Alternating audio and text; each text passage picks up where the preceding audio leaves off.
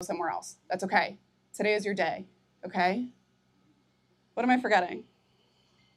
Demos? Thank you. At a certain point,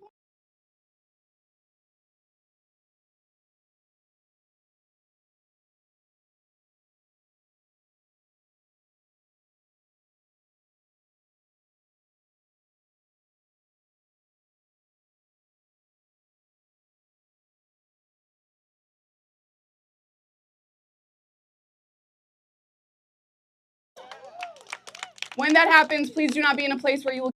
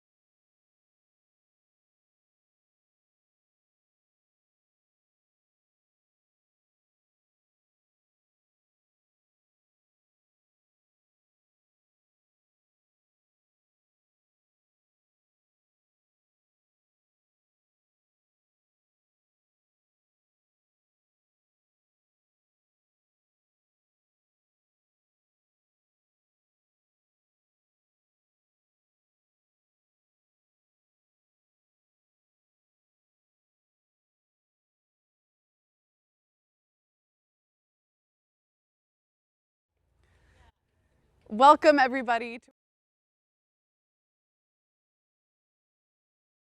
I want to do at least one tire change today. Yeah, so this is Fantasia. She's works on my team. She's our only female mechanic, which is super exciting. So she's joining me today, doing tire changes, keeping the car all put together, because you know it's probably a tough job I give her. Thanks, guys. See you around.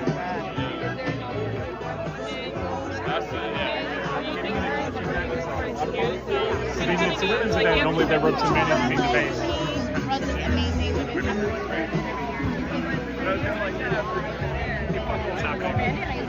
Hooray! I motor trained. Yeah, I'm gonna annoy him. Why? I heard he's really shy, so we're gonna make him. Okay, she's kind of talking right now. I took the mic off her.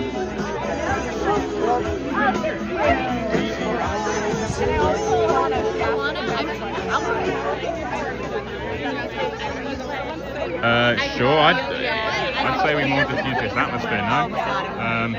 We'll cut to the car show. Everyone's gone around there now. All cameras 2 and 3. I can stay near Josie. Cameras 2 and 3 there.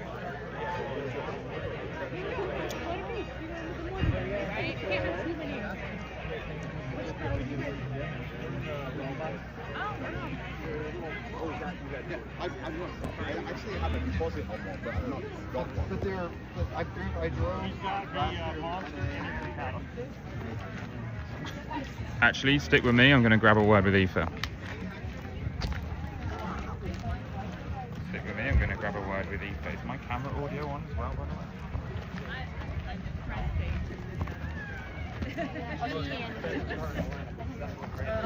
What do you reckon? We're just deciding which one we're going to buy. Tough decisions, but no, if we had the money for this, we'd be buying a few Rally 2s. Let's take a look. Let's take a look. Is this Anna? recording? Right, which one are you picking? Got everything here. These are kind of the older cars. Ferraris, Aston Martins, Porsches, Incredible collection. Mercedes. Have a look inside here. I think this is really suit us. Cowboy hat on. Damn. You'd That have is to quite theme the special. cowboy hat with the car, you'd have to get a burgundy. What would you pick, Elliot? Something orange. We got any orange here? Yeah, there's a What's that? Yeah, lovely. That's good.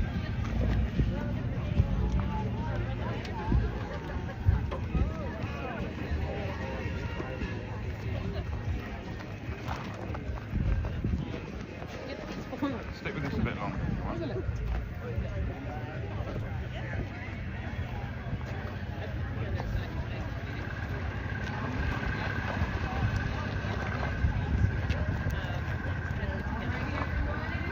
Head to your workshops. If you don't know where you want to go, come take a peek at this beautiful map next to me. Go find your favorite women in motorsport pros. Go learn some things. Thank you. Welcome everybody to our 2026 DirtFish Women in Motorsport Summit live stream powered by AT&T. This is our 5th annual event, and as many of you know who have watched on or joined us at the summit in the past, you know that largely our summits have been very conversation-based, very panel-focused. Not this year. This year, we are taking it back to the heart of what all of these amazing women are doing in the industry, and that is representing them in their unique disciplines. So, throughout the day today, we have a 6-hour live stream for you. There's going to be so much going on in person, but if you are tuning in from somewhere else, we're so happy to have you join us and watch what you can. You'll be able to follow along our workshops. We have 7 incredible workshops that are going to be running for 50 minutes each. Our Women in Motorsport pros have flown in from around the world to make this event possible. I actually can't believe that it's happening right now. Certainly have had a lot of pinch me moments, and right behind me all over this 300-acre property are actual engaged fans and participants in the sport of rally who are learning from their absolute icons and heroes, and that includes me. Also on this property today, we've got local women-owned businesses, we've got amazing partner vendors, we've got amazing sponsors on board. The team here at DirtFish, the volunteers that have joined us, everyone has come together to make this event the most spectacular one yet. As always, our Women in Motorsport Summits are open to anyone, regardless of age, gender, or experience level, so that anyone can come here and learn from the powerhouse women in the field. Now, before we get too deep into today's DirtFish Women in Motorsport Summit, let's rewind a little bit. We launched our DirtFish Women in Motorsport initiative in 2022 in a really relatively small way. Senior instructor Michelle Miller and I were sitting down brainstorming about how we could really celebrate women in the upcoming March, Women's Month. And so we came up with an all-women's one-day program that was easy for us to deploy in a short time span, and we launched it on the website like a week after that conversation. Within 24 hours of listing that program, the class was sold out. That meant that we already had 10 women signed up to slide sideways in a rally car who would not have signed up otherwise. So for us, that proved the need. It proved the desire and it proved the audience. So we added another program and another program and another program, and very quickly, March of 2022 was filled with 4 programs. So that's 40 women who signed up to take our all women's programs. Michelle and I, of course, being the competitive people that we are, had to take it further. So we decided to launch our first DirtFish Women in Motorsport Summit, the evolution of which you're seeing today. But in 2022, that summit had about 75 people in attendance. We had 9 local Women in Motorsport representatives who sat on a panel and shared their experience. And even then, I think we could all tell that there was something there. You know, the energy in the room was palpable. The fact that people were squeezing in like sardines just to get a little bit of standing room because they understood the importance and the gravity of the stories being shared. Since then, we've hosted 3 Women in Motorsport Summits at DirtFish, 2022, 23, and 24. In 23 and 24, we were joined by amazing legends like Michelle Mouton, Bex Williams, Pernilla Solberg, representatives from across the world of motorsport. Then, still relatively niche in rally, but we wanted to go farther. In 2024, we expanded even further. We grew the live stream, we launched a bigger live stream, and then last year in 2025, we moved venues. We actually were graciously hosted by LeMay, America's Car Museum. The atmosphere stayed the same. The desire, the interest, honestly just the never-ending support that women provide for each other. But the venue really, really switched up the tone in a really powerful and classic way. This year, again, after several years of sort of thought exploration and conversation and community building and networking, we are here now bringing it back to the roots of doing the thing in the sport that we love. So we've got mechanics here at DirtFish, we've got rally drivers, we've got drift drivers, we've got off-road drivers, we've got, I mean, everything you can dream of. We've got media panels and health workshops and the whole thing, all to expose the fact that the motorsport industry has countless job opportunities for women all over the world, and the space is better because you're in it. So today, again, I can't even believe that from 2022 to today, what a ride it's been. I feel honored to be a part of it. I feel honored to be granted the opportunity to share these women's stories. That's what it's about. And if we can even have one little girl that doesn't ever have to say the words, girls can do this too. If she never has to say those words again, one little girl, then it's been a success. With that, let's carry on. It's time again for the rest of the day of this Women in Motorsport Summit. The live stream today will take you through all of our workshops so that you'll get to see and hear directly from our Women in Motorsport pros, even if you're calling in from home or wherever you are in the world. Join us. Thank you for tuning in. We cannot wait to have you on board. And don't forget, Women in Motorsport is always fundraising. We are a 501c3, so if you like what you see and you're compelled to donate to support the journeys and the pursuits of women in motorsport across the globe, please join us and let's make some dreams come true today. Hey everyone on live stream, you have Sarah Price, that's me, doing the off-road workshop here at DirtFish, and Leah Block, and I am doing the rally workshop here at DirtFish. It is such a beautiful day. We've got some great weather. I'm really excited just to get to, talk to some beautiful women out here about what we do. yeah, it's been a lot of fun. This is our second day, so yesterday was the VIP day, and I have my Can-Am out here, which is off-roading, and obviously we have a lot of suspension, so very different from a rally car, and I hopped in the car yesterday for the first time ever in a rally too with Leah, and I was blown away. Like, I've been in some really cool cars, but off-road and rally are different, and she just goes completely sideways. We don't totally do that in rally race. I was going a little bit more sideways than we usually would, just to give you a little bit more of, the full experience. But it was so much fun. I mean, honestly, we kick up so much dirt, and I guess, it's such a different terrain that each of our vehicles are built for. So, yeah. If you took me out in the Defender in, a terrain like the car, that'd be a whole different experience for me, This is so cool because not only do we get to teach others about what we do, but also, conversate with each other about how different our motorsports actually are, when they're still on dirt and still somewhat,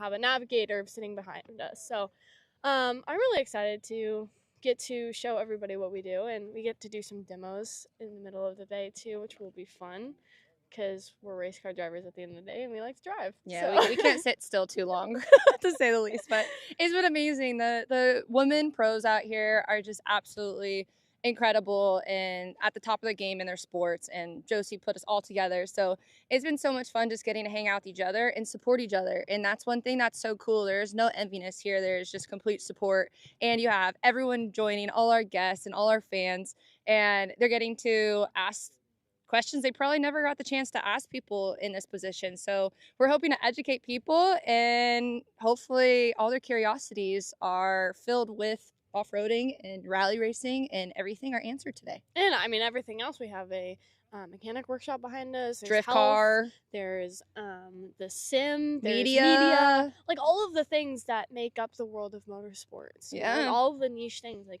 it's not only just about co-drivers and drivers. There's so many other, jobs within the sport. Mhm. And I mean, honestly, I would love to go sit in on like the health workshop. I wanted or the to. sim. Josie, can we get away from ours for one session? Just to go learn, because it's so interesting for us, as a driver. We see, certain things on a race weekend when there's so many other things going on behind the scenes. Yeah. So it's just so fun. It's a one-stop shop here. Like, honestly, if you wanted to go ahead and make your own team and figure out every avenue of what it takes, you could come here right now and learn every aspect. Yeah. So that's pretty cool. And we get to get dressed up tonight, go to the gala. So we're going to get all pretty, All which pretty. not in dirt for like the rarest times. Yeah, so we are gonna go start and get with our first group of the day. And do you have a plan about what you're gonna talk about? I'm winging it. Okay, great. Same. As drivers, I feel like our navigators and maybe my co-driver does more than I do, so. So yeah, we're going to head to our workshops now and get to hang out with everyone that joined us. So see you guys later. When I realized, I can definitely give this a go. I seen what the driver was doing. It gave me a really good understanding of pace notes, time cards, what the job involves without the pressure of being a driver on my first event. So it opened the door for me, showed me what I could do, and so that's how we ended up getting, let's say, a relatively cheap rally car, and just started at that, and we went over to the first event, as I said, and it just built on from that. We built our pace, built up our progress, and developed skills, better understanding of everything, and took it quite serious from the beginning, but enjoyed it. And then we made the step to a European level in 23, and we competed in events then across Italy, Spain, Sweden, and it just continued. And as I said, that was front wheel drive, and we did that for a number of years. And then this year we took the step into four wheel drive. Last year we took the step into four wheel drive, and that was with the Motorsport driver program that was launched at the beginning of last year. We did a couple of events in a Subaru STI, and then we took the next level up then to a Fiesta Rally 3, and that happened at Tennessee, where we finished on the podium, and it kind of launched us into this year then, where we got the chance to compete in a full season in the ARA. Oh, what are we talking about? I'll give you that introductions and how we got involved. Hi guys, sorry I'm a little late. Well, my name is Lou Block, and I guess I'm a racing driver, somewhat. More of a hobby, just kidding. Anyways, I have competed in almost every form of motorsport, and have always found my way back to rally, because it's the best form of motorsport. Sorry. But that's why I guess what we're all here for today, because we all have a lot of fun and cars and watching them go fast on stages, or being in them. Depends which you like best. I prefer being in it. But I recently competed in F1 Academy for the past 2 years, so I got to experience a little of F1. Obviously I've made it back here because I just enjoy it a bit better, and it's such a technical sport. There's so many moving pieces, and that's why we have lovely ladies like Michelle and Hannah sitting next to us, because we would not be able to do it without them.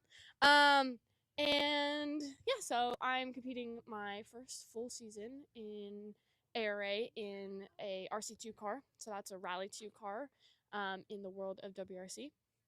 And I've enjoyed it a lot so far. It's been a big learning curve coming up from a Rally 3 like Aoife's in, that I only competed 2 rallies in. So I've been learning a lot, and we are currently leading the overall championship here in the US, which is super cool. But we still got 3 rallies left, so yeah, a lot to play for. Hannah? My name's Hannah McKillop. I'm a co-driver. I have been competing for about 13 years. I started off my motorsport journey in the garage as a little girl with my dad. And yeah, I used to come home from ballet lessons and go out to the garage and help my dad with whatever he was working on, whether that was a car or something else, plant machinery, whatever. So yeah, I got into it that way. I always wanted to compete. And then when I was about 19, I finally decided to start. And I actually did my first rally with a driver who had never done an event before. So that was kind of interesting, because neither of us kind of knew what we were doing, but I suppose throw yourself in at the deep end and just go for it. So it has grown from there. So I competed at grassroots for a lot of years and always knew I wanted to be more and better and keep improving. So yeah, I think for me the biggest thing that I try to do is try to be do one thing better every event. So pick something that you thought, oh, I didn't do that so well, or I could be better at that. Or if you see someone else doing it better, then you can learn from them and pick it up. So I really tried to do that. And as Leah said, the thing with rallying is there's so many moving pieces, people, so many people and things that so it's a really interesting sport. And the highs are high and the lows are low, but it is an incredible sport. And yeah, we'd love any questions that you guys have about motorsport. We have some things for you here too. We've got our helmets, our hands device, some of our kit, and some of our pace notes and time cards and route books. So yeah, if you have any questions, we'd love to hear them. EK, can I test? She asked Aoife, what was your first car? My first car was a Ford Fiesta R2 1.6, and it was actually a right-hand drive. So in Ireland, we drive right-hand drive cars. And yeah, I did my first year on that. I think it was just kind of to get an understanding of how this was gonna go, how it progressed, and then after that we sold it and we just bought the same car in left-hand drive.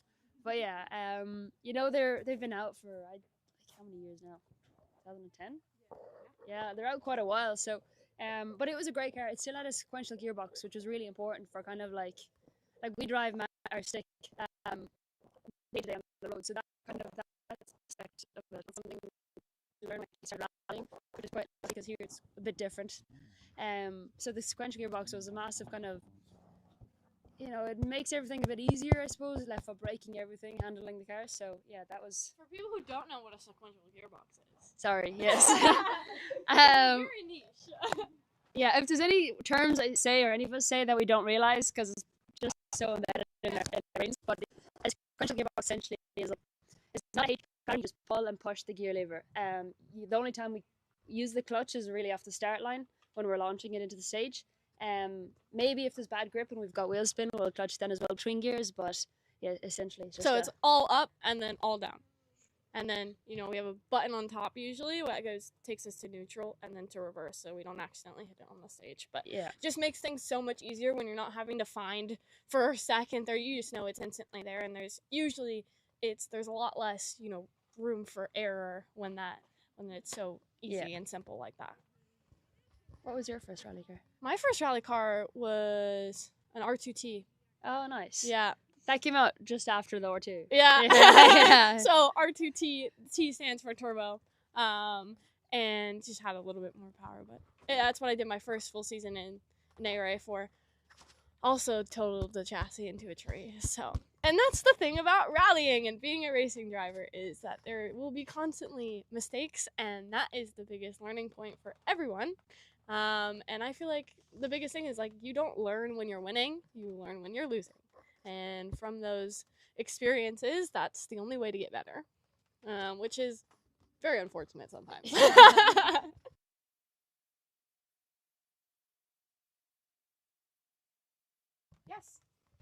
What recommendations or advice would you have for someone who would fancy getting into co-driving? Well, you're at the right place to start. So yeah. So we were asked how we would recommend getting into co-driving, how to start. I said you're at the right place. So yeah, you're at the right place to ask questions, get involved. I'm not sure if Michelle might be able to say about locally in America what to do, but at home I would always say go to your local motor club, go to events, meet people. That's how I did it. I just met people. There was a co-driver workshop on within my local motor club.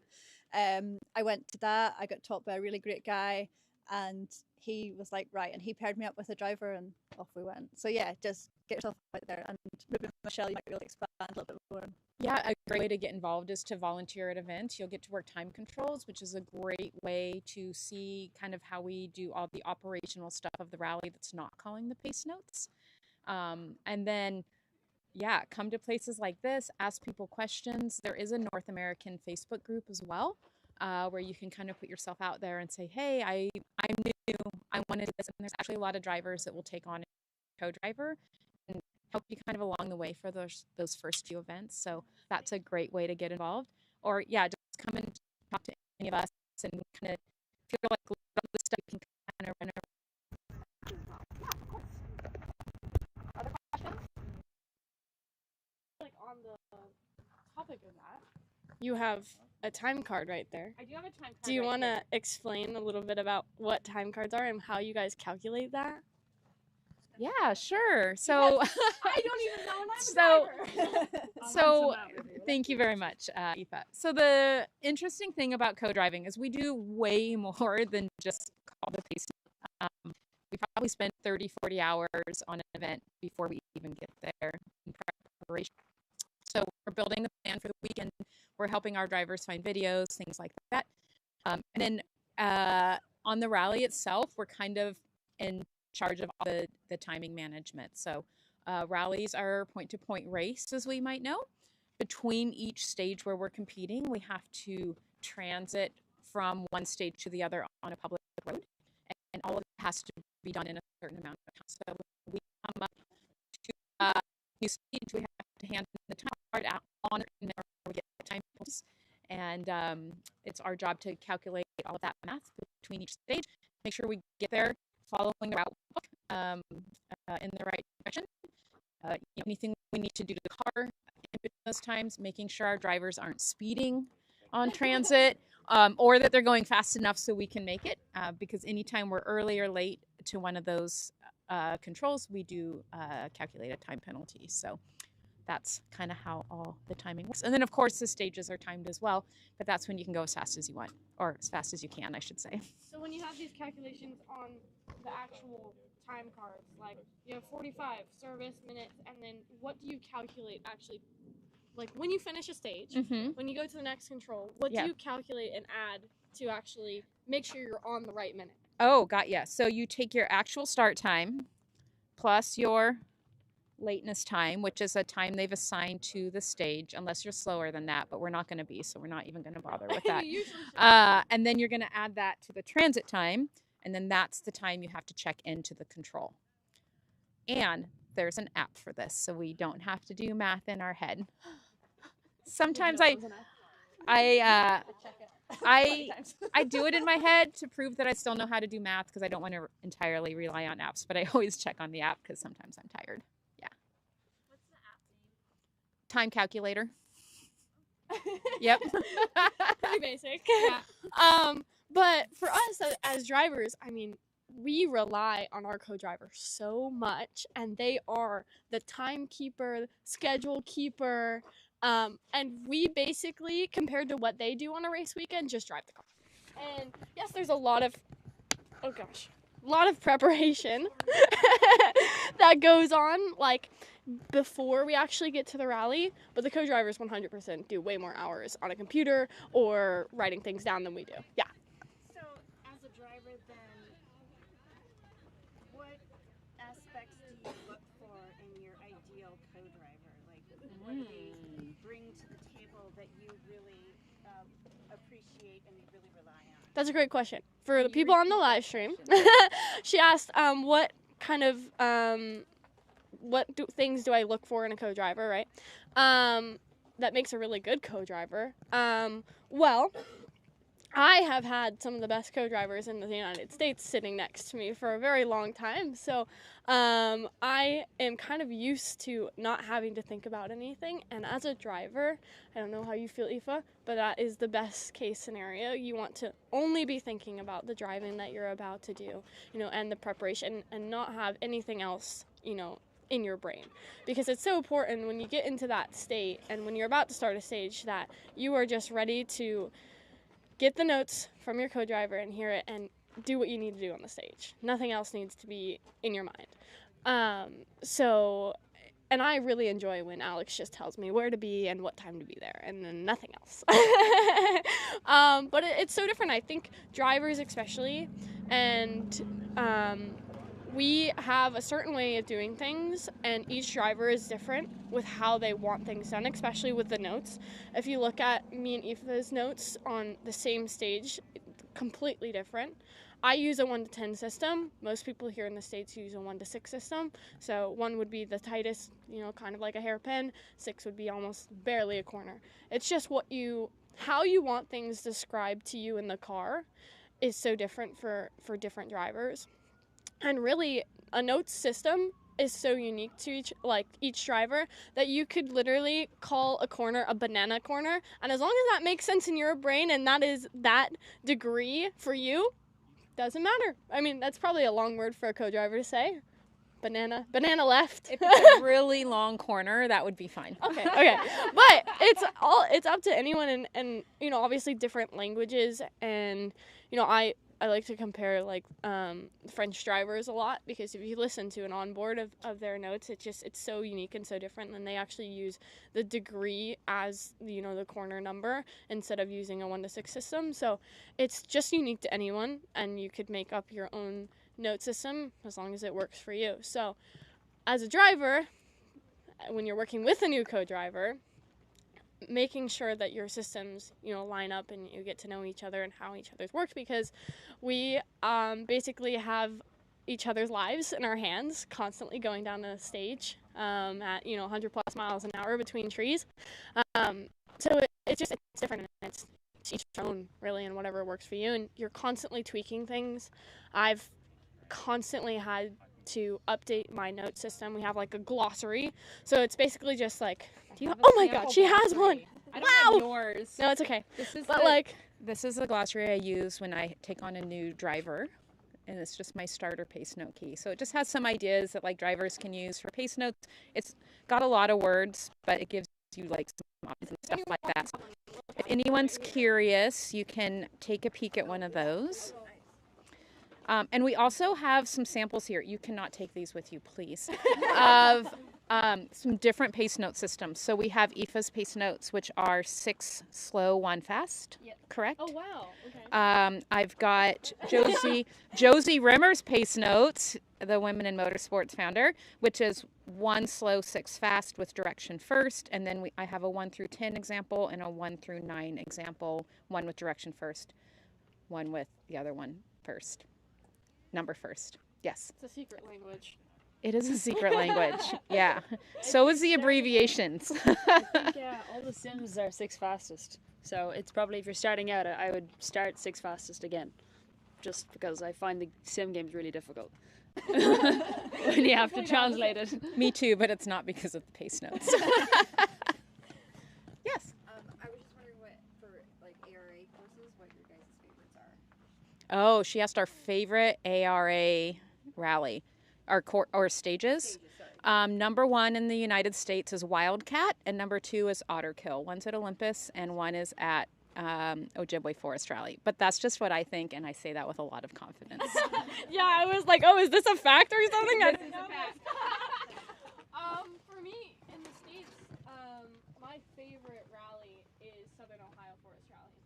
And personally, it's just such a unique rally, and it's so technical. Like, it's not about who can keep their foot down the longest. It's actually about driving a corner and the actual speed that, and whatever the linking and the camber and using different notes, and there's a lot of hooks and stuff. So it's just very technical, and the notes are when you get them right, it's amazing, but if you don't, it's really bad.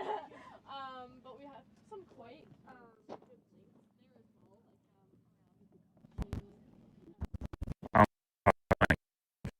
finish that stage, you're like, that was good. But I'm really looking forward to go to Over Mountain this year, which is a new rally for the national championship. It's in Tennessee, and it should also be very technical. I've heard it's quite sketchy. Straight, I like it. I think the longest straight is 100 meters. Oh, perfect. That's what I like. I haven't done it yet, but I think my favorite is going to be LSPR. Just from watching the videos and onwards, it looks incredible. So far that I've done, I really enjoyed Southern Ohio as well, but I think maybe Olympus is quite local here. It's a cool rally. Yeah, it's anniversary this year, so we're supposed to do a little stage while I was at it. Yeah.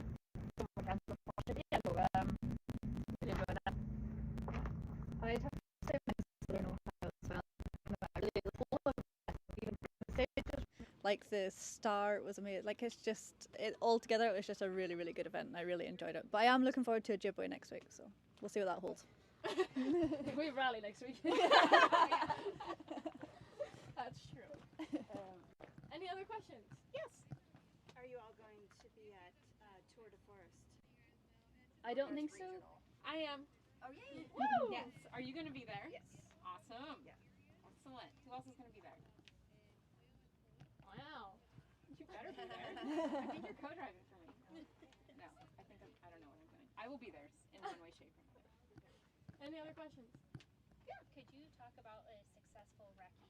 So before getting onto a stage, being a driver, giving notes to like your co-driver, however, if that's even a part of the process. I feel like you can speak I about like the She preparation. just gave me the mic. We can talk about what happens on the recce. You can. Yeah, so probably the most important part of recce is having a really good plan. So part of the work that Hannah and I do before the event is building the plan for the reconnaissance. So we're looking at a map of all the stages and trying to figure out the most efficient way to get through all of them to maximize our time, because we're time limited. And then I also usually put a little strategy in there, like knowing when our brain is freshest so that we can tackle, say, the power stage when we're, a little bit sharper, and maybe the like simple stages where you don't need as much brain power go towards the end of the day when you're getting tired. I'm giving all my secrets away, and she's my competition. So yeah, that's kind of how you like make sure you set yourself up for success. And then when it comes down to the reconnaissance itself, it's a really long day. So we try to stay right at the speed limit as much as we can. The driver is going to call to the co-driver the notes, and then that's what we're going to write down here. Oh, again, cool. And then on our second pass through, the co-driver will call them back, and our drivers will give us edits. So that's kind of how we start the day. Do you want to go into like anything else, clean up, what you want to say, things like that? Yeah, so during the recce, you kind of get in teams, so you have the first stage now, so that works for a lot of lunch. We know how it is. The little simple things, because if you have to think, oh, now we need to find somewhere for lunch, it just doesn't work. So you have your fuel stops and your lunch and everything like that planned, because they shouldn't even be a thought. You should be concentrating on the important stuff, which is writing notes and getting them to a place where you're happy with them. So I will use road sections to tidy my notes as much as I can, because when we finish the recce and go back at night, we'll work with our onboard that we've recorded during the recce. And yeah, my aim is to have them all tidy by the time I get back to the accommodation.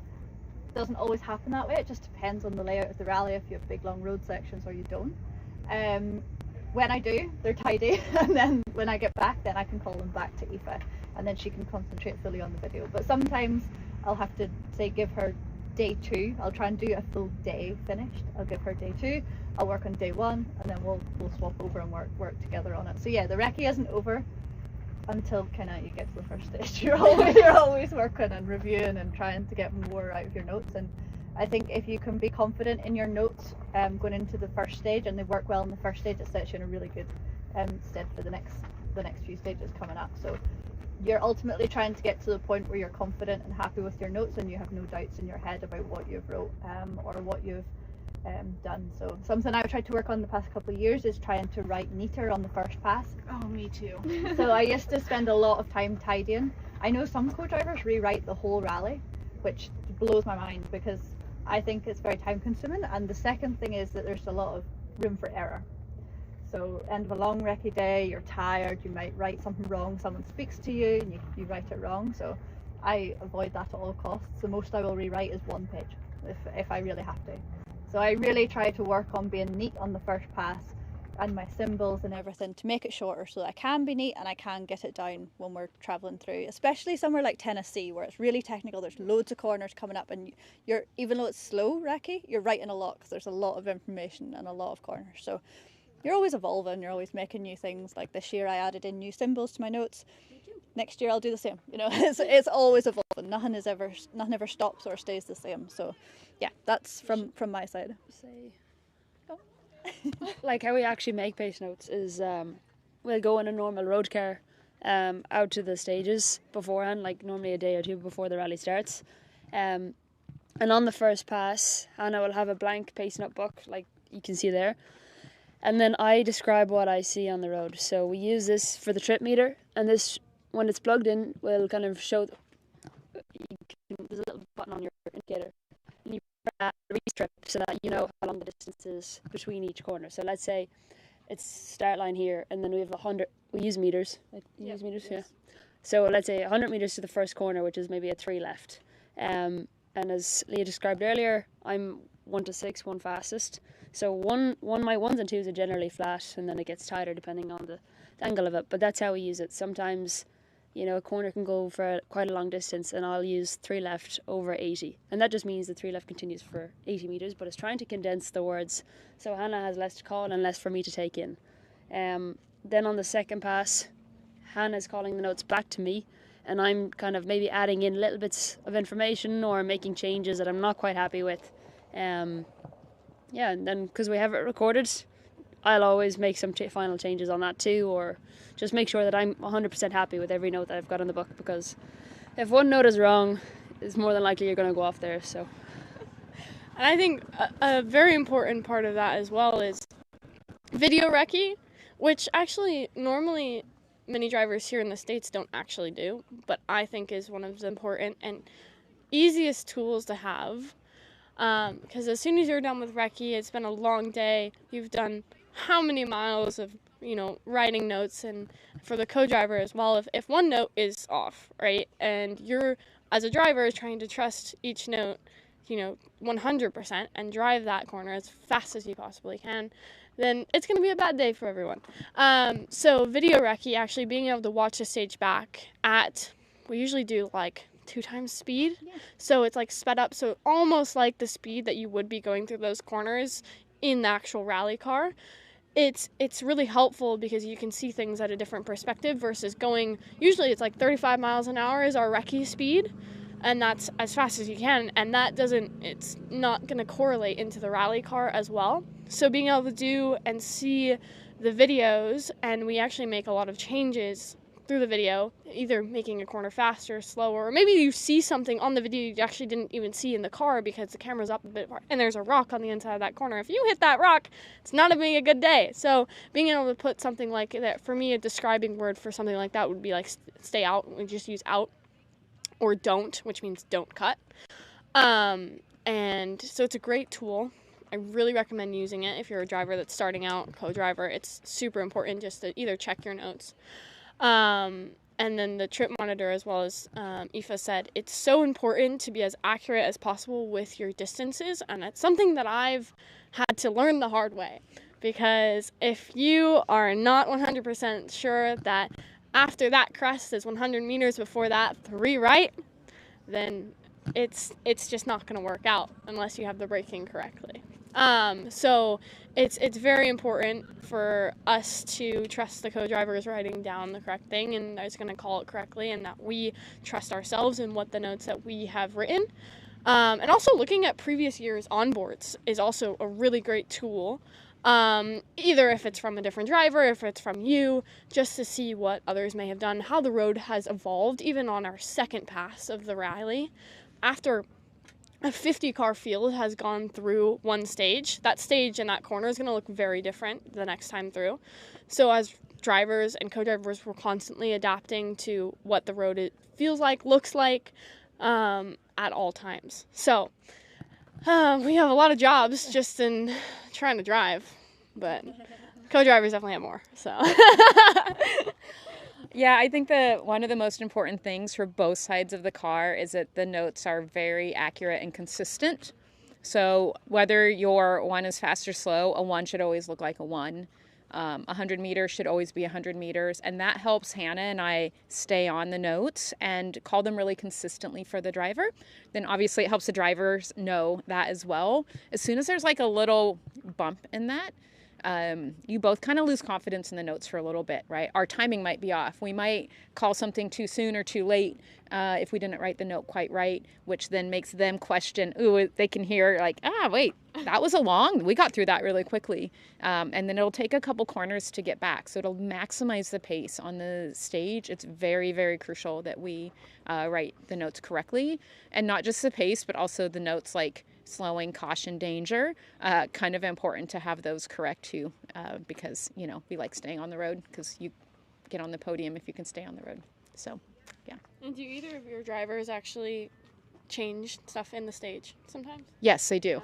Yeah, which is really exciting. Well, Yeah. you can be as accurate as you possibly can on recce and doing your notes like recon and everything, and even video stuff, but sometimes you come up and do recon and like, oh, I shouldn't have called that a 5-. It should have been a 5+, right? So I have like a symbol that I just put my hand up, and I don't usually say it to Alex in the car, but when we're back at service and we can pull the onboard from that stage and I can scroll through the video, and once I see my hand up in the air, okay, that's that corner, okay, let's go back, let's watch it, okay, why do I want to change that, you know?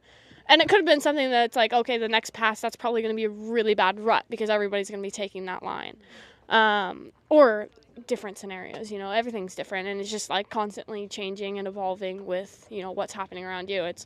It's very interesting. It's so different to any other type of motorsport where if you go to a track, right, and it's paved, that corner isn't necessarily going to change every time you go through it. Maybe the grip will evolve throughout the day and your tires will maybe degrade a little bit, but there's not huge changes. But for us as drivers, we have to adapt, you know.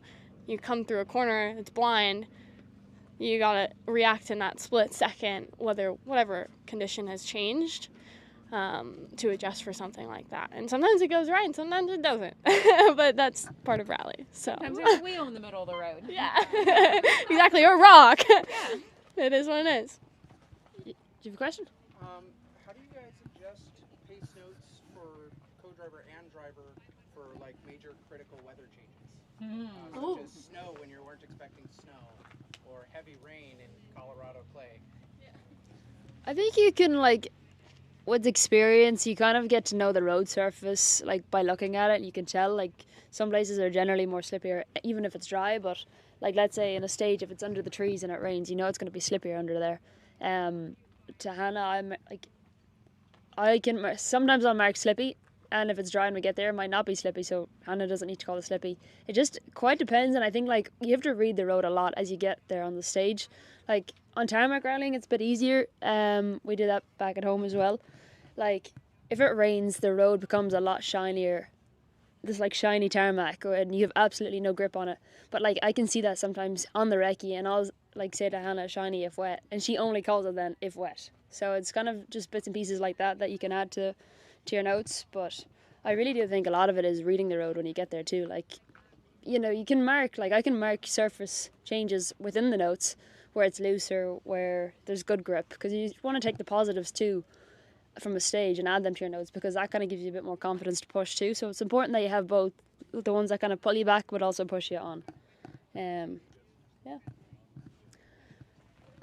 So I think if you want to have a look, come up and look at stuff, like, to get a better idea, feel free to do that too. So we're not just talking to you all the time.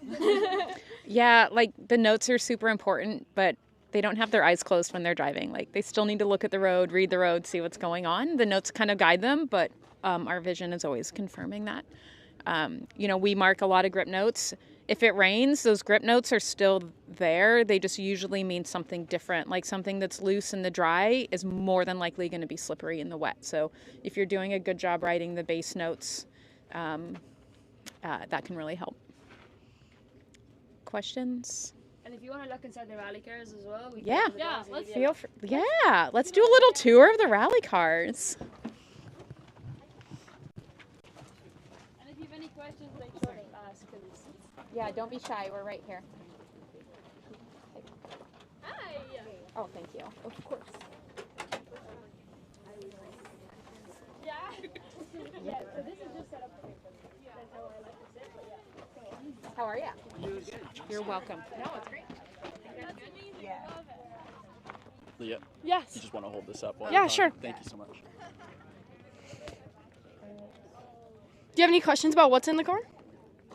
I do, but I don't even know. I know. It's crazy because in a rally car we have so many different moving parts, and when we leave service, we are on our own. We can't have any outside help. So we have all the tools that we could possibly need that is not too much weight for the car that it affects us actually racing.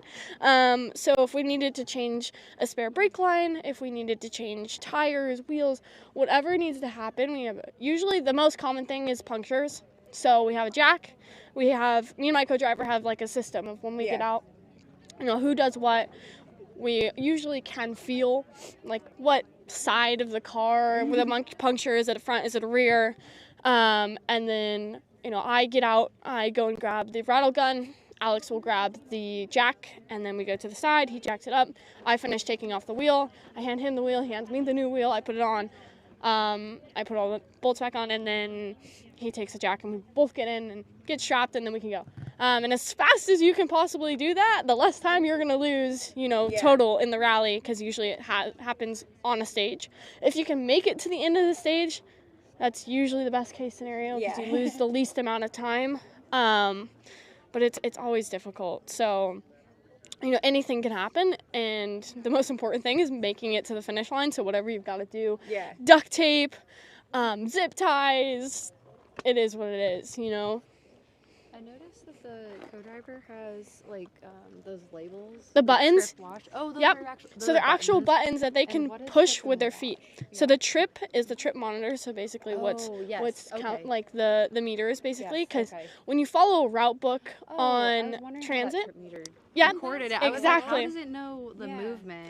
Like so it's not it's GPS. It didn't look like. So right. Okay. It's being done manually by the co-driver. Exactly, and then they will trip it because the entire road book is based off of distance. Yeah. So it's like, okay, this distance to this junction, and you're gonna turn this at this junction. So they'll trip it when they start, and then at that junction, and then they know the distance to that next, whatever turn it is. And then it helps them as well when they're adding up time to know like what our next minute is and when we go in to not be late. And then the other one is a horn, and then wash is in case I'm too busy driving and we suddenly have water on the windscreen or mud. She can press that button and it puts on the windshield wipers, and hopefully cleans it off a bit. Yeah, I was wondering because in the notes over there was one for like wipers, like the co-driver letting the driver know. And you have a wiper, switch over. I do, yeah. So that does that do the same exact thing? It does, okay, yes. Cool. It just depends on who's more busy, I mean, if I can do it, if not, if we're too busy, but like if that's something in their notes, then that probably means we're coming up to a water crossing or something, just to be ready for her to know or to remind me, whatever, before we get there. So everything is kind of just trying to plan ahead as much as possible. Okay.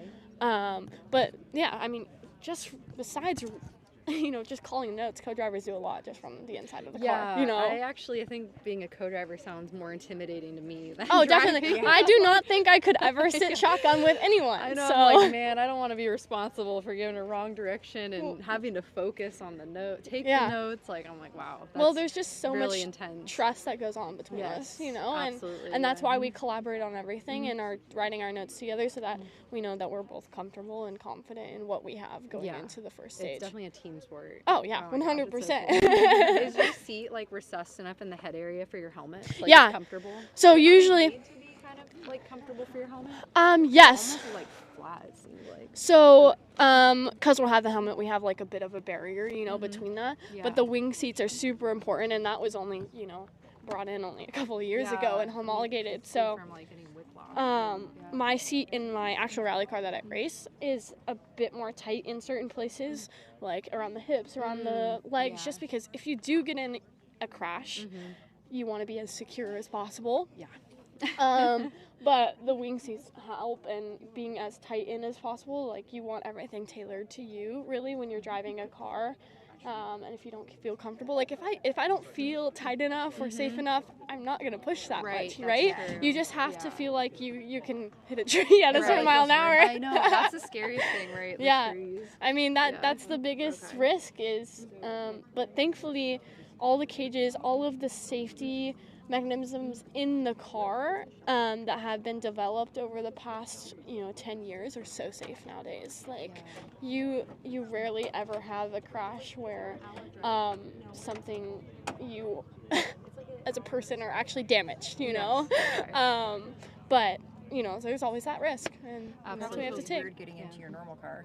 Oh, definitely. After a rally weekend, I'm like, oh wait, I'm going way too fast. Sorry. Yeah, it's like getting off the freeway onto some suburb roads. I You know. gotta tone it down. You gotta use cruise control, you know, to like limit yourself, right?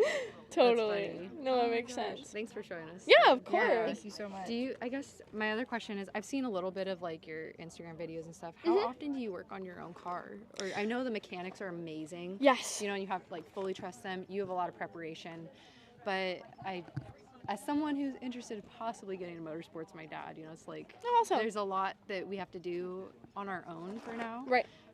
It's just like I don't know, like the relationship you have with your car. I was just curious how that is for you, or how you see that.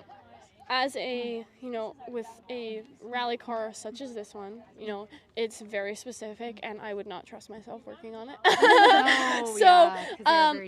The mechanics who work on cars like this, you know them in and out. And when you work on them every day, like I can do specific things, you know, like I can change a brake line if I needed to. I can change tires, but those are really the only things that we encounter, you know, unless we actually hit a tree and we're able to keep going and we just do a duct tape job, you know, because that's what you can do in that moment, right? So you make sure you have full responsibility of the things you have to do on the track. And know those things really well and know how to do them fast. Exactly. Okay, so, cool. Because I mean, really, if we crash a car and we have an issue that is bigger than what we can take on, like then that's kind of day over. You know.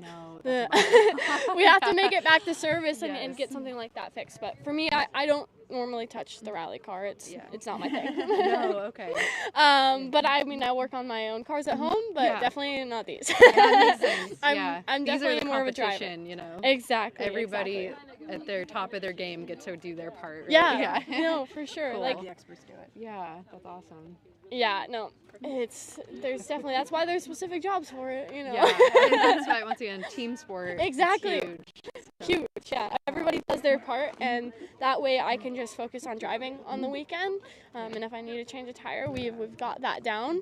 And hopefully that's the only thing we ever have to do on a race weekend. Did you guys like practice ahead of time? Things like that, So we constantly do, and make sure that me and my co-driver have our jobs. We know what to do. Can I grab this for a second? Thank you. Take it. Please. So is this live stream? Yeah. Yeah, perfect. So we're just doing a tour of the Ford Fiesta Rally 3 that we're using in the American Rally Championship as part of the DirtFish Women in Motorsport program. I've been showing, what the buttons we use in the front of the car, as well as spare wheels, tools, trying to keep the car as light as possible, but making sure that we have what we need in order to be able to complete a loop of stages and get back into service. On this side, this is where the co-driver is. We were talking about a trip earlier on recce. We also use them in the rally car, so the co-driver is able to follow the road book by resetting the trip. So it's not just on the stage that the co-driver is working, but it's getting us from the end of the stage to the start of the next one within the time that we're given.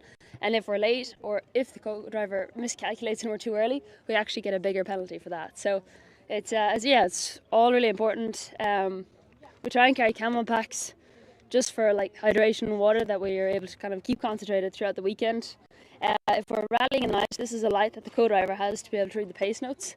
So yeah, it's there's a lot of different elements to the rally car and what the driver and co-driver has to do, but it's quite special, so it is.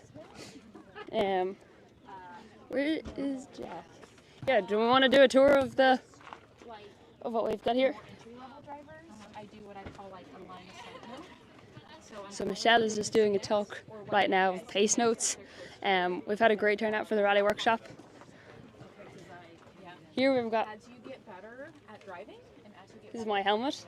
As a driver and co-driver, we connect our intercoms into this, and that means then we're able to speak. We're able to speak to each other and hear each other with the rally car running in the background. You okay, Jack? Oh, we're good. Camera should, keep on going. If you want to talk to some people too, please. Yeah. Do you want to be interviewed? What brought you here today? Well, because I love driving, and I wanted to understand a little bit more because I watch it on TV, but I don't. I've never tried it, you know. But I am a fast driver, so I should learn. And have you been to the rally show before? No. first Oh, time. you'll definitely have to come back and do a driving course, because if you like driving fast on the roads, it's 100 times more fun on the gravel. I would imagine. Yeah. No, and like, are you interested in all forms of motorsport? Is specifically rallying or? Well, I've been to Formula One, so that was always that's interesting to me. Yeah. So just seeing the intensity of the race, and I figured that it would be pretty cool to see some girls out there and doing what they can do. Best. Yeah, of course. And what's the goals for today? Are you trying to learn as much as you can from the different workshops, or? Yeah, kind of. Yeah, it's just everything's new to me. So and I also want to know about the healthcare of the driver and how to maintain your best performance as a human. So that's interesting as well. Yeah, it's so true how important it is, and I think it used to be overlooked how fit and nutrition, training, everything was part of motorsport, especially rallying. It was overlooked, but in recent years it's really becoming a lot more important. Every driver that wants to kind of be competing at the top level or trying to get there, trying to improve their own pace, is focusing on that side of it too. So it's really interesting, and I think I'll be making a stop to it as well. Okay. Thank you. No, thank you very much for coming today. We really appreciate it. Okay, let's see what else we can interview. Do you want to talk? Okay. How are you guys? We're good, how are you? We're just doing on the AT&T live stream, so we said we'd come over and ask a few questions, or what brought you here today? I'm here to learn more as I'm beginning my adventure into motorsports. Very good. Have you had any experience at all, or is this your kind of first intro to it? I've done one rally at Oregon Trail as a co-driver. And how did that go for you? It went really well for my first time, not too bad. We finished. So. Was there any challenges that you didn't expect, or did you have a good understanding of what was going to happen before you got there? I had a pretty good understanding taking the OZ Rally class here at DirtFish. Very good. That really helped me set up and be prepared for it. Of course, there was lots of new surprises actually once you're in the car and you're doing it. Yeah. Yeah, Alex and Rhiannon, Jasmina, they're competing in the ARA, but they're fantastic co-drivers, and they host a co-driver course here at the DirtFish Rally School. And I think, it's so important to do something like that before you kind of just jump straight into the rally car, just to learn and understand time cards, pace notes, everything. It helped me out a lot. And just getting to check out the cars and seeing what other people are doing. And thank you for joining us at the rally workshop. Is that okay?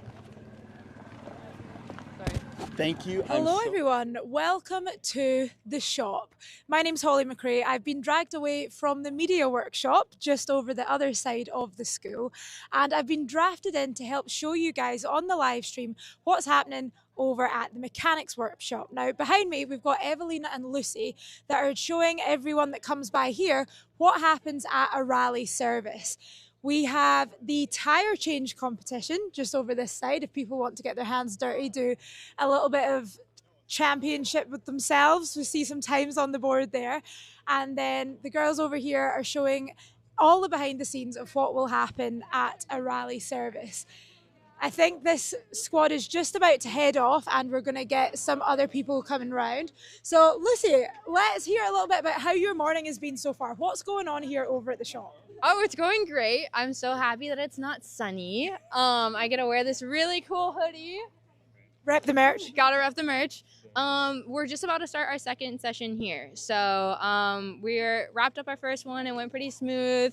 Had some people identify broken parts. We had a whole service going on here, talked them through that, identified more broken parts, and handed out some free stuff. So it's been going pretty good.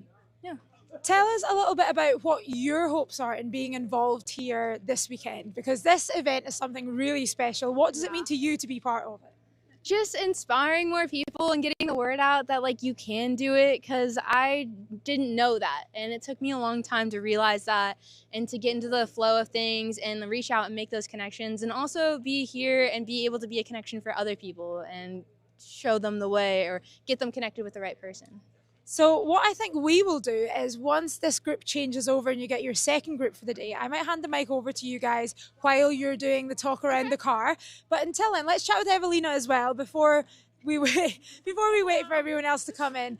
Yeah. Tell us a little bit about your involvement in DirtFish Women in Motorsport Summit and what it means to you. Yeah. I'm very honored to run this mechanic workshop. I think this is such a cool space to just inspire other women to get into this. I had a lot of people that supported me in my journey and just really encouraged me, and I would not be able to do this without them. So I really want to be that person for others and just really encourage to do the thing. A lot of times we're really scared to get into this space or like feel like our skills are not up to par. But honestly, once you try it, you'll figure out that it's not that intimidating, and you'll get the skills as you go. You won't be able to get the skills if you don't try the thing. So that's what I want to encourage people to do. How did you get involved in the sport yourself? Where's your background? Yeah, so I essentially have zero motorsport automotive background before I got into this. My first rally experience was in 2021. A friend of mine just invited me to join his rally crew, and I was like, I have no idea what this is, but I'll come and hang out with you. So my first rally was just me wiping down windows and scraping out wheel wells and just hanging out with my friends, and I got hooked and just started learning, started wrenching on different types of cars, and 5 years later, now I'm here. How great is that though? It's like a demonstration of you can come from any sort of background and motorsport has a place for you. And no doubt I could now be stealing your introductions. So I think I will hand my mic over to you and you can chat to this lovely group about what they're going to experience in the workshop. Okay. Thank you. Oh, I get a mic. Well, welcome to the workshop. My name is Evelina Hanchett, and I am a rally mechanic with Screech Owl Garage. Daniel Quarto here is my crew chief, and then Sterling's also on the Screech Owl team. They're going to help us out with a demonstration. We have Beatrice here. She's also volunteering. And the goal for this workshop is for you to just experience what it's like to do a rally service. What are the basic things that we do, go through, things that break, and how we fix it. And then if you have any questions, feel free to ask them. And then we have some interactive parts for you as well. So we're going to start with a demonstration, but I'm going to have Lucy introduce herself first. Hello, everyone. I am Lucy. I work for that team over yonder for Element Rally Sport. I just moved here about 3 or 4 months ago. I'm working full time. I've done events for them for about 2 years, a year or two-ish now. But yeah, I work on Aoife Raftery's car. We also have Javier's Rally 2 over there with us today. And yeah, I am a full-time rally mechanic. I'm kind of just starting off full-time, so yeah, I don't know. That's all I got, guys. But anyways, I'm excited to see you guys here. And again, if you guys have any questions, even during the demonstration, just say something, raise your hand, let me know. Happy to answer any questions you guys have. Now, I know that being a mechanic, using your hands is very, very important, but I also want everyone that's watching on the live stream to hear what you guys are talking about. Okay. So I will let you go with your workshop, and I'm just going to be sticking the mic in along the way. Cool. Perfect. All right, we're going to get started with the demonstration. Beatrice and Daniel and Sterling are just going to start with the car. So the car comes in, it's going to go up on the jack stand, so we're going to jack it up and get working on it. See what goes on there. So in the meantime, we're just going to talk to you guys and see how you're working. When you're ready, Ollie. So while we let these incredible women in motorsport get to work on this mock rally service, we're going to have a little look around, see what they're getting up to. Maybe we can ask the mechanics some questions, given that there's a little bit less intense energy at this sort of service.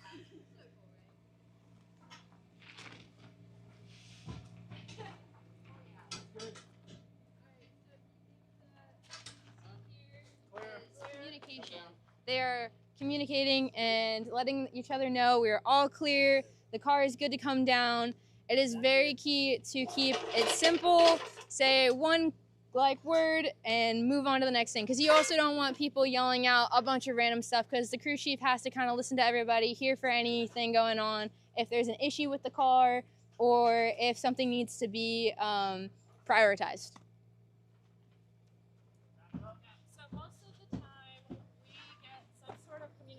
From the driver or the co-driver as they're getting into service. So usually it's like a text or a call or anything like that. They will let us know if they hit something major, if something's broken, if they had to change a tire on stage.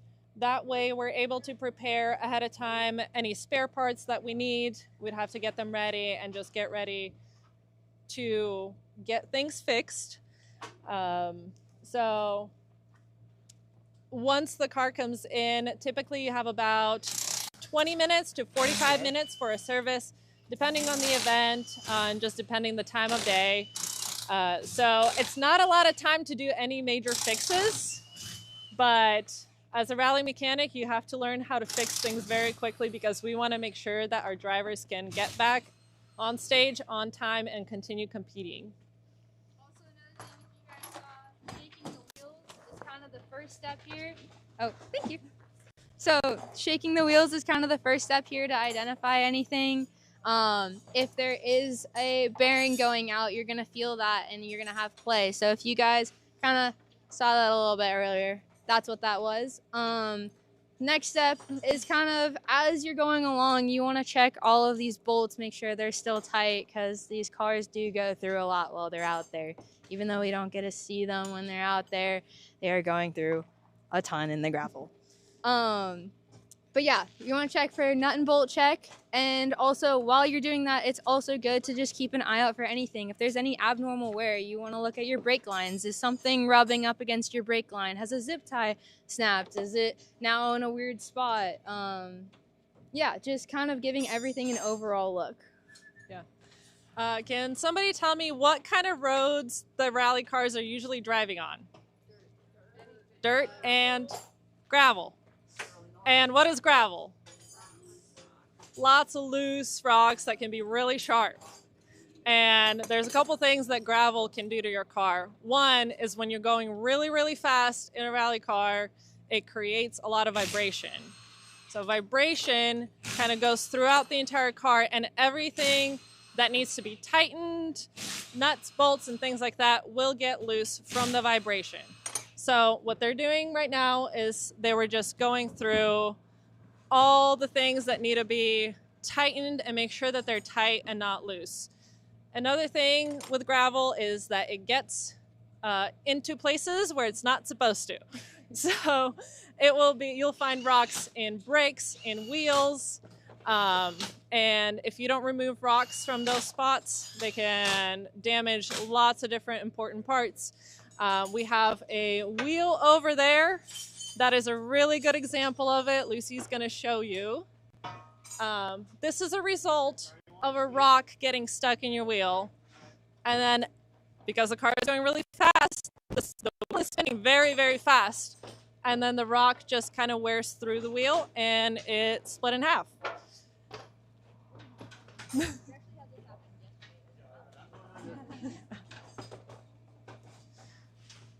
So once they're done checking the bolts, they open up the engine bay and make sure that everything in the engine bay is as it should be. So there's fluids that are going to be checked, make sure that the oil level is correct, make sure the oil doesn't look weird, there's no glitter in it. And then just checking all the belts, everything that is connected keeps being connected. Yeah. Yeah. So when you're usually you're torque wrenching everything. Yeah. So when you're trying to be fast, is it just the gun on everything? So when you are tightening, unless it's lug nuts, we won't be using any power tools on things. So typically, as you saw, they were using wrenches or sockets. And most of the time, you just kind of hand tighten it. You kind of get a feel for like how tight it's supposed to be. The lug nuts will get tightened with a torque wrench, but most of the time you don't really have the time to like be bringing your torque wrench and waiting for the click.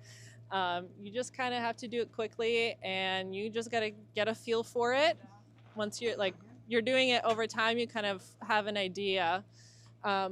Actually, if you guys can come closer, I'll give you an example. On this toolbox right here is a general metric of like bolt and nut size and the torque spec for it. This is a very, very loose guideline, but if you're not really sure what the torque spec is, you can kind of refer to it just based on like the size of the nut and bolt, and it kind of gives you a rough idea how to tighten it. A lot of things that are smaller, you want to make sure you don't over tighten it because that also causes a problem. Any other questions? Yeah. Most of the time, yes. But then it also depends on driver preference. So depending on who you're working with, a lot of drivers like build their own cars and they know their cars very well. A very important key piece is having that relationship with your driver and the communication between them. Sometimes they're like, I feel like it's fine, we don't have to drop it, and you just kind of do like a general overlook. Sometimes best practice is to drop the skid plate and make sure and check everything. There's going to be a lot of rocks and dirt in it, usually that's going to get up into the car. Also, another thing is depending on how long the service is too. Because sometimes, like she was saying earlier, like you have a 20-minute service, you can have a 45-minute service. So in a 45-minute service, you don't really want to be standing around doing nothing. So, just take that time and use it wisely. Drop the fan or drop the plates and stuff like that, and just double check everything just because you can. You got that time. But during a 20-minute service, sometimes the driver says, hey, like I was feeling this thing or that thing, and you really want to prioritize looking at that. But you also, again, still want to look at the overall because sometimes the driver can't feel or doesn't get that input. And something can be slowly going wrong in the back, like a brake line wearing or something like that. Yeah. In rally service, everything is important. However, we're very limited on time. So you're learning to prioritize and triage.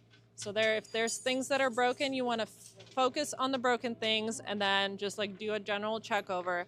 And then she said if there's like time left over or if there's nothing going on with the car and we have 45 minutes, then we'll do a thorough check.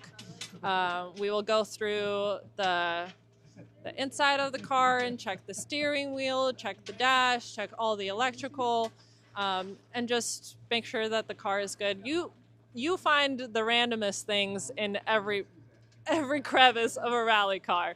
So it's always a good idea to check the things, even the things that you don't think are going to be a problem. I mean, even back at the shop, I'm now learning repreps never end. They really don't. Like you think you're done. You're like, okay, I've done my reprep. I put brakes on it. We're good to go. Did all the fluids. And then you're going to sit there and you're going to look at that car and you're going to find 8 more things to do. It never ends. These cars get abused so much. Any more questions? You got engine? How many Yeah. spare parts, like axles and that stuff, do you bring with you? I think typically it's up to the driver. Like our team, we work with grassroots drivers most of the time. We don't have like our own designated drivers. So usually they bring their own spare parts and their wheels and tires. If there are any major repairs that we need to do and we don't have parts, we try and figure out and source them. Sometimes you just go down the rally paddock and find people who have similar cars as you and beg. Be like, can we please have your axle? Another thing to note here is just if you guys saw really quick, they just did a quick tech inspection just to make sure lights are good and everything's working well. So that's another important part. Yep. Any other questions? Awesome. Cool. All right, well, they're finishing up with the car, so they're gonna go ahead and tighten the wheels and lower the car back on the tarp, and then the car should be good to go. And then we are gonna go over to this BRZ right here, and there are 6 things that are wrong on that BRZ. So 5 things are in the engine bay, and one of the things are around the car. You'll see, it's somewhere on the side. And I want you guys to just take a look at it and see if you can point out the things that are wrong. We messed it up on purpose. So go ahead and move over here and we can... We'll take those off you ladies. Thank you very much. Oh my gosh, Lucy, give me a high five. Yeah, Josie. Are these two not just incredible? I mean, these are just a couple of the cars that they're working on. you've seen, have they seen Aoife's Women in Motorsport car already today? I don't know if they have. I think they I have. believe they have. I believe they have. So Evelina, hopefully she mentioned it, to toot her own horn, but Evelina designed the livery for that car, and Lucy is a tech on that car. How cool is that? It's incredible. It's like women in motorsport all wrapped up in one great rally car that's doing amazing things. Exactly, and I think that's a huge representation as well of, you know, this is what we talk about when we mean that there is space for everyone in motorsport and that there are a million different types of roles. We'll start kind of meandering this way towards the track workshop, and then I know we need to let Holly get back to doing her real job here this weekend. But this is what that means, you know. I mean, look at the amount of women that are looking at this engine bay right now. When does that happen? And all women could very, very feasibly be working on the same car or on different cars or in any other realm or role in motorsport, and we need them there.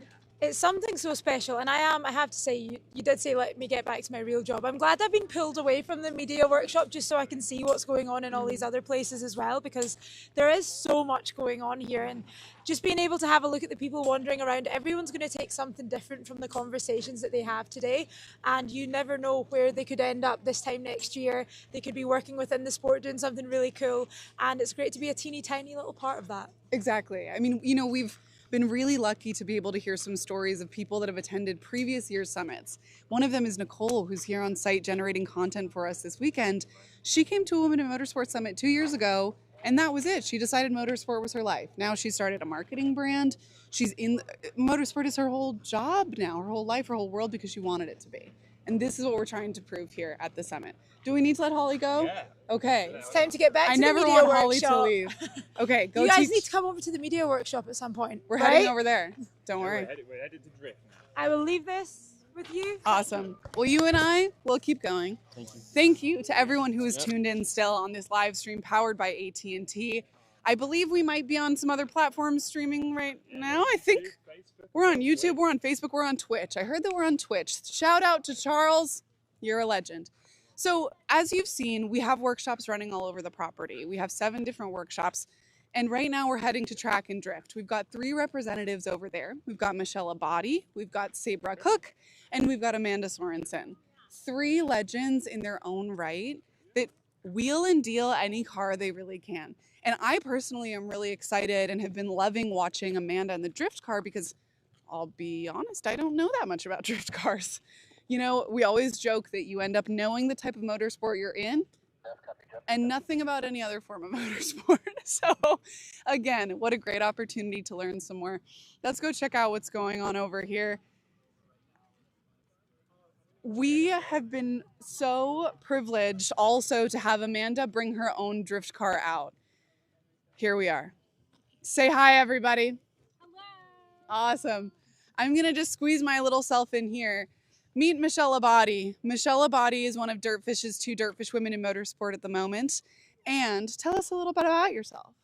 Yeah, I am here at DirtFish, and I come from a road racing background, and I've won several road racing championships. And then I came to DirtFish a couple times and noticed that I had to do rally. So you brought me to the dark side, and now I'm a representative for DirtFish Women, and I love everything about it. We have completed our first rally successfully last year, aiming to hopefully do that maybe again this year. We'll see. But yeah, this has been so much fun. I love coming up here. If you have not been to DirtFish, you must come. It is like a vacation that you'll never want to leave.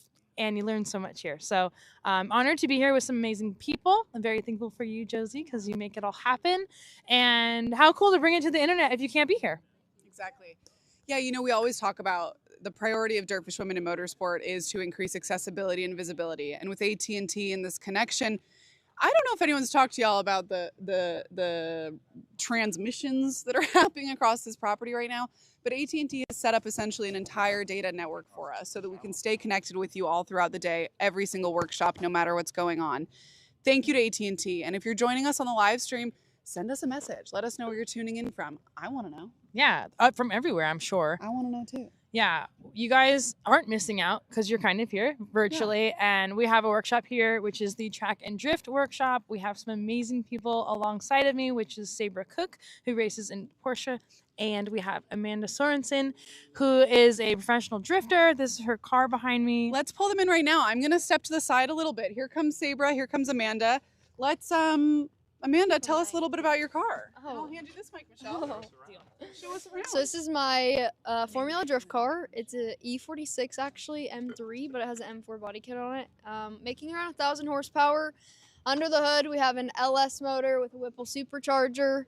Fun fact about drift cars, like people keep asking me like, so what exactly is stock about this car? There's nothing other than the pedal box and the steering column. So as you can see, we cut off the front of the chassis and radiator goes to the back because we have a lot of contact in the front.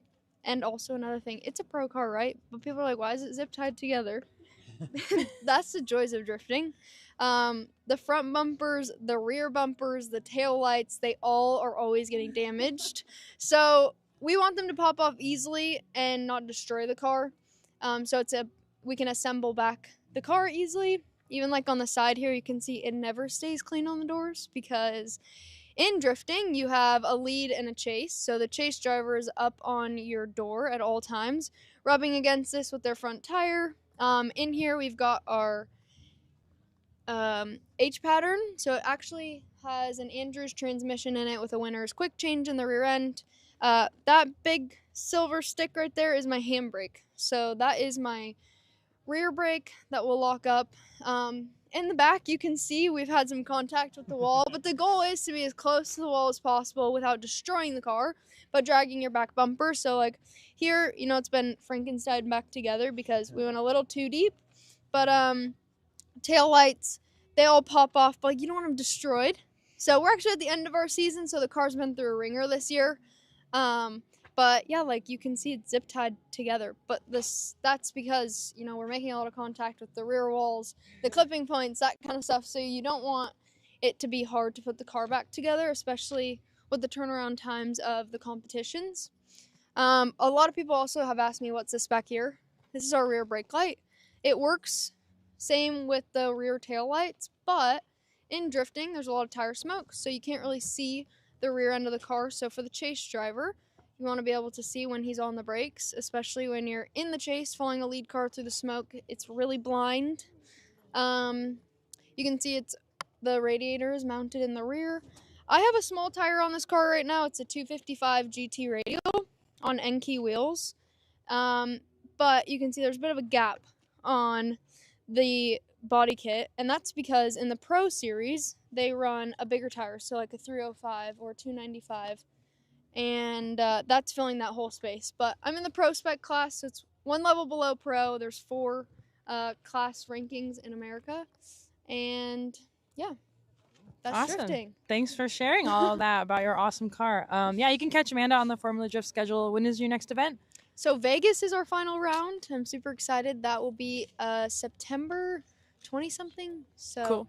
You can check it out on Formula Drift. This weekend, they're actually here in Evergreen competing, so Awesome. And if you're, for some reason, on the internet and here at the same time, you can watch Amanda do drift demos later. Yes, I'll be drifting later, which, wish me luck. Honestly, usually when we're drifting, it's really clean tarmac. So I'm hoping that I can get some rubber laid down on the track out there so we can get some tire smoke, but most of it will be dust, so stay tuned. Gonna get real sideways. Yeah, we're gonna get sideways. So we also have Sabra here. Sabra Cook is a professional race car driver, and she's here helping me kind of talk about like road course racing and our main disciplines. So Sabra, you can share kind of your experience, what you're racing in, and how you got brought into the DirtFish family. Yeah, hi guys. So excited to be here for my first Women in Motorsport Summit at DirtFish. We are the track and drift workshop, as previously mentioned, and we are just letting people know that it is also fun to go on asphalt. Like, dirt is also equally very fun. Going sideways, very fun. But that's, our background is mostly on the track. So I have a very cool dad who started on dirt. Duh, of course. I feel like that's where it all starts.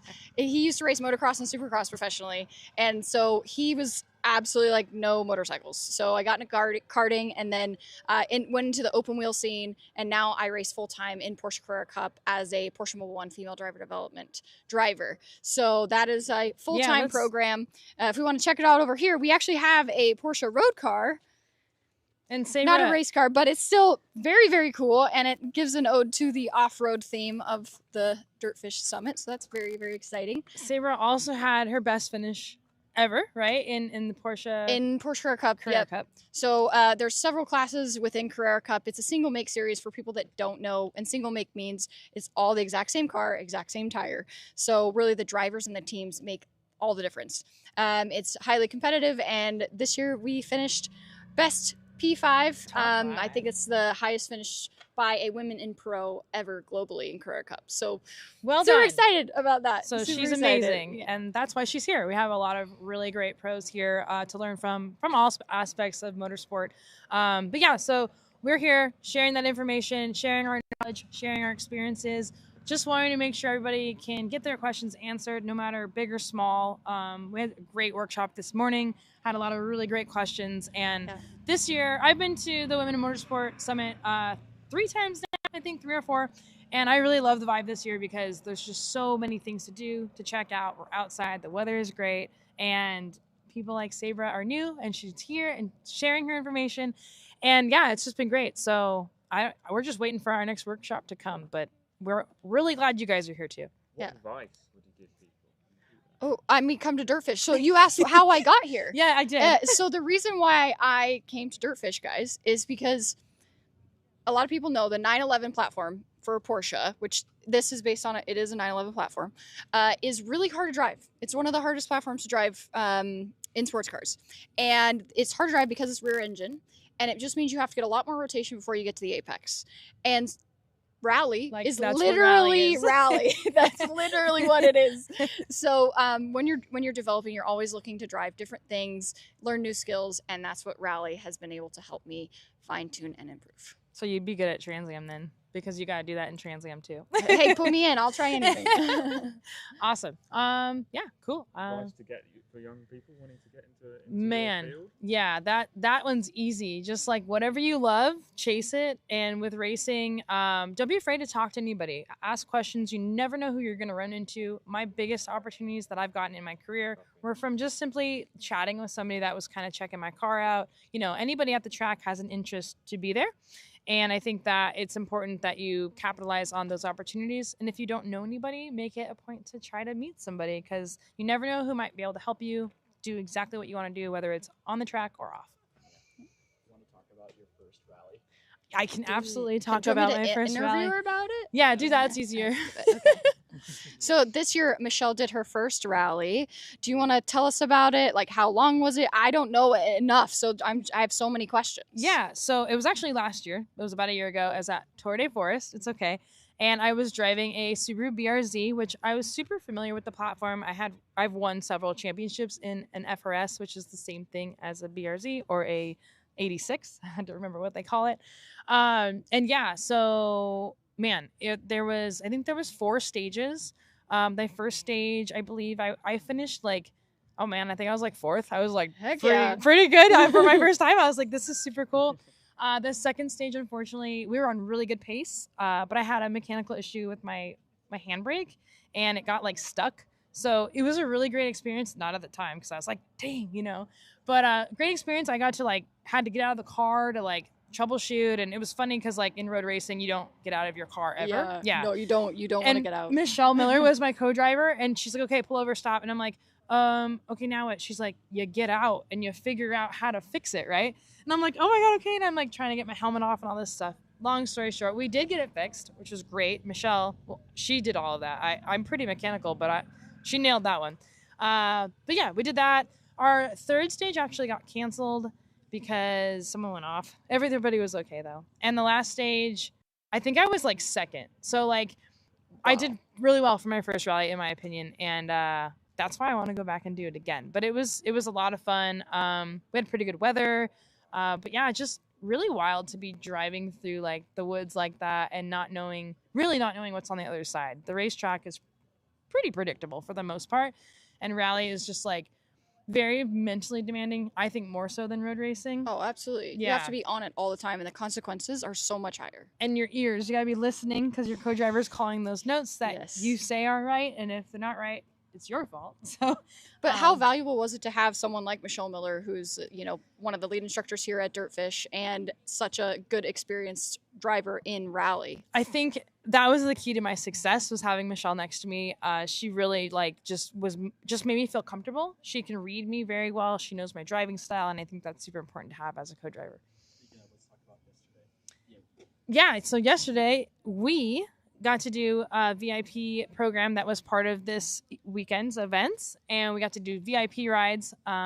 So what we did is we gave one demo lap on a special course that Michelle designed, and then we got to swap seats and coach from the right side. That was something new for both of us. Yeah. Tell me what you thought about it.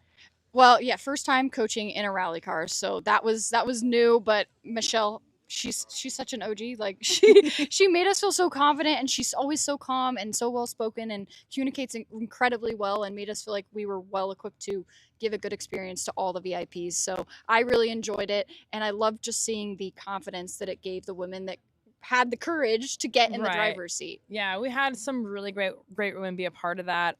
Some didn't even know how to drive a stick shift yet. So like I love the ambition and like the adventurism of some of the women in the classroom, because like they weren't too shy to say, oh, I can't do it because I don't know how to drive that, you know. Like they came out guns blazing, and within like less than probably 30-40 seconds like was driving a stick shift and then racing on a rally course. Like that's pretty freaking cool, and that's the experience that the VIPs were like, you know, us training them, and then not only learning how to drive, some of them learning how to drive a manual, but like also throwing a car sideways in the dirt. Like I kind of wish I would have learned a manual doing that.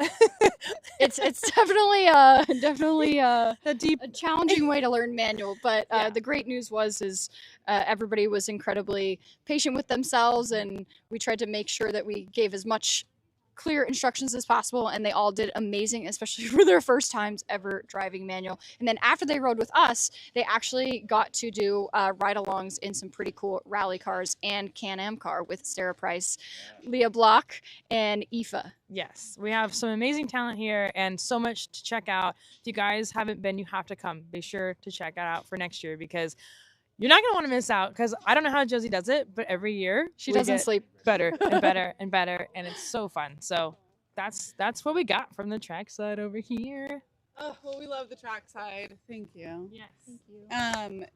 Michelle is giving me way too much credit. The only reason that these events happen is because of badass women like the 3 that you just met, like the millions that you've met this morning. This whole property is teeming with amazingly powerful women in motorsport and women outside of motorsport that are just interested in showing up for themselves, getting better at something, doing something hard, maybe something scary. I always say that it's about cars, and it's also not about cars. This is about finding skills, finding network, finding people, finding ways that really ignite you and allow you to commit to something fully. So, speaking of, we're gonna head that way. Elliot's pointing at me. Where would you like me to go? We're gonna head to the shop. Thank you, my loves. We'll see you in a little bit. Did everyone on the live stream meet Squish? Yeah. Can Squish stay with us? Because if she, yeah. Squish do what Squish gonna do. But we'll go for a wander over here. The next thing up on our agenda, these are some of my sweet friends. The next thing up on our agenda is our driving demos. I can't tell you how excited I am about this. This really quiet, boring concrete pad over here, not for long. You're about to see Amanda Sorensen ripping around in that drift car that you just got to walk around of. Then you're going to see Aoife Raftery, Leah Block. Leah will be in a Rally 2, run by Stephen Red Racing. Aoife Raftery will, of course, be in her Rally 3, run by Element Rally Sports. And our special vehicle will be Sarah Price in her Can-Am. So you're about to see some drifting, some dust, some... I've been hinted at about some tire smoke, so we'll see what happens there. And then, of course, you'll see some gravel slinging sideways. So we're heading back to the shop here. Yeah, let's just see what's going on. Let's just go see what's going on. Let's go scope it out. Oh, this is exciting. I don't know if it's been discussed yet on here, but this BRZ is up on stands because it is a subject of our tire change competition. But these guys are currently learning all about the internal setup, being led by Lucy Rose.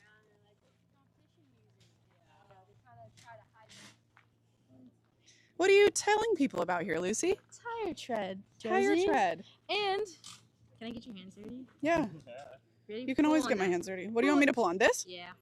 You feel the play, Josie? I You feel the play. I love it. So we're just talking about like inner tie rods and stuff and side-to-side play and kind of what different plays mean, different tread patterns, how to identify left and right and stuff like that. And this tire is a Hoosier. We love Hoosier here at DirtFish. We really do, don't we? Yes. Perfect. So I'm going to let Lucy keep talking about the good stuff over here. Let's go check in and see what Evelina's doing. What's going on in these parts? Let's find out. Just in case no one's shown you yet, too, this is our layout of today. So right now we are here, Mechanic Workshop, or the DirtFish shop. We were just over here at Track Workshop. We've got rally, off-road, media, and this is where the magic is about to happen for the demos. Up in the building, we obviously have to mention the fact that the sim workshop and the health workshop is going on. Oh, but over here, it looks like someone is doing a tire change. It is the one and only Evelina Hanchett of Screech Owl Garage. There is nothing this woman can't do. She designed the DirtFish Women in Motorsport Cars livery. She works with Screech Owl Garage on like a million projects. Actually, we have the owner of Screech Owl Garage right here, Daniel. Daniel, tell us a little bit about Screech Owl Garage and how amazing Evelina is. So Screech Owl Garage has historically been a group of volunteers competing in rally. That's where we started. And it's just kind of grown as excitement has grown around our team and we started winning. We regularly have people on the podium. And Evelina is my team coordinator. So she has been with the team the longest, I believe.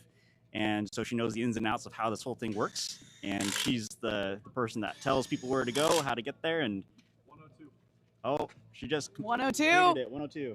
Let's see. A solid time, Evelina. A very solid time. This is great. So just so that everyone on the live stream knows, this tire change competition is open to anybody. Anybody is welcome to come up here and try to change a tire. It's already on stand, so you got a little, you're a little ahead. Evelina, how'd you feel about that tire change? My hands were shaking, but why were they shaking? Because I was nervous. Yeah. All of you watching made Evelina nervous. No, it was good. I could have fumbled, and I didn't. Yeah. No, because women in motorsport. Let's take a peek behind here. All of these really aesthetically pleasing things over here, Wera Tools. Wera Tools. Let's talk about Wera Tools. Wera came on board as a sponsor of IFA Raftery. They came on board by providing tools. So all of the tools that are in the trunk of IFA's rally car when she is on event are Wera.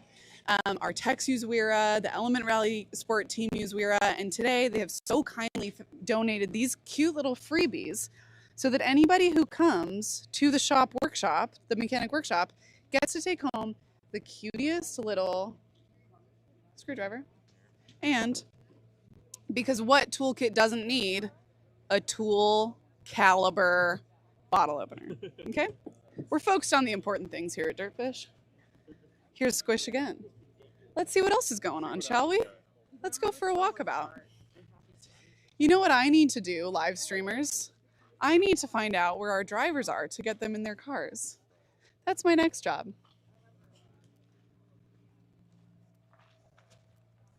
Over here, you will see a DirtFish STI. This STI, you know what? Funny enough, this STI is actually kind of where DirtFish Women in Motorsport started. Still has Aoife's name and the amazing Krista Skoukis. When we met Aoife in the middle of a field at the Goodwood Festival of Speed a couple years ago, it was very obvious off the bat that there was something special there. As is the case when amazing opportunities first show up, you don't always know how to totally, take it to the max or like capitalize on the opportunity. Not financially, but opportunity-wise. And this car was where we started with Aoife. When we started to brainstorm about what can we do with this initiative, how can we get her in a car, we had this car ready. The DirtFish team deployed. They got the STI spick and span and ready to go. And so Aoife's first time in the US, first time in Washington, first time in an all-wheel drive car was in this car taking on the Olympus Rally stages in 2025. and now she's in a full American Rally Association National Championship fight in the Ellen Rally Sport Rally 3, which of course you've seen over the Rally Workshop. Let's go speak to some people who are here. Now let's go talk to some guests, shall we? Let's go see who's over here looking at this tire. So on site right now, we have about 200 people in terms of guests. You know what? Let's talk to Erin. Here she is. You made eye contact. You're really hard to miss with your pink hair. It's true, I stand out. Everybody meet Erin with the Bluebird Fund. Many of you have probably seen, met, talked to, heard of at least Erin, or if not the Bluebird Fund. But introduce yourself and tell us a little bit about you. Well, thank you. I'm delighted to be here, Josie. I'm Erin Alberta. I am an aspiring driver, rally crosser, and the founder of the Bluebird Fund, and a big enthusiast of women in motorsport. So I wouldn't miss this little world. And tell us a little bit about the Bluebird Fund. The Bluebird Fund. So I founded it a couple years ago. Basically saw a need for micro grants, like startup funds for people to get their foot in the door. So we're supporting women in motorsport who are getting started in rallycross, who need to buy safety equipment, who are doing their first stage rallies, who are doing, big impact with small dollars. So we are delighted to be sort of synergistically supporting the entire mission of DirtFish Women in motorsport through that fund. Absolutely. And what Erin just said, sort of, what we try to stress all the time is that you can get involved in motorsport at any level, in any capacity, in any discipline, in any role.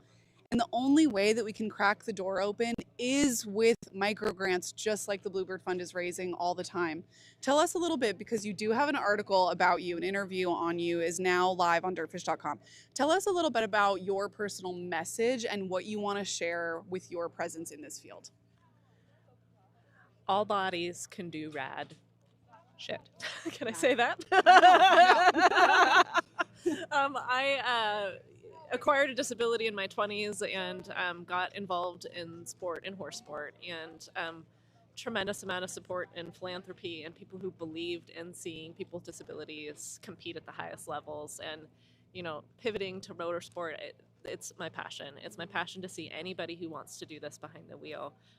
It's such a sense of freedom, and we kind of have to crack these doors open to make these opportunities for people. And for where I am in my life, I'm so proud to be able to pay it forward for everyone who believed in me when I was in my 20s and 30s and chasing a Paralympic dream, to now hopefully seeing some women get behind a wheel and go do what they want to do. It's such an important conversation, because we're really, the world is really good at limiting us, and then we convince ourselves that we need to limit ourselves. And again, that's everything. When I tell people, like, yes, it's about cars, and no, it has nothing to do with cars, that's what I mean. Is it matters that you show up, it matters that you're sharing your interests with other people, but also the representation, just the ability to walk into a space and know that you belong. Yeah, absolutely. And seeing other people who, other women, other people with disabilities, everyone who has this shared passion and interest and that same language, talking about what they want to do, and that representation is crucial. It's crucial to make the wave of everyone feeling like they have a chance, a seat at the table.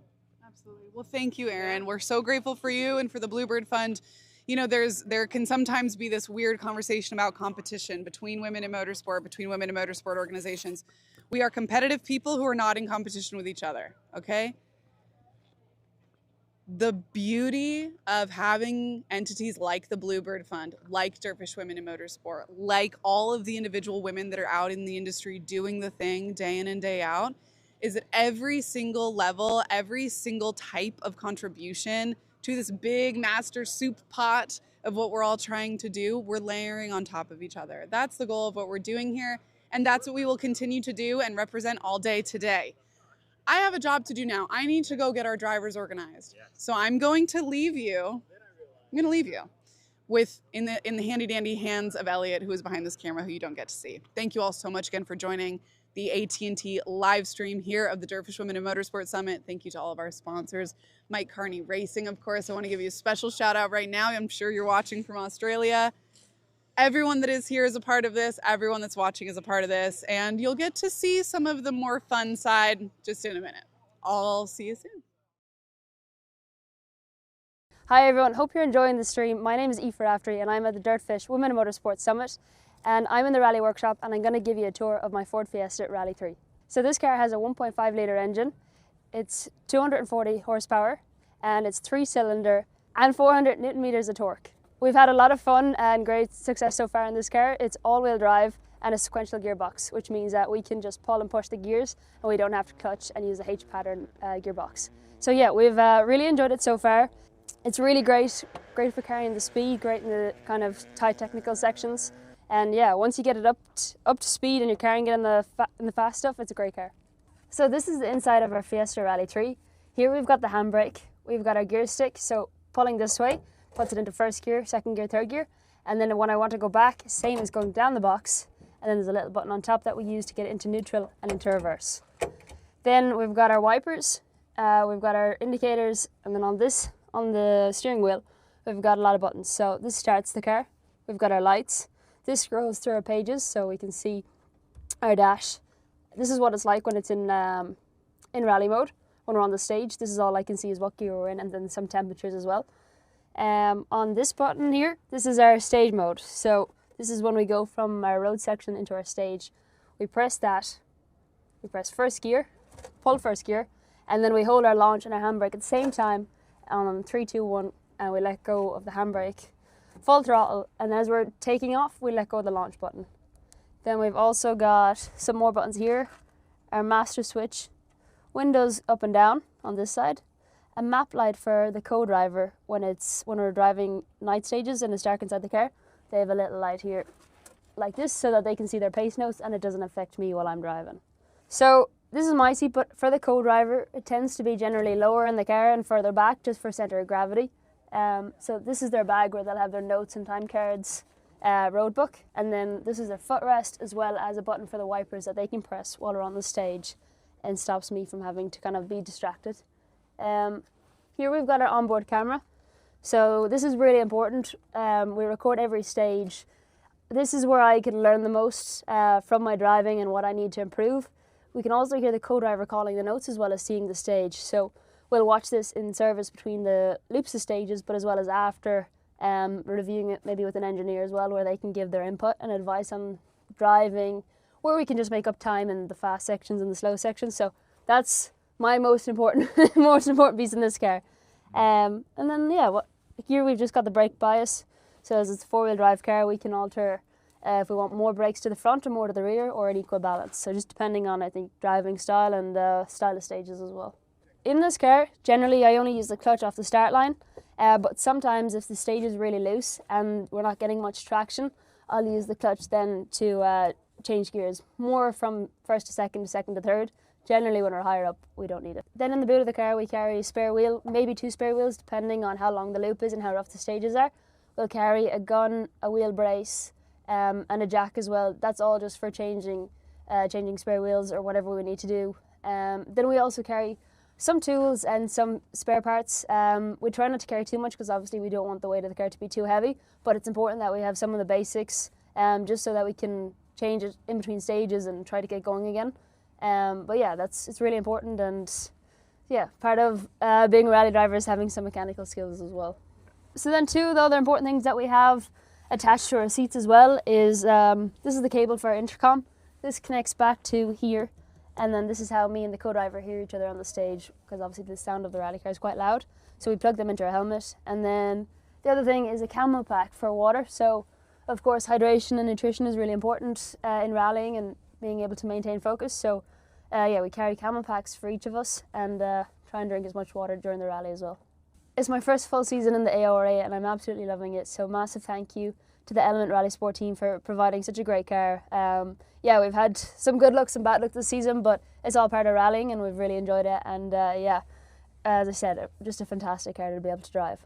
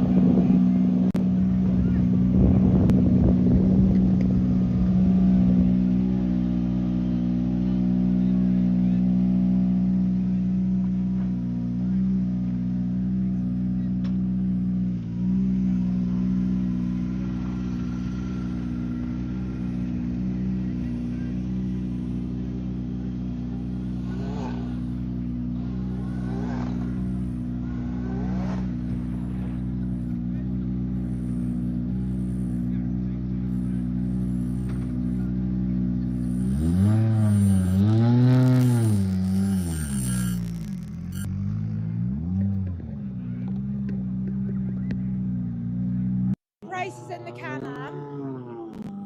Aoife, oh no, that's Leah. Leah in the Rally 2. The Rally 3. Yes, Sarah, Leah.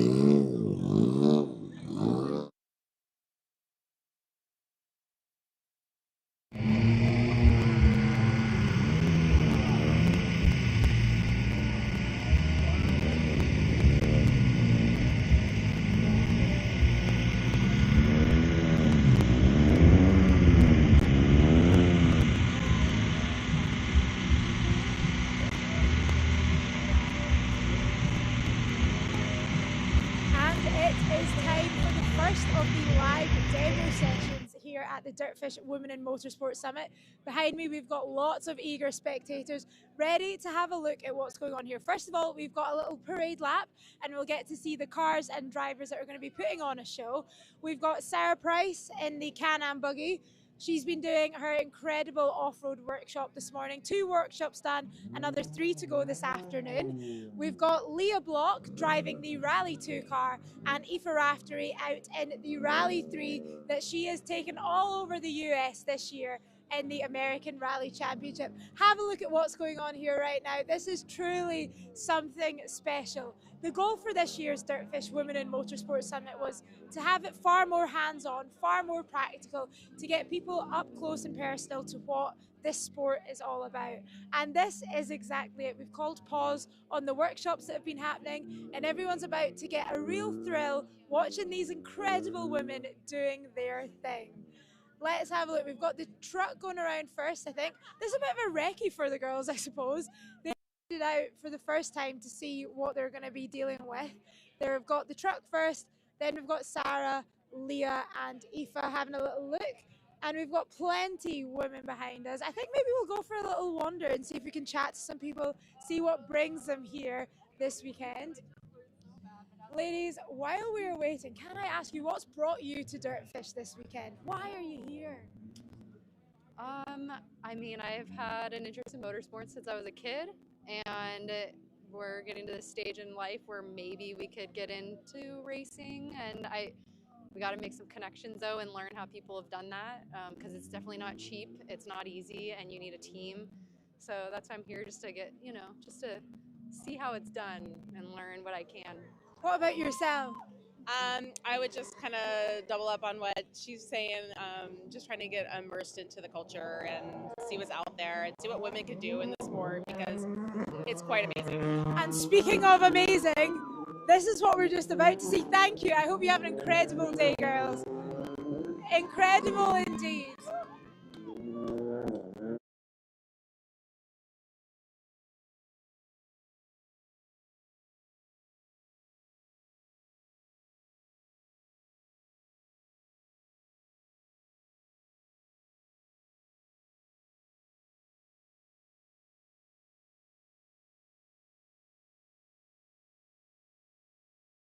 A little, so it's going to get muddy. It'll get a little bit dusty still. Watching everyone's reactions. This is what motorsport's all about.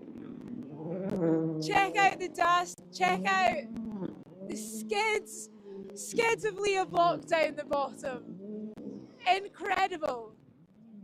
And for those of you that are a little bit more technical minded, when you're watching these cars, have a look at how they respond differently on the terrain. Obviously, Sarah's out in the Can-Am buggy. It's designed to be able to take in a lot more of those bumps and jumps. The suspension on that thing is incredible. But she was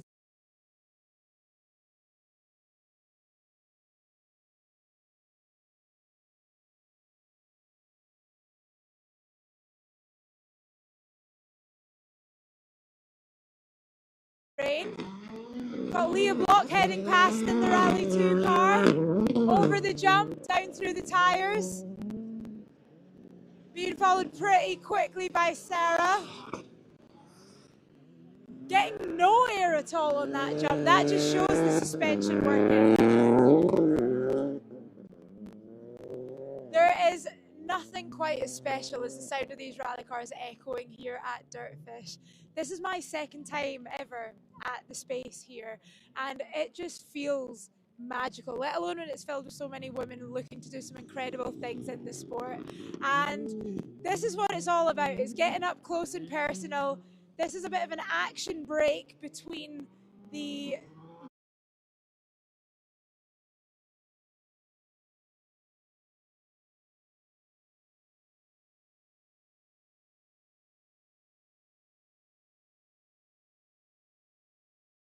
recovered it.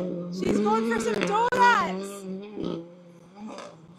Unreal. We've got Leah Block, Sarah Price doing donuts with one another, covering us all in dust, and we couldn't be happier about it. Ooh. See the headlights of the Can-Am buggy there? And Aoife Raftery coming round behind in the Rally 3. This is what it's all about, man. This is so special to be a part of it. This is my first experience of the DirtFish Women in Motorsport Summit, so I can't compare it to what's happened in the past. But what I can say and what I can speak to is Josie Rimmer and her hopes for this weekend was to make this a far more hands-on experience and to share with people not only the information that they might have otherwise not got the chance to get up close and personal to, but seeing things like this, seeing the magic. I've actually got goosebumps as I'm stood here listening and watching what's going on here. Here comes Leah again. Are we going to get more donuts? No, she's coming out. She's had her fun.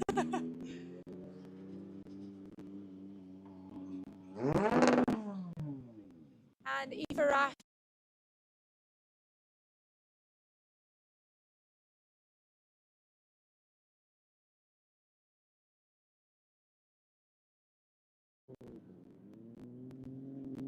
So that's our first little taste of the demos. We do have another demo run later this afternoon, and I'm sure that you'll have enjoyed going around and seeing all the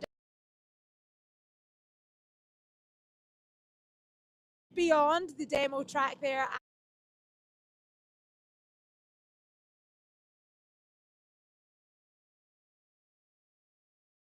And we're talking everything from print journalism, the written side of documenting what happens in motorsport and automotive, to what I'm doing, the social media side, and a bit of digital presenting, as well as Amber working with the commercial side of the sport. We're going to head back in this direction, back towards the workshop where I believe the girls are coming in. We'll get a chat with them about how that demo was, because that was something pretty special. I can see Leah's out the car now. Let's see if we can grab her.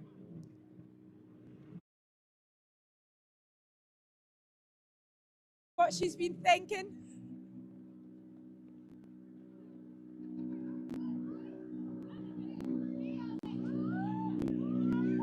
Ladies, that was so fun. I put it in two-wheel drive and I've seen it. I need to hear from you guys about how that was. Tell us about your morning so far. I think that was like the most like fun and like playful I've ever got to be in a rally car, to be honest. So it's been good. I didn't like intentionally start to do donuts, but like I went. It got a little bit slippery after we all went through there like 3 different times, but you know, we had fun. Sarah did them with me, so it was great. Yeah, you two wound up doing a little bit of a dance there. I was like, oh, is this choreographed? Yeah. Tell us about that. Oh, I put it in two-wheel drive for a little bit there. It's pretty slippery with the off-road tires. But we had some fun. Yeah, I saw Leah started to do some donuts, and I was like, I'm gonna get in there with you, and I knew you would know that. I know, we need to get Aoife in with us next time. Let's do it. We should try to do that. So keep your eye out on the afternoon demos because it's going to get even more exciting than that. You are very, very dirty. Tell us a little bit about your workshop so far, because as well as getting out in the car and showing these people what it means to be in rally, you've been doing a bit of chatting as well about the sport. What's been your takeaway so far? I mean, it's so cool to, just know that many people don't know exactly what we do, right? And inform them and have them ask questions. And I enjoy it. It's not that I love talking about myself, but I love talking about the sport. And you know what makes me fall in love with it, and why I wake up and choose to be a rally driver. So it's been great. But obviously you can talk all day long, but it's better to show what you can actually do. For sure. And that was the demonstration of it just there. Exactly. Well, I will leave you to it. I'm going to try and grab Aoife as well. Thank you, Leah. Let's speak to Aoife. I'm coming in. That was great fun. Tell us how that was for you. Yeah, it was so fun. Myself and Anna were laughing all the way around. It's so weird because she was saying it's so odd to see me driving and not having a job to do, and same for me not listening to anything. But yeah, it was great fun. It was great watching the two, Leah and Sarah. Yeah. Leah was saying that's maybe the most fun she's had in a rally car, and I suppose that's it. Like, you're not having to listen to the pace notes, you're just out seeing what it can do. Yeah, and I think Leah probably has a lot more kind of experience of just playing with the car, in these kind of environments. So for me, it was kind of not something that I'm used to doing, because at home, in UK and Ireland, you're there for the rally, you're there for the stage to enjoy it. Now with people watching was a lot of fun. Brilliant. That was great. Thank you. Enjoy the rest of your day if I don't see you. We are very, very busy around here. Plenty going on. And I like what Leah said there. We're all very used to seeing what these drivers can do, but it's very rare that they're able to talk about it in such detail, other than having a stage end interview here and there, which is where I get to speak to the drivers. But coming here, people are able to ask these drivers, co-drivers, mechanics, questions that otherwise they might never have been able to. And that is what this is all about. It's been so much fun, and realistically, it's only just getting started. So I hope that you're enjoying watching the live stream, no matter where you are watching from. Be leaving comments, let us know what you're enjoying seeing, where you're watching along from, and we will do what we can to bring as much more of this event to you. We have many more hours to fill, many more conversations to be having, many more demos to see as well, and it's been truly spectacular to see everything that's unwinding so far. I spoke about it briefly just before the car started over there, but this is the first time that I've made it to a DirtFish Women in Motorsport event, and it is extremely, extremely special. I've been loving chatting to people that otherwise I might have never crossed paths with, and that's what's very special about what Josie is doing here, is connecting people in the sport, whether it is just a small passion that they want to explore a little further, or whether it is something bigger, they want to create a name for themselves in the sport, whether it's inside the car or outside the car. And that is what this event is all about. So I hope that you've been enjoying it so far. Let's see who else we can have a little chat to around here. Maybe we can speak to some more people and see if there's anything that's brought them here in particular. Let's have a look. Now, this is a face that I recognise from yesterday. Do you mind if I speak to you a little bit about this experience? You were here yesterday for our VIP day. Tell us what that was like. It was so cool. Yeah, there was an awesome group of, I think, 12 to 15 of us. Yeah, it was so cool to get up and close and personal and chat with everyone. It was probably the coolest room I've ever been in. Yeah, I got to drive in that car yesterday with Eva. Yeah, fantastic experience. I've never drove rally car or anything before. Yeah, it was so cool. Totally do it again.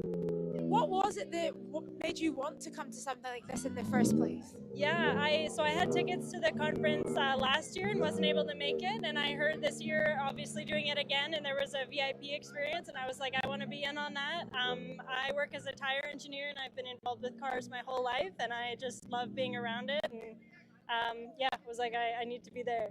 And then today we've got many more people on the property, and we've been able to share it with many more online as well.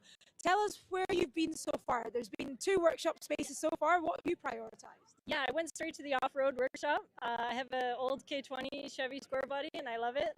So that was really cool to see some awesome cars over there. Chatted with Sarah a bit, and then went over to the rally workshop. Said hi to Leah and Aoife and Michelle and Hannah. Yeah, super cool. Even though it's still not the VIP experience, and there's a lot more people, still like super personal, getting to chat with all of them. Yeah, fantastic day. Brilliant. Well, enjoy the rest of it. Thank you for giving us a little bit of your time there. And yeah, that's exactly what it's all about. I think breaking off into these smaller workshops allows people to get that little bit more one-on-one time with people within the sport, whether it's mechanics, and ask questions otherwise wouldn't get a chance to ask.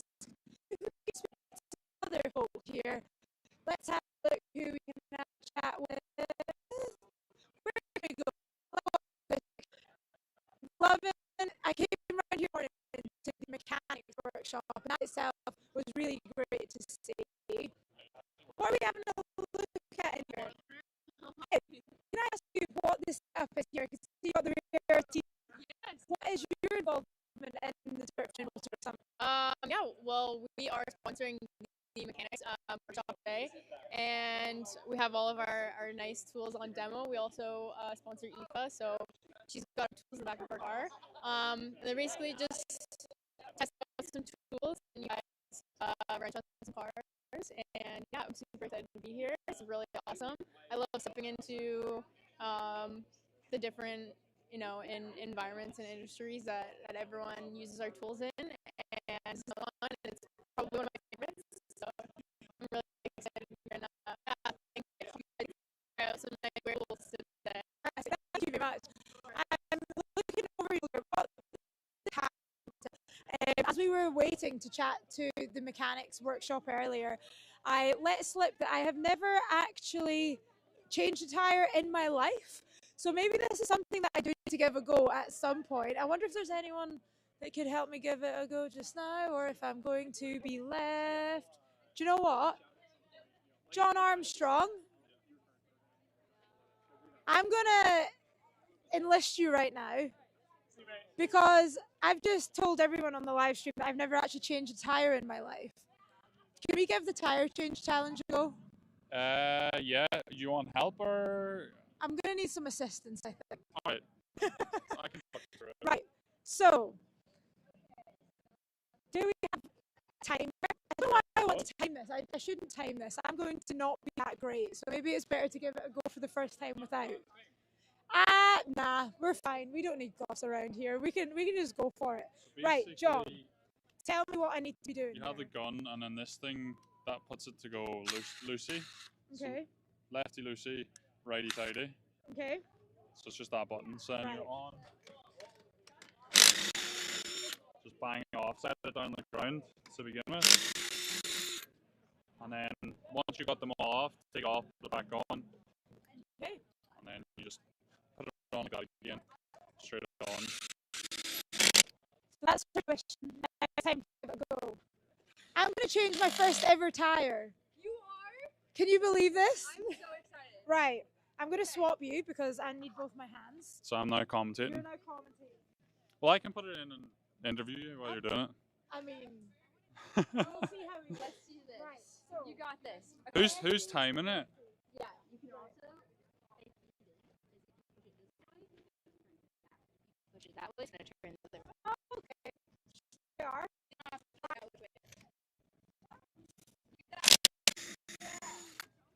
One. I went too much there. I'm losing time. Hell yeah! Oh my Oh, god. a bit further in. Keep going.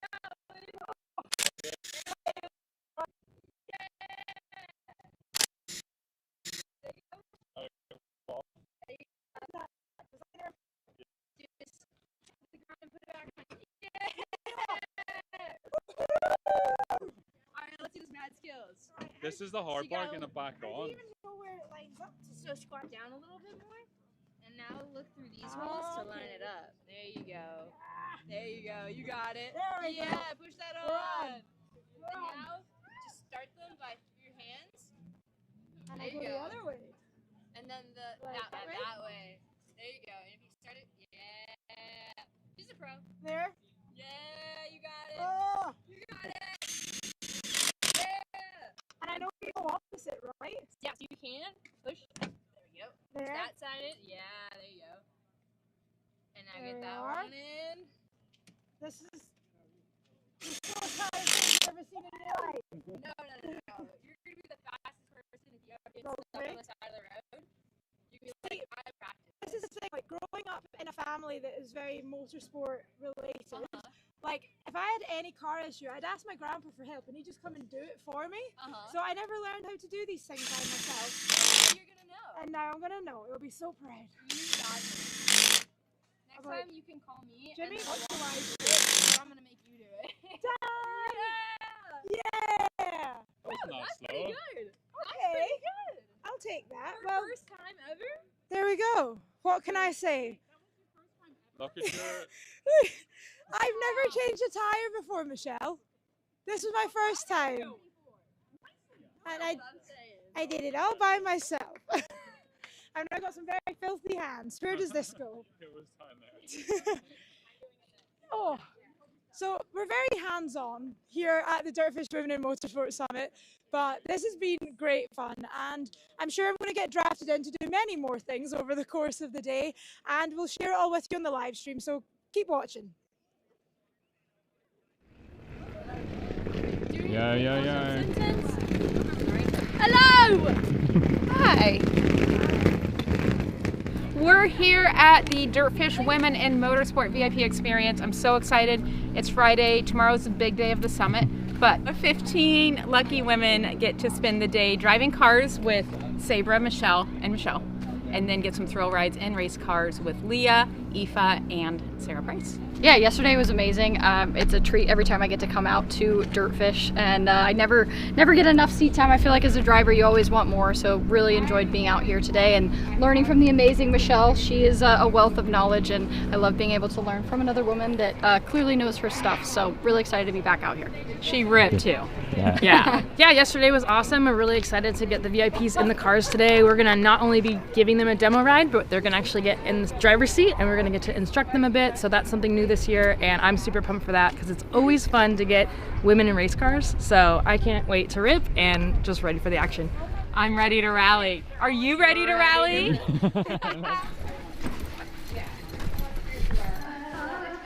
you come on in? You got this little sign on the door here so that you're good to go? Yeah, I know where that is. You say Utah, it's like, where is that? So I'm hanging my Shield racing suit up for the Legends Hall, and yeah. Nice. There it is. That's crazy. I'm obsessed. Oh, that's crazy. Oh my gosh. Are you proud of yourself? Yeah, that's so insane. Oh, A I'm so DirtFish. happy you're Thank you, here. Josie. That's so crazy. Now that you have two. Man, this one was right when I switched to Can-Am. So this was the 2023 suit. So this was like on my mission to get to Dakar when I did the Road to Dakar. And then this was after I did my first Dakar, the second year when I was factory Can-Am. And yeah, kind of the dream started actually happening. We're at the DirtFish Rally School for the Women in Motorsport Summit, and we are hanging up my race suit against Titanic. He's also going to be at Tennessee, which is in 2 rounds time in our championship in the ARA. So that's going to be really exciting to see him competing here in America. It's so impressive. There's so many cool suits here. Lobes is around the corner, which is probably one of the coolest ones. But yeah, if we could get one up on this wall permanently sometime, that would be really, really good. How are you? Hello. Whoa. I always look at cameras, you guys. I'm like the worst. My mom's a photographer. I always like have this instinct to ruin her photos. So like I apologize. So how have you found crewing on this car this year? It's been really fun. So far it's been pretty good. I feel like we haven't had too many crazy things so far. We're in the shop workshop this weekend. Yeah, it'll be me and Evelina, but we're gonna be doing some demos, kind of just talking a little bit about our backgrounds and how we got into it and everything, and just hopefully a lot of Q&A. something we don't have here in the States. Yeah, you don't need first. Oh, you don't need to for that. Tabor Cook. My background, I started how a lot of drivers do in go-karts. And then I moved up into open wheel. Tell you a Hold little on, bit. Michelle. How are you going the championship? Currently in first place. I'm actually driving on an all-female team. So we're called 8. We're kind of kicking ass. So. They're beating all the boys. Paparazzi. I mean, they're my hat. I love it. I'm obsessed. Like, When you come to the Women in Motorsport Summit, you never know what you're going to get. That's perfect. When's the debut album, guys? I know! What are we calling it? It's double You've act. got donkeys, I've got horses, and we're like, yeah, we're halfway there. Look at mine. Mine's very. Yeah, look at that. Women in Motorsports! And cut. Thank you, guys. Have a good day.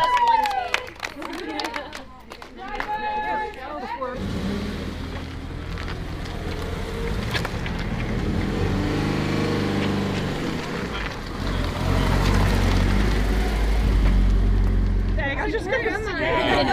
Yeah, that's actually a thing. It's so fun. They're just the street signs and Yeah. Not enough on the braking, but I need to go try some. I found like I get emotion sick so easy from that stuff, and that was still enjoying these jokes. it's very bright. They're good fun.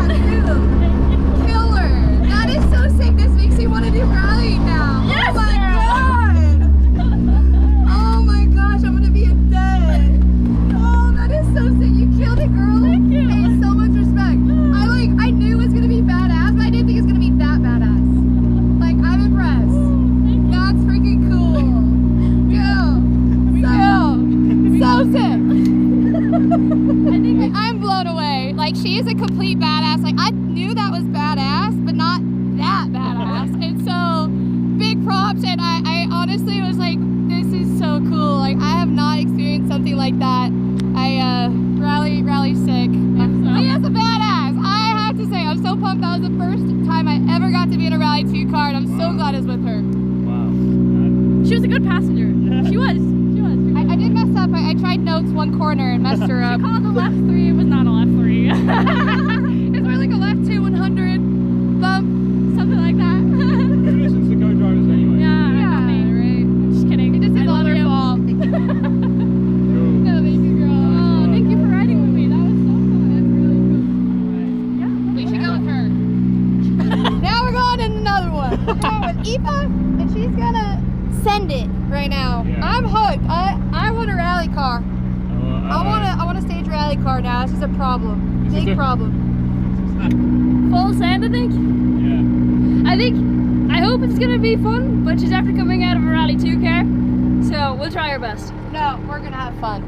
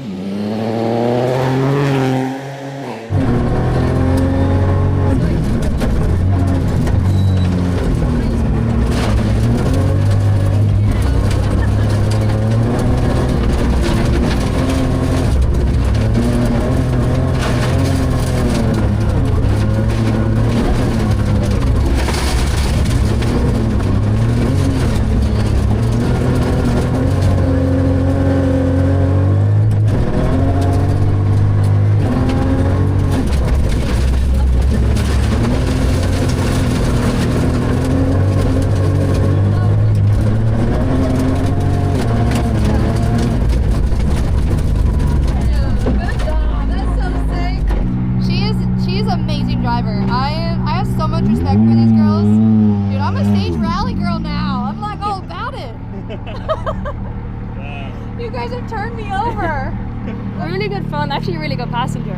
I thought it was going to be worse because we did a run early on the Can-Am and it was good fun too, but we could go sideways in this one, we couldn't do it on that. No. But yeah, no, really good fun. It was so much fun. She kills it. She's such a talented driver. I think I need to walk before I can run. I think a Rally 3 makes sense to start at, and then from there you move up. You know, you gotta earn your respect. You can't just get given the top, you know? Yeah, that's fair. I thought you'd be a jump in the deep end and like learn to survive because you'd definitely be well able for the Rally 2. But these cars are so much fun as well to like get the basics and kind of. But I don't want to just survive, you know? You want to compete. You want to get into something and like learn the craft and like, okay, like I'm into this now, you know? I'm going here. I'm gonna live here at DirtFish, and this is where I'm going to learn that respect in the walk steps, and then hopefully I can jog at the race, and then I can run into the Rally 2 one day.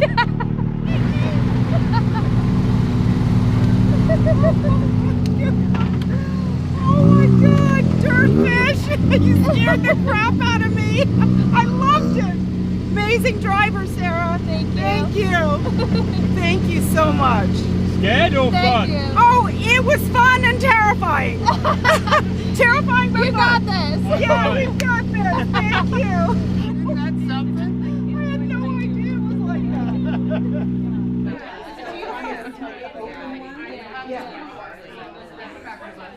like Who preferred passenger seat to driving?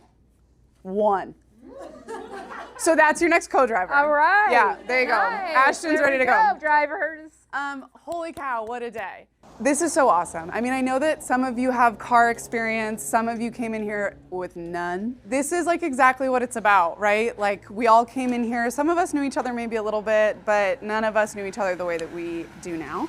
Michelle and Sabra, this was their first time teaching in rally cars.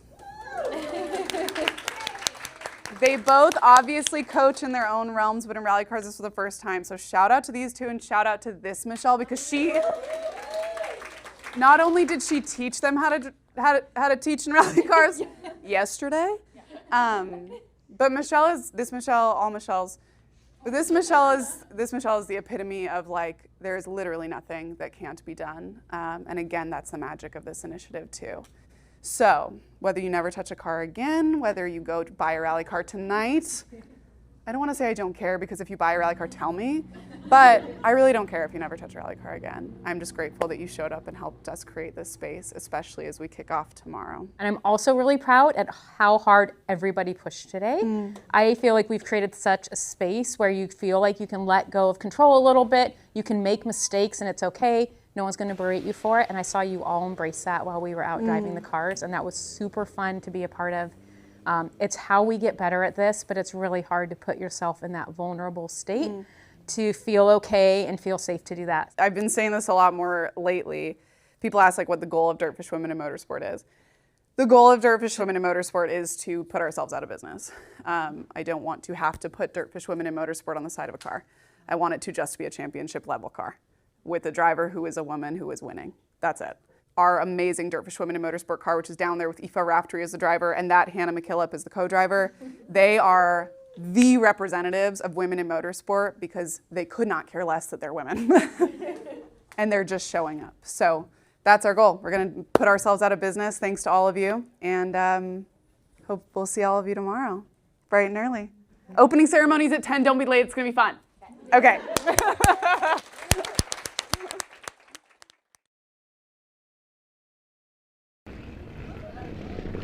Yeah. Hello! Hi. We're here at the DirtFish Women in Motorsport VIP experience. I'm so excited. It's Friday. Tomorrow's the big day of the summit. But 15 lucky women get to spend the day driving cars with Sabra, Michelle, and then get some thrill rides and race cars with Leah, Aoife, and Sarah Price. yeah, yesterday was amazing.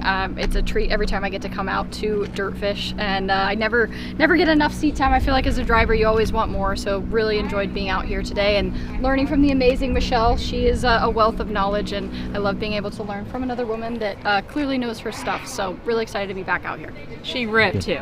Yeah, yesterday was awesome. We're really excited to get the VIPs in the cars today. We're gonna not only be giving them a demo ride, but they're gonna actually get in the driver's seat and we're gonna get to instruct them a bit. So that's something new this year, and I'm super pumped for that because it's always fun to get women in race cars. So I can't wait to rip and just ready for the action. I'm ready to rally. Are you ready to rally? Did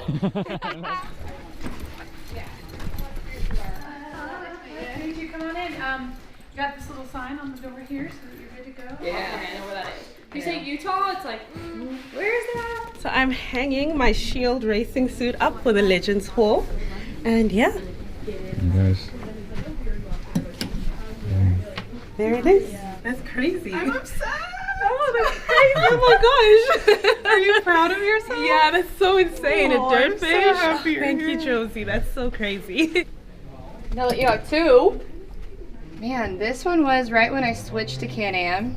So this was the 2023 suit. So this was like on my mission to get to Dakar when I did the road to Dakar. And then this was after I did my first Dakar, the second year when I was factory Can-Am. And yeah, kind of the dream started actually happening. We're at the DirtFish Rally School for the Women in Motorsport Summit, and we are hanging up my race suit against Titanic.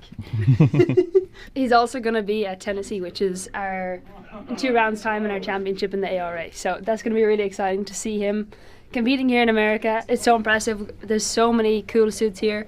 Lobes is around the corner, which is probably one of the coolest ones. But yeah, if we could get one up on this wall permanently sometime, that would be really, really good. How are you? Hello.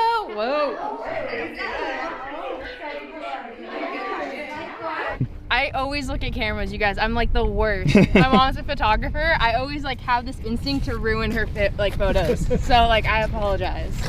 So how have you found crewing on this car this year? It's been really fun. So far it's been pretty good. I feel like we haven't had too many crazy things so far. We're in the shop workshop this weekend. Yeah, it'll be me and Evelina, but we're gonna be doing some demos, kind of just talking a little bit about our backgrounds and how we got into it and everything, and just hopefully a lot of Q&A. Something we don't have here. Oh, you don't need to. Abra Cook. My background, I started how a lot of drivers do in go-karts. And then I moved up into open wheel. Tell you a little bit, Michelle. How are you going the championship? Currently in first place. I'm actually driving on an all-female team. So we're called 8. We're kind of kicking ass. So. They're beating all the boys. Yeah. Paparazzi. I mean, they're my hat. I love it. I'm obsessed. Like, When you come to the Women in Motorsport Summit, you never know what you're going to get. That's perfect. When's the debut album, guys? I know! What are we calling it? It's double You've act. got donkeys, I've got horses, and we're like, yeah, we're halfway there. Simple. Look at mine. Mine's very. Yeah, look at that. Women in Motorsports! And cut. Thank you, guys. Have a good day.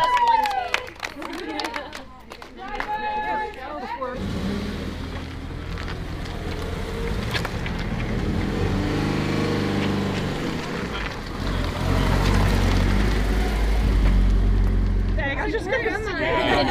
Yeah, that's actually a thing. It's so funny. Oh, look, they're just the street signs and Not enough on the braking, but I need to get tried. I found like I get motion so easy from that stuff, and that was still enjoying these jokes. It's very bright. They're good fun.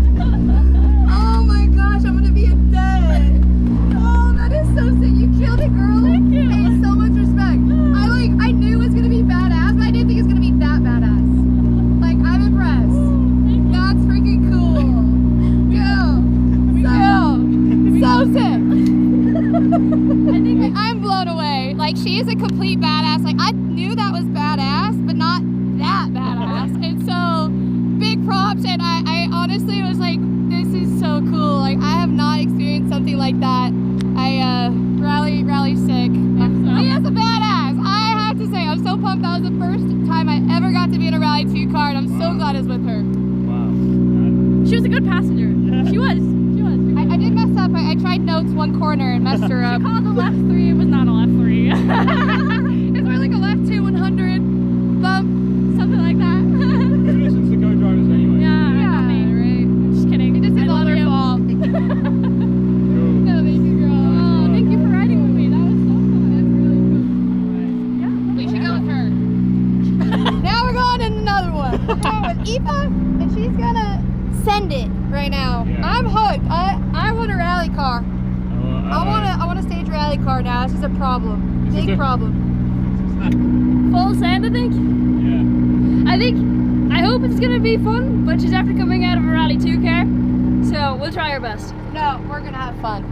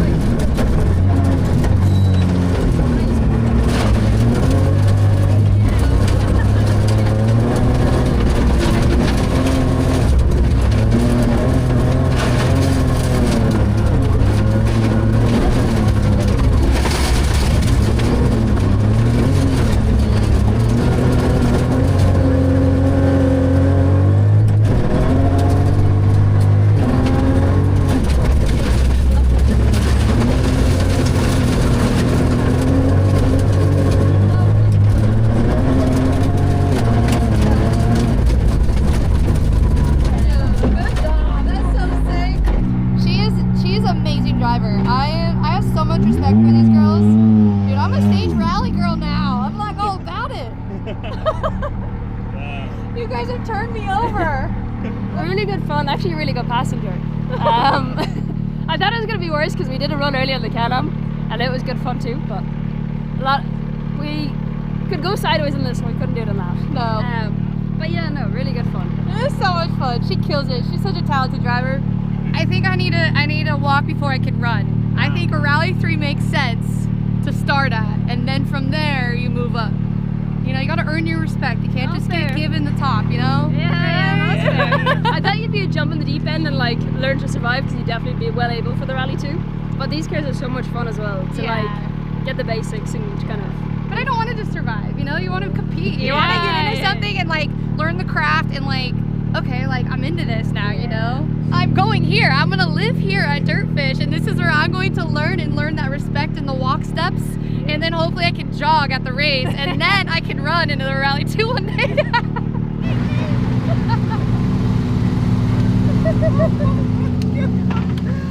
Oh my God, DirtFish! You scared the crap out of me. I loved it. Amazing driver, Sarah. Thank you. Thank you. Thank you so much. Scared or fun? You. Oh, it was fun and terrifying. Terrifying but fun. You got this. Yeah, you got this. Thank you. Isn't that something? I had no idea it was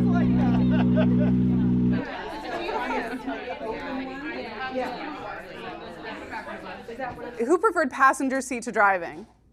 One. So that's your next co-driver. All right. Yeah, there you go. Nice. Ashton's There ready to we go. Drivers.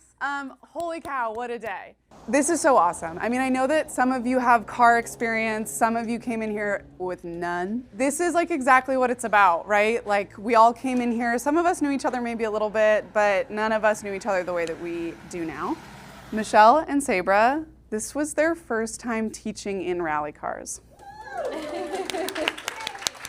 They both obviously coach in their own realms, but in rally cars, this was the first time. So shout out to these two and shout out to this Michelle, because she, not only did she teach them how to teach in rally cars yesterday, but Michelle is, this Michelle, all Michelles, but this Michelle is the epitome of like, there's literally nothing that can't be done. And again, that's the magic of this initiative too. So whether you never touch a car again, whether you go to buy a rally car tonight, I don't want to say I don't care, because if you buy a rally car, tell me, but I really don't care if you never touch a rally car again. I'm just grateful that you showed up and helped us create this space, especially as we kick off tomorrow. And I'm also really proud at how hard everybody pushed today. I feel like we've created such a space where you feel like you can let go of control a little bit, you can make mistakes and it's okay. No one's going to berate you for it, and I saw you all embrace that while we were out driving the cars, and that was super fun to be a part of. It's how we get better at this, but it's really hard to put yourself in that vulnerable state to feel okay and feel safe to do that. I've been saying this a lot more lately. People ask like what the goal of DirtFish Women in Motorsport is. The goal of DirtFish Women in Motorsport is to put ourselves out of business. I don't want to have to put DirtFish Women in Motorsport on the side of a car. I want it to just be a championship level car with a driver who is a woman who is winning. That's it. Our amazing DirtFish Women in Motorsport car, which is down there with Aoife Raftery as the driver and that Hannah McKillop as the co-driver, they are the representatives of women in motorsport because they could not care less that they're women. And they're just showing up. So that's our goal. We're gonna put ourselves out of business thanks to all of you, and hope we'll see all of you tomorrow, bright and early. Opening ceremony's at 10, don't be late, it's gonna be fun. Okay.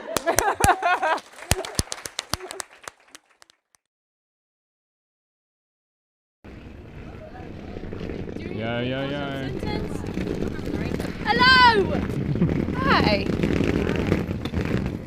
We're here at the DirtFish Women in Motorsport VIP experience. I'm so excited. It's Friday. Tomorrow's the big day of the summit.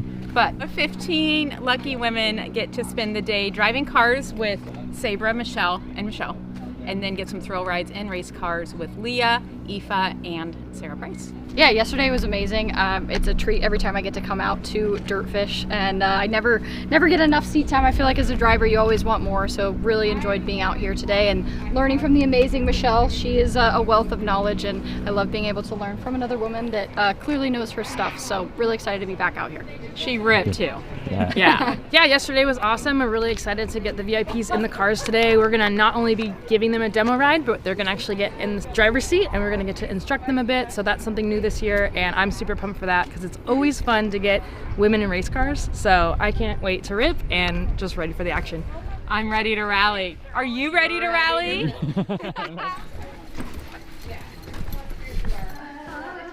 you come on in? You got this little sign on the door here so that you're good to go? Yeah, I know where that is. You say Utah, it's like, where is that? So I'm hanging my Shield racing suit up for the Legends Hall, and yeah. Guys. There it is. That's crazy. I'm obsessed. Oh, that's crazy. Oh my gosh. Are you proud of yourself? Yeah, that's so insane. Oh, At I'm so DirtFish. happy you're Thank you, here. Josie. That's so crazy. Now that you have two, man, this one was right when I switched to Can-Am. So this was the 2023 suit. So this was like on my mission to get to Dakar when I did the road to Dakar. And then this was after I did my first Dakar, the second year when I was factory Can-Am. And yeah, kind of the dream started actually happening. We're at the DirtFish Rally School for the Women in Motorsport Summit, and we are hanging up my race suit against Titanic. He's also going to be at Tennessee, which is in 2 rounds time in our championship in the ARA. So that's going to be really exciting to see him competing here in America. It's so impressive. There's so many cool suits here. Lobes is around the corner, which is probably one of the coolest ones. But yeah, if we could get one up on this wall permanently sometime, that would be really, really good. Hello! Whoa. I always look at cameras, you guys. I'm like the worst. My mom's a photographer. I always like have this instinct to ruin her photos. So like I apologize. So how have you found crewing on this car this year? It's been really fun. So far it's been pretty good. I feel like we haven't had too many crazy things so far. We're in the shop workshop this weekend. Yeah, it'll be me and Evelina, but we're gonna be doing some demos, kind of just talking a little bit about our backgrounds and how we got into it and everything, and just hopefully a lot of Q&A. Something we don't have here. Oh, you don't need to do that. Ava Cook. My background, I started how a lot of drivers do in go-karts. And then I moved up into open wheel. Tell you a little bit, Michelle. How are you going the championship? Currently in first place. I'm actually driving on an all-female team. So we're called 8. We're kind of kicking ass. So. They're beating all the boys. Yeah. No. Paparazzi. I mean, they're my hat. I love it. I'm obsessed. Thoughts? When you come to the Women in Motorsport Summit, you never know what you're going to get.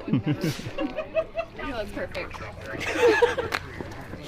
When's the debut album, guys? I know! What are we calling it? It's double You've act. got donkeys, I've got horses, so we're like, yeah, we're halfway there. Simple. Look at mine. Mine's very. Yeah, look at that. Women in Motorsports! Nice. And cut. Thank you, guys. Have a good day.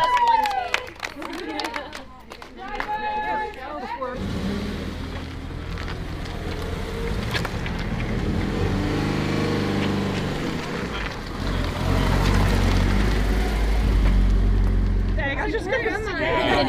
Yeah, that's actually a thing. It's so funny. No, look, they're just the street signs and Not enough on the braking, but I need to get tried. I found like I get motion sick so easy from that stuff, and that was still enjoying these jokes. it's very bright. They're good fun.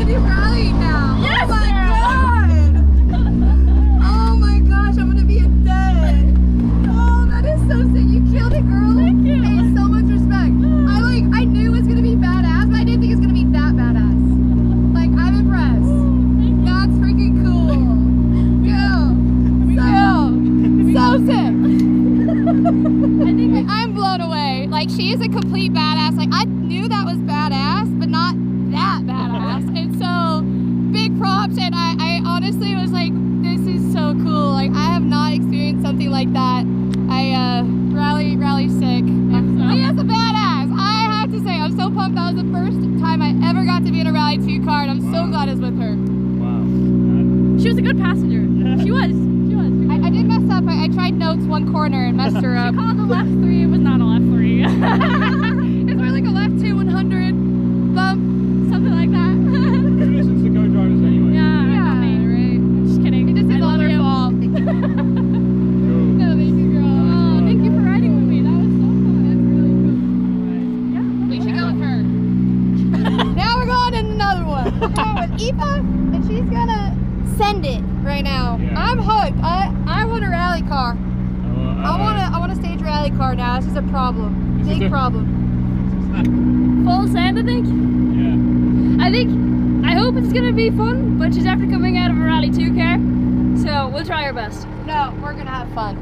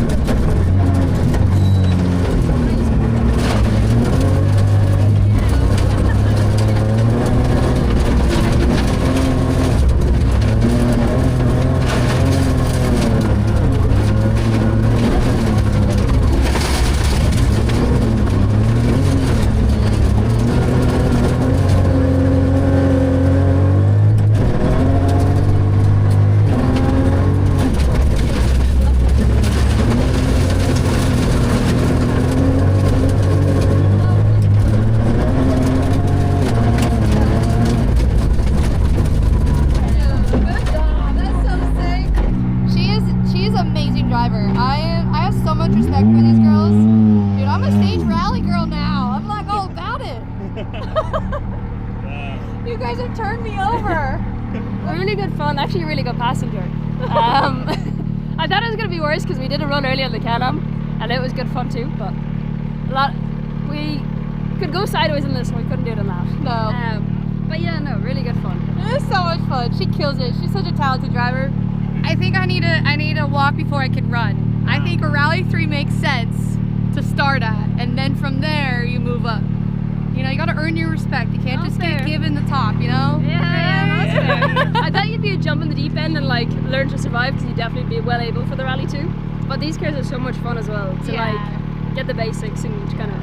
But I don't want to just survive, you know? You want to compete. You want to get into something and like learn the craft and like, okay, like I'm into this now, you know? I'm going here. I'm gonna live here at DirtFish, and this is where I'm going to learn that respect in the walk steps, and then hopefully I can jog at the race, and then I can run into the Rally 2 one day.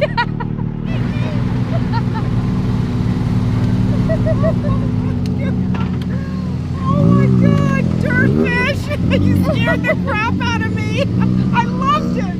Amazing driver, Sarah. Thank you. Thank you. Thank you so much. Scared or fun? You. Oh, it was fun and terrifying. Terrifying but fun. You got this. Yeah, you got this. Thank you. That's something. I had no idea it was like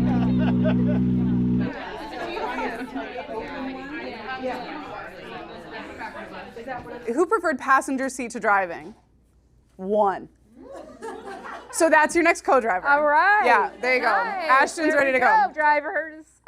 Holy cow, what a day. This is so awesome. I mean, I know that some of you have car experience, some of you came in here with none. This is like exactly what it's about, right? Like we all came in here, some of us knew each other maybe a little bit, but none of us knew each other the way that we do now.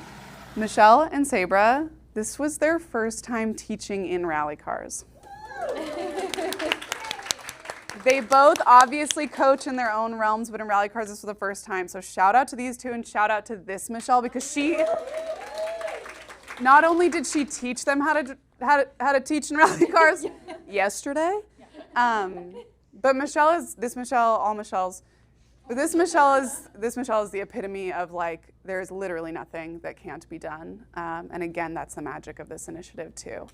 So whether you never touch a car again, whether you go to buy a rally car tonight, I don't want to say I don't care, because if you buy a rally car, tell me, but I really don't care if you never touch a rally car again. I'm just grateful that you showed up and helped us create this space, especially as we kick off tomorrow. And I'm also really proud at how hard everybody pushed today. I feel like we've created such a space where you feel like you can let go of control a little bit, you can make mistakes and it's okay. No one's going to berate you for it, and I saw you all embrace that while we were out driving the cars, and that was super fun to be a part of. It's how we get better at this, but it's really hard to put yourself in that vulnerable state to feel okay and feel safe to do that. I've been saying this a lot more lately. People ask like what the goal of DirtFish Women in Motorsport is. The goal of DirtFish Women in Motorsport is to put ourselves out of business. I don't want to have to put DirtFish Women in Motorsport on the side of a car. I want it to just be a championship level car with a driver who is a woman who is winning. That's it. Our amazing DirtFish Women in Motorsport car, which is down there with Aoife Raftery as the driver and that Hannah McKillop as the co-driver, they are the representatives of women in motorsport because they could not care less that they're women. And they're just showing up. So that's our goal. We're gonna put ourselves out of business thanks to all of you, and hope we'll see all of you tomorrow, bright and early. Opening ceremony's at 10, don't be late, it's gonna be fun. Okay.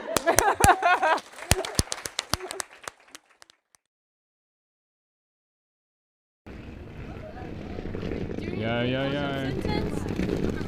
Hello! Hi. We're here at the DirtFish Women in Motorsport VIP experience. I'm so excited. It's Friday. Tomorrow's the big day of the summit. But 15 lucky women get to spend the day driving cars with Sabra, Michelle, and then get some thrill rides in race cars with Leah, Aoife, and Sarah Price. Yeah, yesterday was amazing. It's a treat every time I get to come out to DirtFish, and I never get enough seat time. I feel like as a driver you always want more, so really enjoyed being out here today and learning from the amazing Michelle. She is a wealth of knowledge, and I love being able to learn from another woman that clearly knows her stuff, so really excited to be back out here. She ripped too. Yeah, yesterday was awesome. We're really excited to get the VIPs in the cars today. We're gonna not only be giving them a demo ride, but they're gonna actually get in the driver's seat, and we're gonna get to instruct them a bit, so that's something new this year, and I'm super pumped for that because it's always fun to get women in race cars, so I can't wait to rip and just ready for the action. I'm ready to rally. Are you ready to rally? Did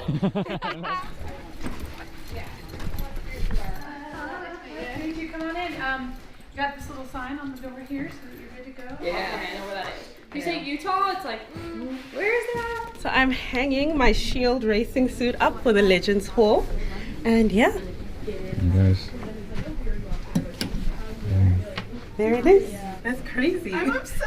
Oh, that's crazy. Oh my gosh. Are you proud of yourself? Yeah, that's so insane. Oh, A DirtFish. I'm so happy Thank you're you, here. Josie. That's so crazy. Now that you have two. Man, this one was right when I switched to Can-Am. So this was the 2023 suit. So this was like on my mission to get to Dakar when I did the road to Dakar. And then this was after I did my first Dakar, the second year when I was factory Can-Am. And yeah, kind of the dream started actually happening. We're at the DirtFish Rally School for the Women in Motorsport Summit, and we are hanging up my race suit against Titanic. He's also going to be at Tennessee, which is in 2 rounds time in our championship in the ARA. So that's going to be really exciting to see him competing here in America. It's so impressive. There's so many cool suits here. Lobes is around the corner, which is probably one of the coolest ones. But yeah, if we could get one up on this wall permanently sometime, that would be really, really good. How are you? Hello. Whoa. I always look at cameras, you guys. I'm like the worst. My mom's a photographer. I always like have this instinct to ruin her photos. So like I apologize. So how have you found crewing on this car this year? It's been really fun. So far it's been pretty good. I feel like we haven't had too many crazy things so far. We're in the shop workshop this weekend. Yeah, it'll be me and Evelina, but we're gonna be doing some demos, kind of just talking a little bit about our backgrounds and how we got into it and everything, and just hopefully a lot of Q&A. Something we don't have here. Oh, you don't need to do that. Neighbor cook. My background, I started how a lot of drivers do in go-karts. And then I moved up into open wheel. Tell you Hold on, Michelle. How are you going the championship? Currently in first place. I'm actually driving on an all-female team. So we're called 8. We're kind of kicking ass. So. They're beating all the boys. Yeah. Paparazzi. I mean, they're my hats. I love it. I'm obsessed. When you come to the Women in Motorsport Summit, you never know what you're going to get. No, that's perfect. When's the debut album, guys? I know! What are we calling it? It's double You've act. got donkeys, I've got horses, so we're like, yeah, we're halfway there. Simple. Look at mine. Mine's very. Yeah, look at that. Women in Motorsports! Nice. And cut. Thank you, guys. Have a good day.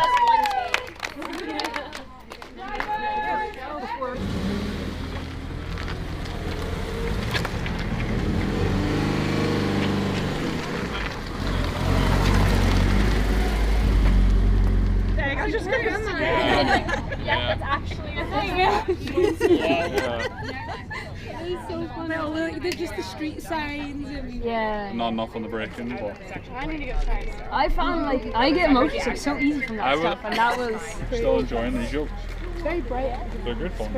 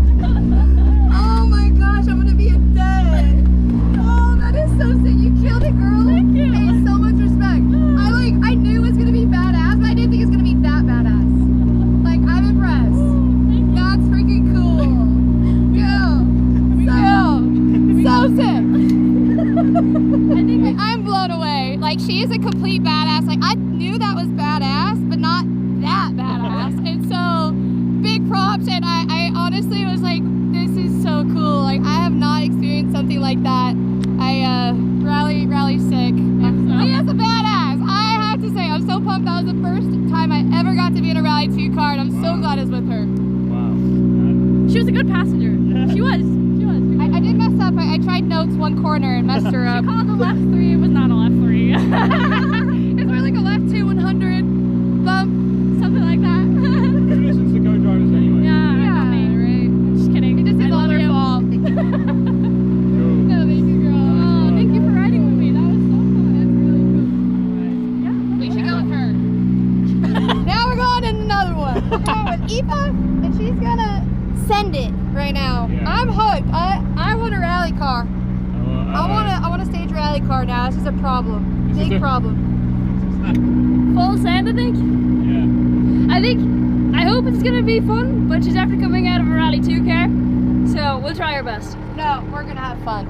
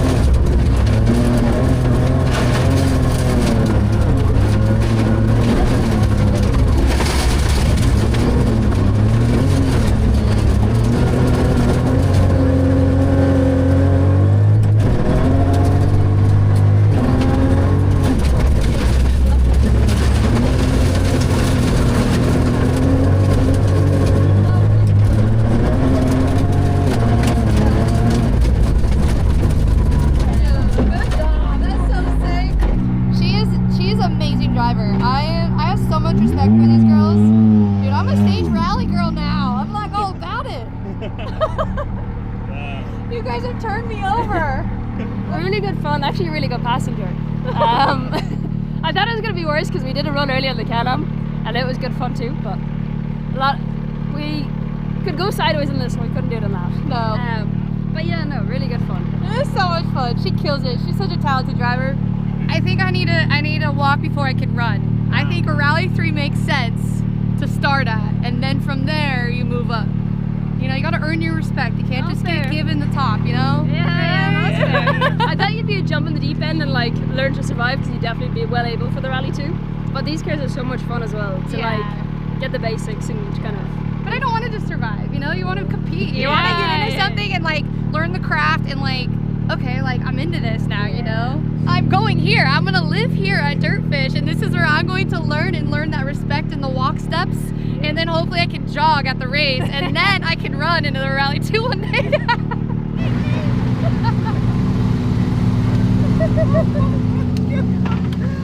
Oh my God, DirtFish!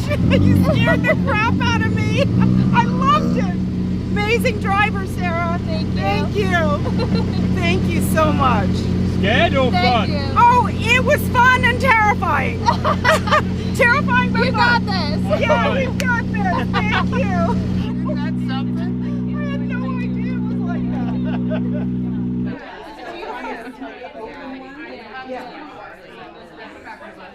like Who preferred passenger seat to driving? One. So that's your next co-driver. All right. Yeah, there you go. Nice. Ashton's There ready to we go. Drivers. Holy cow, what a day. This is so awesome. I mean, I know that some of you have car experience, some of you came in here with none. This is like exactly what it's about, right? Like we all came in here, some of us knew each other maybe a little bit, but none of us knew each other the way that we do now. Michelle and Sabra, this was their first time teaching in rally cars. Welcome back to the live stream for the 2026 DirtFish Women in Motorsport Summit. I'm joined by Sarah Price. Oh, you remembered this time. Oh, yeah. Last time we were at Goodwood and she was interviewing me and she asked me a question. I was so focused and I was like, oh, yeah, I'm supposed to answer questions. And the question was, what is your name? So we're already ahead. Well, we are just coming back to you from our lunch break. Thank you for letting us have some time to get some grub. Sarah's now got a Monster in hand and she's ready to power through the afternoon, but we decided to take a load off. Yeah, we're just chilling on the Can-Am and just talking and catching up. And, you know, Josie had to go break her back after she rode with me in the Defender at Goodwood. So took us a while to get her in the car. I feel really exposed right now, but that's fine. I'm going to let Sarah have this one. Sarah, tell us about your morning so far. You have been running your off-road workshop over in the off-road course over there. Tell us a little bit about the people that you've interacted with. Just how's it been? It's been amazing. And I think, you know, you have such a gift, I think, for bringing such a beautiful group of women together because the support here is just absolutely incredible. Like, you know, I spent a lot of time with Leah Block. We have Amanda Sorensen here. We have Aoife, Sabra, Michelle. Like, it's just been so much fun to hang out with them and ride with each other and get to experience each other's worlds because we're coming from all these different worlds and you're the one bringing us together. Like, it's pretty cool. So props to Josie, everyone. She is the mastermind behind all of this right now. This is not how this interview was supposed to go. Sorry. I just think she's so great. I'll pay you later. But no, it's been fun. Our off-road group's amazing. We have Rebel Rally competitors. I'm getting to show people like the differences between a rock crawler, an off-road machine, and a very capable off-road machine like the Can-Am. And we got to do some demos and some donuts, and so that was really fun. But it's really awesome to share this with people and get to just educate them a little more. Yeah. What is one thing you want people to know about your niche of off-road? I think that off-road is the ultimate freedom in a vehicle, period. I think you don't get that freedom unless you're an off-roader or you're in the desert, in the middle of nowhere. That's the places that off-road can bring you. And the family that it creates. Like, I started in off-road because I was doing it with my family. So it's a very family sport. It's very accessible. You can just do it pretty much anywhere in America, and we're so lucky to have that, which I didn't know until I traveled around the world, how lucky we really are in America to have all these recreational areas. But yeah. And you were telling a story this morning, and I just love this story because one of the things about Sarah that everyone who knows her knows to be true is that Sarah doesn't quit. It doesn't matter how hard it's getting. It doesn't matter how dirty it is. It doesn't matter how mud-soaked your boots are. Sarah just keeps on. And one of the stories that you were sharing this morning is when you were stuck out in the desert overnight at Dakar. Oh, yeah. Being stuck out in the desert in Saudi Arabia is not ideal. Not the place you want to be staying the night, but I did. And, you got to roll with the punches. You aren't going to always have great days in racing, especially in racing. And I think that goes in life, right? It's not just in racing. And this is the greatest thing about racing is that it teaches you how to take things with such a high level of stress, passion, emotions, the grit you need, the drive, determination, hard work it takes to actually excel. And, you got to take the bad days with the good. So yeah, staying out in the middle of the empty quarters in Saudi Arabia was not ideal, but we made it out and we were fine. And you were fine. You're here to tell the tale. Yeah, which is what matters. Another thing that we talk about a lot and that you sort of brought up in one of your workshops this morning is the mental fortitude that's necessary for, I would argue, any sport that you're competing in a very high level. Yeah. But especially in motorsport and especially in off-road because the conditions are just so remote. Yeah, it's forever changing in off-road. So you can be as prepared as possible, but you're never going to be prepared with whatever gets thrown at you. There's stuff that happens that you would never even expect to happen ever in racing. And so it's just having that grit about you. And these are my 2 life lessons. One is get over it, because if you don't get over things and you're just dwelling on what just happened in the past, you're going to mess up right now or in the future. And 2, figure it out. No matter what, everything is figure outable. So just figure it out.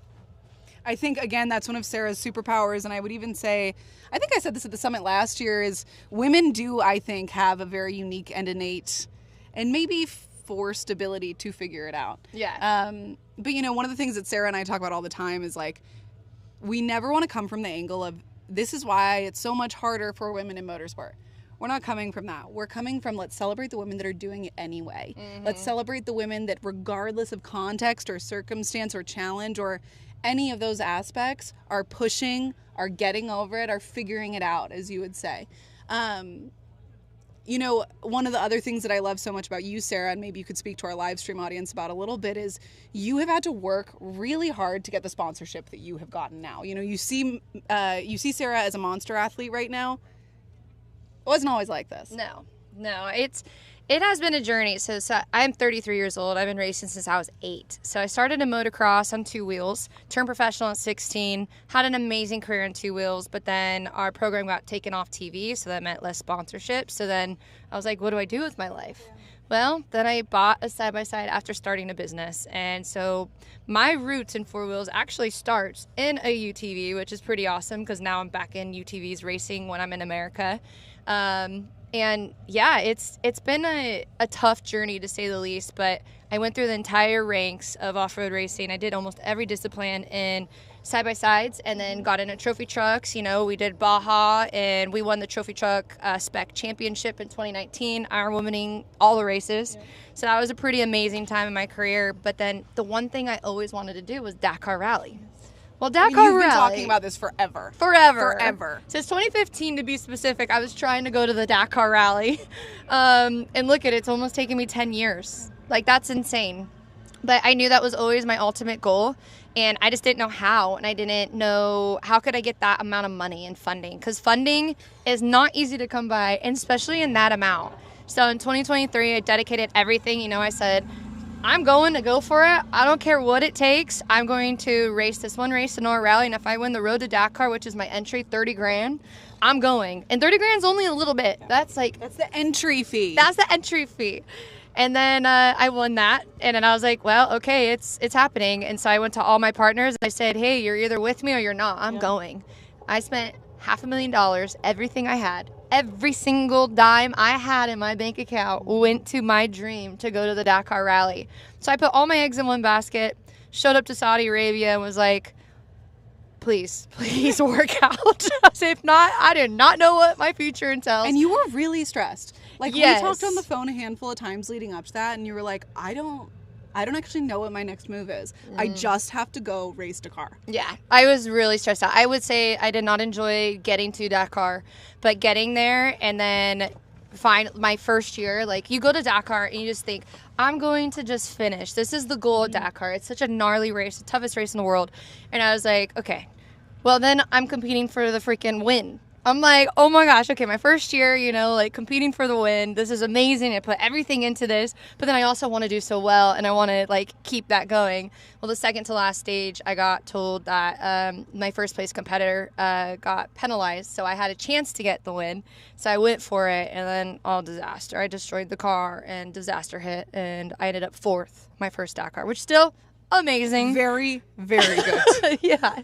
So I was really proud of it, and I ended up going back for a second year, and now I just finished my 3rd year with Defender Rally, full factory, manufacturer-supported ride, and just goes to show that dreams do come true. And I think, especially if you can bet on yourself, that goes to show that you're worth betting on for other people and for other companies. And so, yeah, I'm kind of like the success story of it happening, and I'm not to the point where I want to be yet. I want to win Dakar. But after that, you know, we'll see what happens. What does that mean? Are you hinting at an even bigger goal, or are you hinting at retiring? No. I don't think I'll ever retire. That's what I thought. No, but when I win Dakar, I'm like, what's the goal after that? Oh my gosh. And you have to have one. Like, it's so important to have one huge target that you're pushing to. How do you, and then I know we've got so many other great things to cover on this live stream, so I'm going to set y'all free, but how do you keep coming back when after picking up the phone, sponsor after sponsor after sponsor, and they all say no? You know, you can't really let it get to you. I think, you know, rejection is part of it, I think, in anything. So even in business, you know, like you're going to get rejections. You're going to get a no's to something. And I think you just can't take it personally. You just got to be like, all right, that's fine. Like, keep going. Because if you let that get to you, once again, get over it. Yeah. If you don't get over it, you aren't going to progress. You can't move on. No. So you just keep at it. And it's like sometimes you get tired. Sometimes it's stressful. And sometimes it's like, but if you just keep at it, I promise you, no matter what, there'll be a light at the end of the tunnel. All of those words coming from the girl who says that she just started, you know, doing some silly little bike things. Sarah Price is a factory driver for Defender and Can-Am. So she's here. She's at the DirtFish Women and Motorsport Summit. Thank you so much for being here. You're an inspiration to everyone, and to me personally. You're my sister. I'm so grateful for you. Thank you for tuning in. We're sending you out. Bye, guys. Hi, everyone. I am here at the Goodwood Festival of Speed, about to have the wildest experience of my life, which is hopping in the Defender D7 XR with fellow DirtFish Women and Motorsport driver, Sarah Price. I'm nervous. Obviously I'm very comfortable in a rally car. I'm not the greatest passenger to begin with, so to be a passenger in this type of rig on this type of course where you're sideways and jumping, we're just gonna see what happens. So when you're out in the desert, you have AC? Yeah, I guess you need it. How does this work? Is this a shift lab? Yeah, it's one hand. So is it sequential though? Yeah. Wow. Everyone was actually really surprised that I was coming to do this because they all know that I'm a terrible passenger. Really? And like, if I can avoid it, I'll never sit in the passenger seat.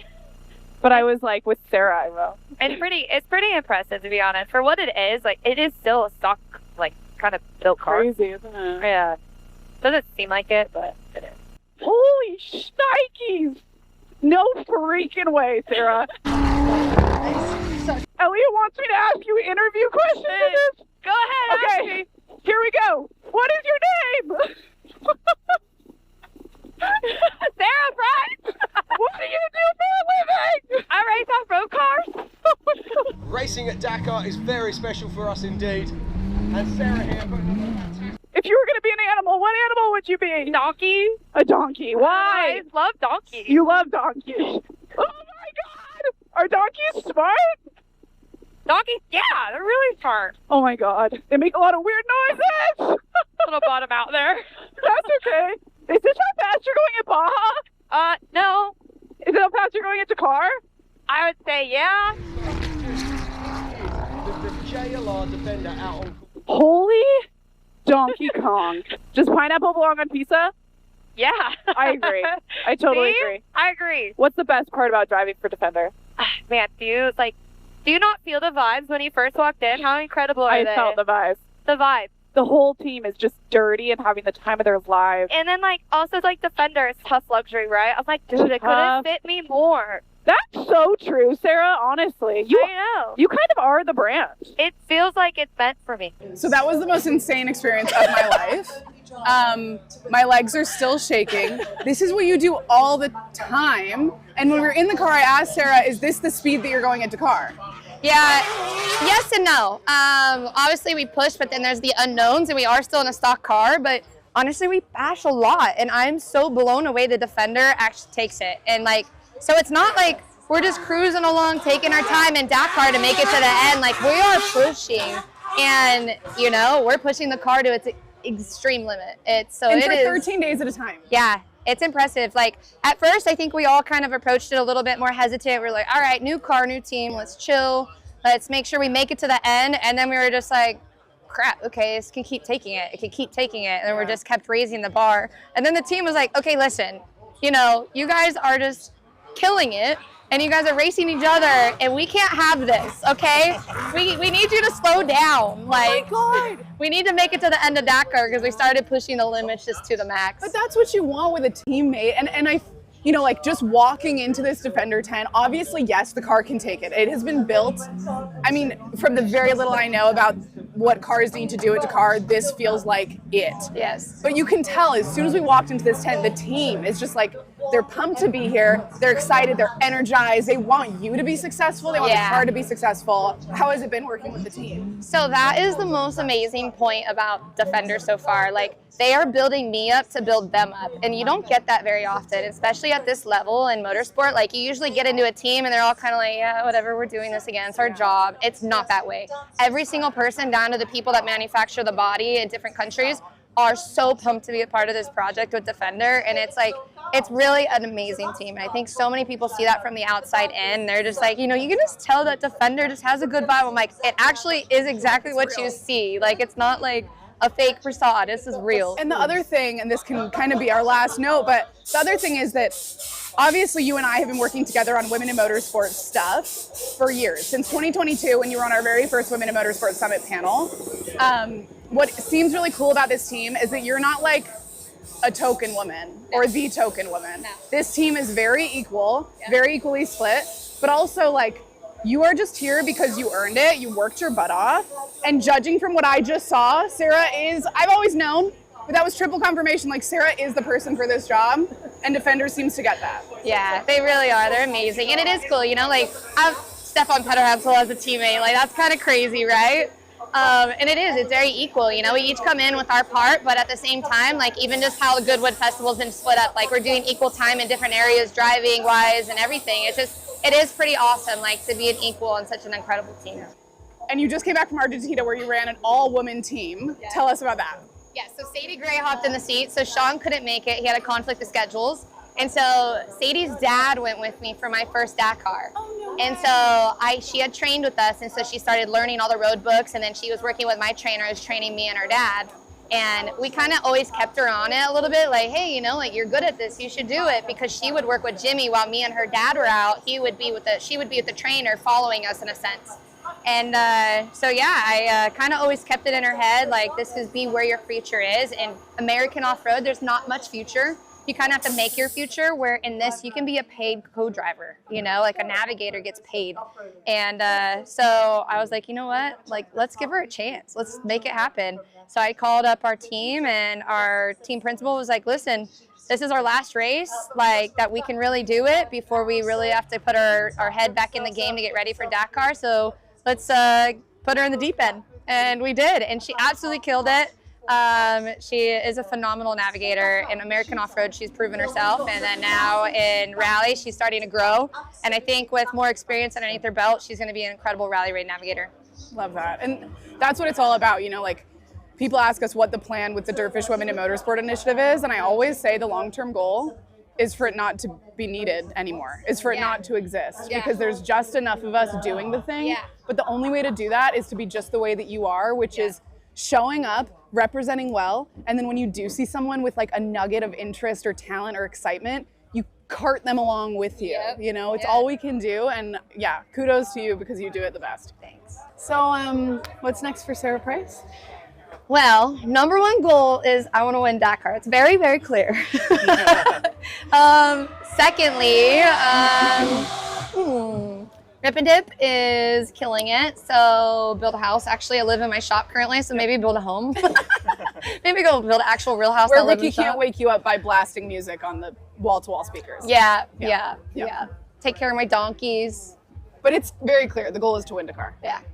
You're going to do it. That's the goal. That's the goal. Heard it here. Yeah. All right, everybody on the live stream, thank you so much for sticking with us here. Some exciting things are happening around me. There's a lot of moving pieces every day, but right now you are also seeing many moving pieces on a car itself. This is the Motion State Rivian arm car. All electric, completely custom built by Motion State and Rivian as a group effort. Look at this thing. This arm, oh my goodness. Honestly, it spooks me. This is like the top tier of automotive, film, advertising, all of that technology. This is the way you want your content captured. And now we can do it. Whoa! Look at that. Okay, show off. And you'll notice that the woman, oh my goodness!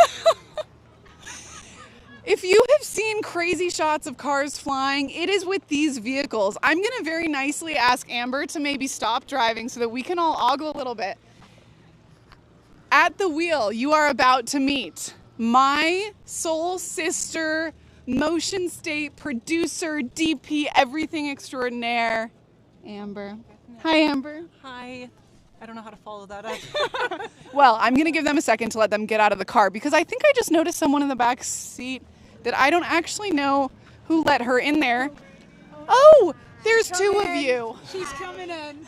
And there's someone in the trunk. Hi. Yeah. Hi, how's it going? Welcome to my office. Yeah, we got new jobs. What are we working on here?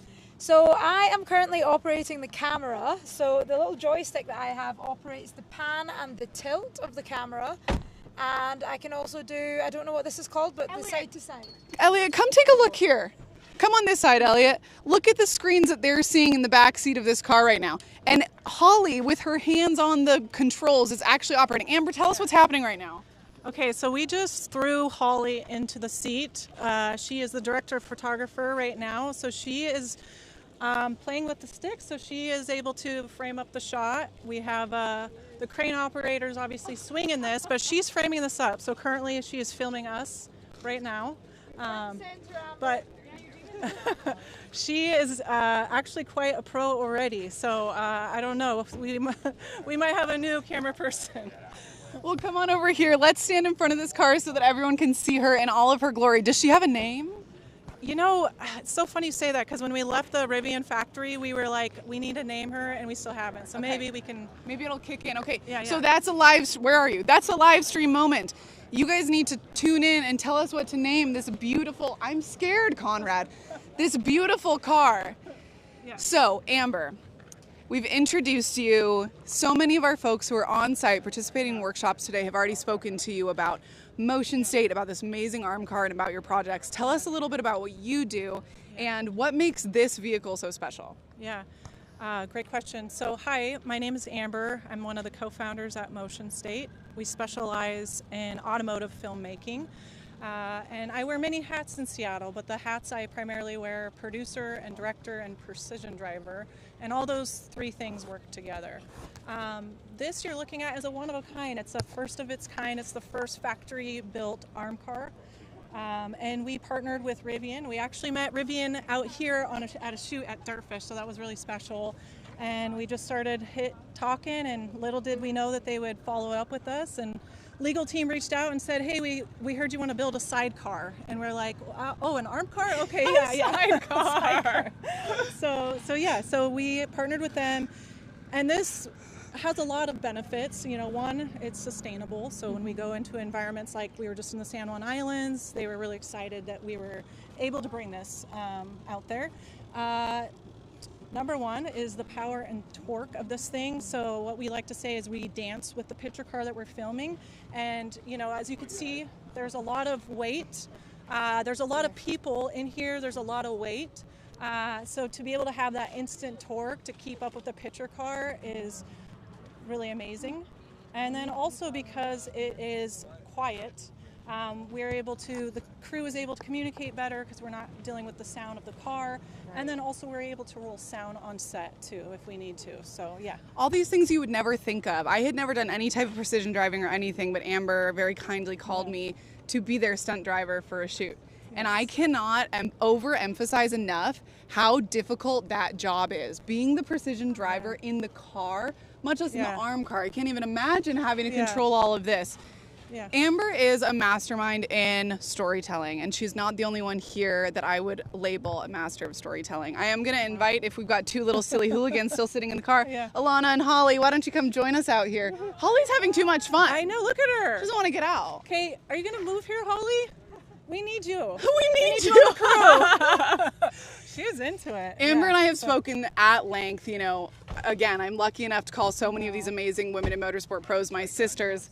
But Amber and I have spoken a lot about how do we get more women into this industry? How do we get more women behind the lens, on the tech side? You know, Conrad over there built this car. How do we get more women engineers? All of that incredible stuff so that we can continue telling women's stories. On my left, I have two people that need no introduction, but of course, we've got Alana Scher of Car and Driver and Holly McRae of McRae Media. Tell us a little bit, obviously you've been speaking to some amazing fans and guests today. Tell us a little bit what you've been sharing with them. Well, we've been talking a little bit about our own entries into the jobs that we do, and we've been talking about the similarities and differences of the way that we're storytelling, because all three of us are storytellers. That's a word that I feel like, film people use a lot, but it is true, like whether you're doing that on social media, whether you're doing it in traditional print media, whether you're doing it for marketing and video reasons, you're helping tell somebody's story. And all of us have more in common than we do different, even though we're using different media to tell that story. So it's been fun to compare notes. Well said. I love that. It's completely true, and it's important, I think. I always tell Alana that the reason that I find her interviews so inspiring and so intriguing is because she asks brilliant questions, creative questions, and then the follow-up, the art of the follow-up question. So thank you for sharing that with us, and the importance of really getting people's stories right as well. Holly, tell us a little bit about what you've been sharing today. I've been sharing a brand new career. No, I think what just happened there is a prime example of why this is so important today. We've been stood just over by the gazebo chatting about media all day long, and I've been looking at this car and listening to Amber talk about it thinking, that is incredible, that is so cool, wow, what a bit of kit. The moment you actually sit in there, and I had to move the controls to sit on that seat, and then I was like, okay, what does this button do? What does that button do? And automatically you're then just engaging with the sport in a way that you wouldn't do otherwise. And that was so much fun. The unexpected little bits of fun that you can find throughout the day has been so incredible so far. I love that. And Holly has also been speaking at this media workshop about how she shares stories, how on event, which oftentimes is very stressful, you have very little time available to you, and you have drivers that may or may not want to be interviewed, which is something that both of you have dealt with. I have also been watching you while Alana and Amber are perhaps speaking or sharing their stories. Holly's running around getting content, and you don't even notice. She's like a little stealth ninja running around. She does it. I don't know how she does it. But you also, tell us some of your pro tips about, especially on event, capturing the really important moments. I feel like there's something to be said for being really present during the events, because we were literally just talking about prep and having to have a plan and having an idea of what you want to get from a different rally, but you can get so wrapped up in that plan that you miss what's happening right in front of you. So I think being able to be okay, this is the plan, it could go out the window in a matter of minutes, and you just need to react to what's happening around you. And working within the social media realm, a lot of what I do is on my phone, which makes it really easy to just run around and get into different places quite quickly, film different things.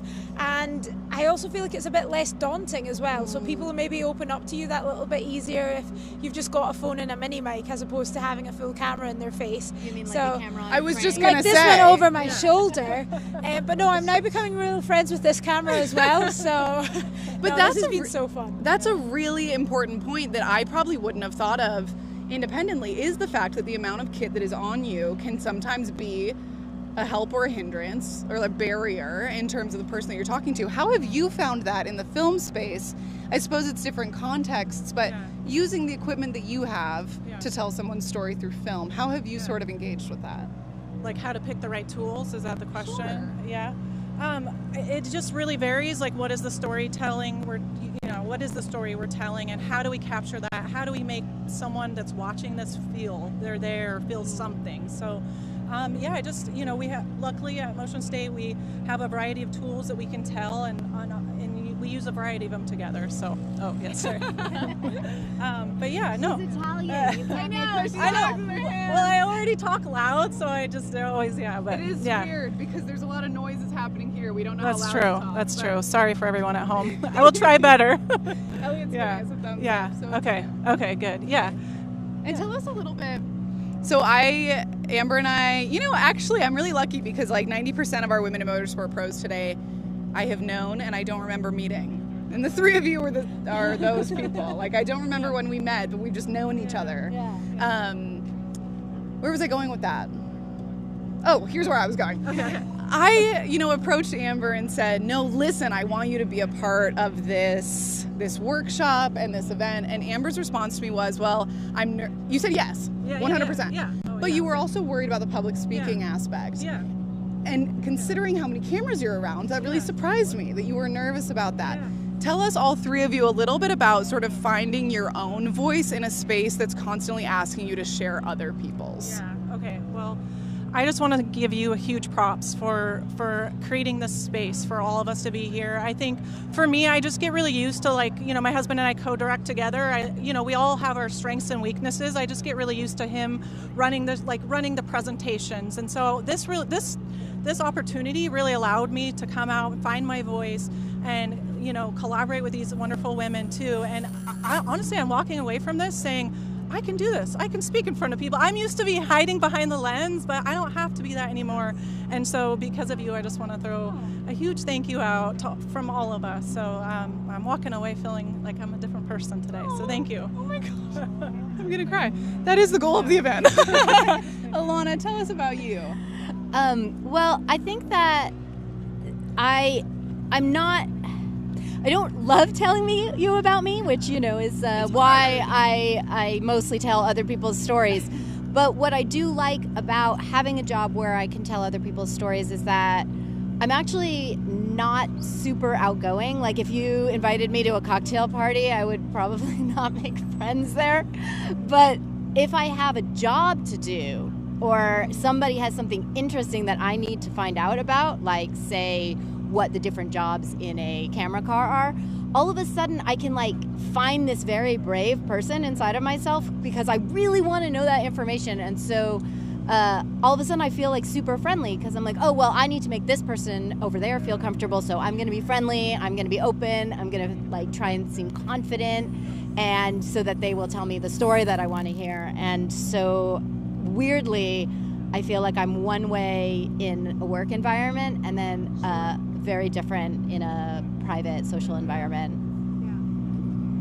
No, this is a conversation that we had during workshop 2, I think, was the whole confidence game. And I had said that growing up, I was like the least confident child in the classroom. I didn't want to speak, I didn't want people to look at me. The only thing that really would get me out of that comfort zone a little bit was like musical theatre. I enjoyed singing and dancing and taking on a character, but I had zero confidence when it came to just being myself and having people look at me as Holly McRae.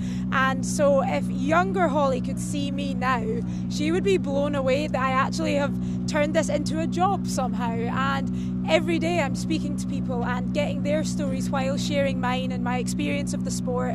And I think it just proves that, like, you can overcome so many boundaries. I think as women, there's more boundaries to be overcoming and maybe more voices in the back of your head. But something that I'd shared with the second workshop was that the butterflies and the nervous feeling that put me off doing things for so long, I've now turned into the reason to do those things. And a teacher of mine at school once said, butterflies just prove that you care.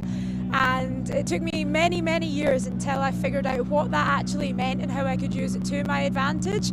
But yeah, it's turned around massively, and being able to now be involved in a sport that I never thought I would really engage with in my own merit, and being able to do it in a way that I would have never dreamed of doing years ago, is something really special, and I'm really enjoying sharing that with everyone here today. Amazing. Thank you all. I mean, you know, I'm lucky enough because I get to be surrounded by these amazing women all the time. But I'm learning every single conversation we have. And this conversation right now, I'm being reminded to be brave with sharing, with building community, with trying new things, with, like Amber said, you know, going, you know, for you, it's going in front of the camera instead of behind, like pushing our comfort zones and really expanding ourselves. And that's exactly what this community is all about. So thank you three for being a part of it. If you're hearing background noise, it's because Rally 2's and Rally 3's engines are on, and that means one thing. It's demo time. So demo number 2 is about to start. We're about to get some cars running live. Really bummer news is that Amanda Sorensen's drift car unfortunately blew its engine. So we might not have drift cars, but we have a lot of rally and off-road excitement. I need to go do some things over there. I'm gonna hand it back off to our live stream team. I'm gonna leave it with Holly. Mate, I don't get to go play with the camera again. I was gonna say, can we film? You're now the DP. Yeah. Yes, let me film the show. Well then, Holly, I'm leaving it with you. Thank you all so much for tuning in. Stay tuned in because we are about to start our driving demos and you don't want to miss the drama that I'm sure will ensue. 2 microphones. Okay, so we're ready to get demo number 2 underway. I don't quite know where the time is going today. I feel as though it wasn't very long ago that we were getting demo number 1, but it is just happening one thing after the next. Oh, it's a media takeover! Co-host. It's a media takeover. Unreal. Okay, I'm gonna try not to swear so much. Want to get ready and set up? Yeah. Let's we get getting you inside in the position. car? Yeah, because like all of our crews going over. Yeah, because I'm gonna direct. Which, you know. I'll be filming from outside the car. Okay. Do you want somebody to film inside? Because it's real cool what she's doing. It could be. Sorry, could we ask you to stay out? Yeah, I can stay out. Sorry. Oh, I am live. Okay, so while we're getting set up and Holly starts her new job as the camera operator, she's not running the arm, by the way. She was worried about running the arm initially, but she's only running the camera up and down and side to side. And then we have an arm operator who works separately from the camera operator. So if you've ever wondered, these jobs are separated. And so she's getting set up to do that. We're gonna go watch the demos and see how well Holly can keep the car in the screen. And that's her job. Yeah. In the meantime, all of our folks who have come out here are getting set up to go watch. It has been so fun to talk to people. You know, we're doing the workshops, but everyone who's come out here is amazing. Come out and is asking us questions when we go back to them and we're like, hey, what do you do? They're mechanics. They're in school for mechanical engineering. They're writers. Somebody's written a romance novel about F1, which I cannot wait to read. There are artists. There are people who are like athletes. So it's really incredible to see who's out here. And also it's been really great for me. I feel really optimistic about the future because so many people have either taken driving classes, are starting their own race teams, or are planning on it. So that's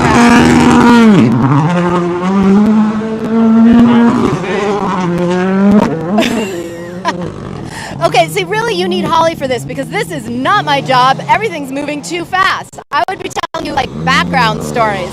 All right, so that's Sarah Price. She is clearly off-road capable in that Can-Am. This is a tiny little course for her, and that was a tiny little jump for her. All right, there goes Aoife. So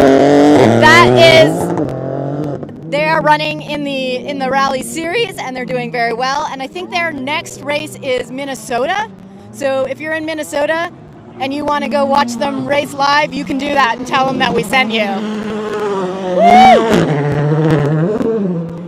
All right, Leah Block knows how to send some mud. Headed this way. I think the goal is to see if we can actually get a rooster tail onto the audience. Would you guys be mad if we get rooster tailed by Leah Block? See, they're such good sports.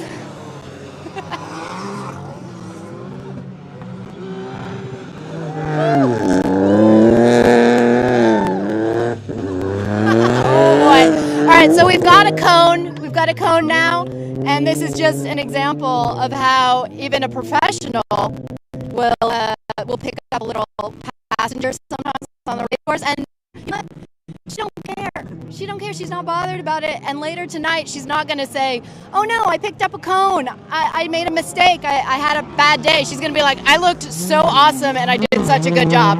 So this is the confidence that we want you all to have.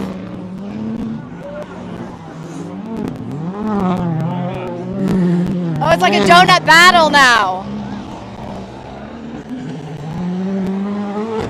Sorry, I know I'm supposed to be talking, but I'm too excited watching it because this is the first time I've got to see it.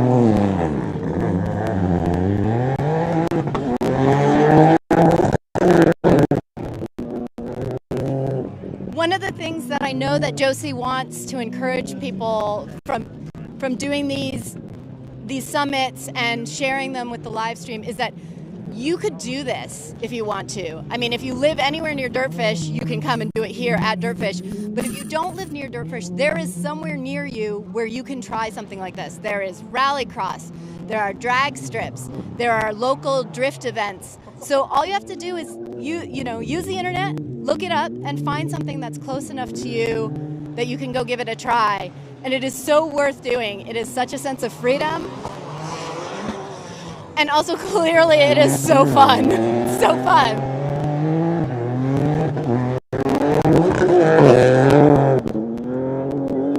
So it looks like Aoife and Hannah lost the cone, which is good. I don't know where it is now, but it was a brave soldier and it did its job.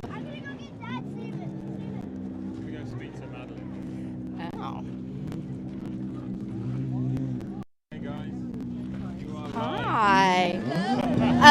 Okay, I have a question for you guys as mechanics. When you see the action happening, and you see the car picking up cones underneath and like really ripping, are you proud of the car that you built, or are you like, oh no, don't hit that? Oh yeah, 110%. I mean, seeing her send it, I'm like, okay, all that hard work is going to use. She is abused it, and it makes me so happy to see. All right, so you're watching your child do what they were born to do. Oh yeah.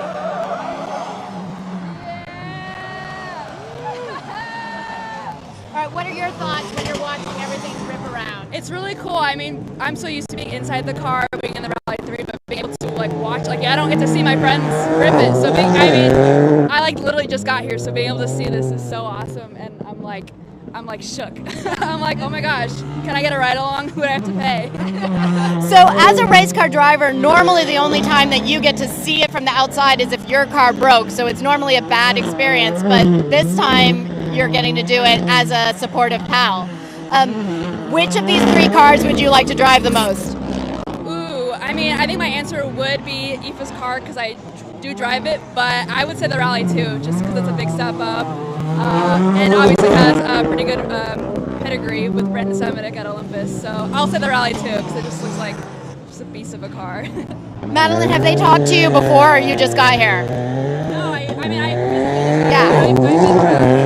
Okay, in that case, for our live feed, tell the people who you are and what you do. Yeah, so my name is Madeline Tabor. I am a 3rd generation rally car driver. This is my 2nd year in the ARA National Series. I am also driving a Rally 3.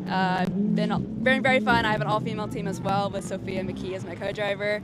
And yeah, we just have so much fun. And this is my 5th summit year. I've been every single year, and every single year I just have so much fun. Sorry if I'm yelling. And yeah, this is always a highlight of an event to go to, and every year Josie just keeps reinventing, I don't want to say reinventing the wheel, but she just keeps elevating the experience, and this has been really fun, just with the hands-on experience. So. Absolutely. She has knocked it out of the park with this one, because I have also been to all of them and they've all been incredible. And we've normally had panels where she's done a really good job of interviewing people, and we've got to meet people who are absolute heroes. I mean, the year that Michelle Mouton came here, I cried because it was so important to me to meet her and to hear her story. And we could keep doing that because it's so great to hear the stories of women in motorsports. But what I think that Josie's done here is, instead of sort of putting us in a position to be like, oh, we're women, this is what it's like to be women, she's brought all of these women together and been like, let's show everyone what you do. We don't have to tell people that you're women because we've already established that. And we don't have to go over the same things of being like, well, it's a little bit harder to be a woman because we've already established that too.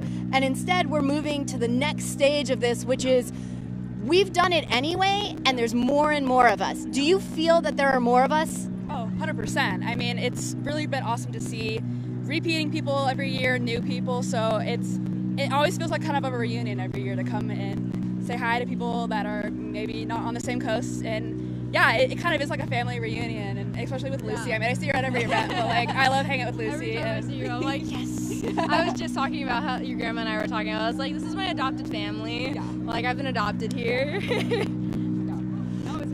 Do you guys see more women at the races involving themselves as mechanics and as drivers or as crew people?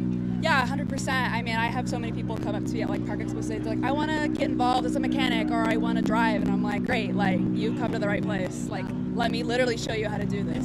So, like, yeah, like, we're all about putting you where you want to be. And I think Rally is just really inclusive in that way of wanting to put people, like, figuratively and literally in those seats. And I think especially with this, oops, let me just get ran over. I think being able to be very like proactive through this summit is really awesome. It's awesome. Thank you so much for talking to you about this. Do you want to go look at that car that just came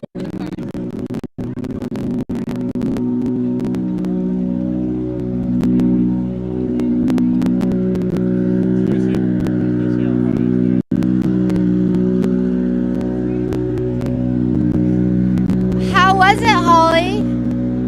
Did you do an incredible job? Currently, Amber's trying to recruit Sarah to drive the car so that she can sit in the back and we can do this again. That was so much fun. And not to toot my own trumpet, but I think I got a good shot. I think I did.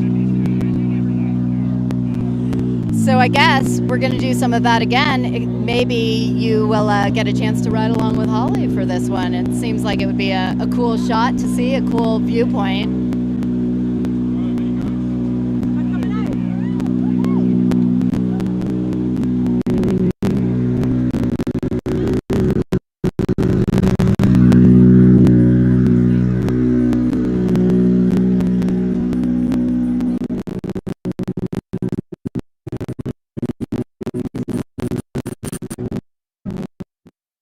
Hey everyone, Michelle Miller here, instructor at DirtFish Rally School and professional co-driver. We are having such a nice time at the DirtFish Women in Motorsport Summit, where I'm part of the co-driving workshop.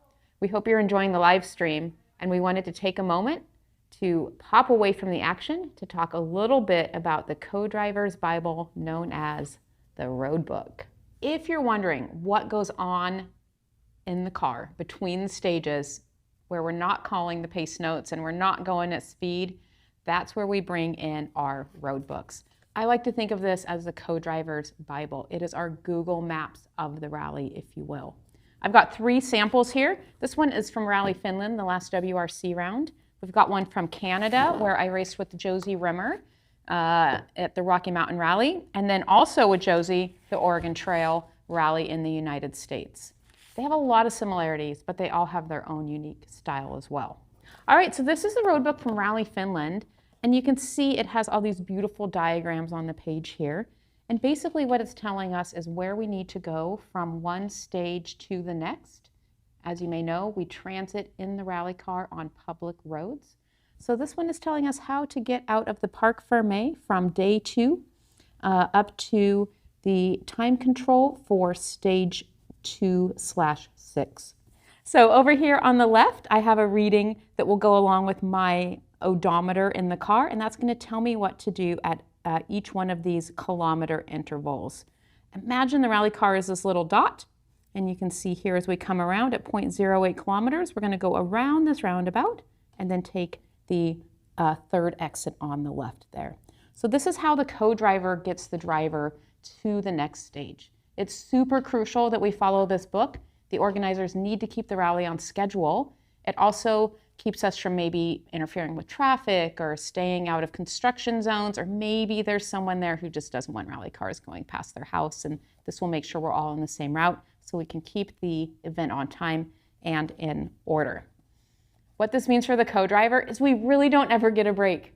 We go from calling the pace notes on stage, rapid fire, getting the time card out, getting our time, immediately we open up this book and get our rally car to the next stage start. So not only is this super helpful getting us from one stage to the other during the rally itself, we also use this to help guide us on the reconnaissance. Now obviously when we're on the stage we're calling the pace notes and that gets us through, but we need to know where to go on the reconnaissance as well. So they provide, again, a kilometer reading and every single junction that we're going to see on the recce and direct us which way to go. So while we're sitting in the recce car, driver's looking at the road, calling the notes. Co-driver has this on their lap as well as the pace notes, and they're keeping track of everywhere that we need to go so that we don't get lost on the recce. There's nothing worse than missing a junction and riding a mile or a couple kilometers worth of pace notes and then having to go in reverse and figure out where you would pick them back up again. So super crucial that we stay on this during the recce as well. So one handy thing in the Finland road book, and we do this a lot here in the US as well, is they have these alternative routes. This is super handy. Sometimes a stage has to get canceled for whatever reason, and now we know how to get from one place to the other, still following that nice same order so that we can make sure that the rally moves as quickly and efficiently as possible. So you can see they put some nice maps in there for when we might need to move to a stage outside of the traditional road book. So every sanctioning body does a road book a little bit different. This is a great example from one I used at the Oregon Trail Rally with Josie. This is the road section. You can see I've gone in before the event and I've highlighted every single junction just to make sure I don't miss anything, which is super helpful. Sometimes we start talking about how awesome the driving was on the stage and we'll get a little distracted. So this just keeps my eyes looking where they need to go. And we actually ran this route twice. So every time I went through, I just crossed off the section that we're at to help me stay on track and make sure that we get where we need to be on time and that we stay in the right place. There is a bit of a penalty for going off route, so we definitely don't want to do that. Now when we look at Canada, their book looks a little bit more like what we've seen in Finland. And again, this was a rally I'd done before, but it had been a few years, so I actually went back and looked at my pace notes from the last time I ran it and pulled a few notes from those pace notes into the route book so that when we ran the reconnaissance, I had a few little heads up that, you know, this section here, they changed it. There's a different junction, really rough here coming into the bridge.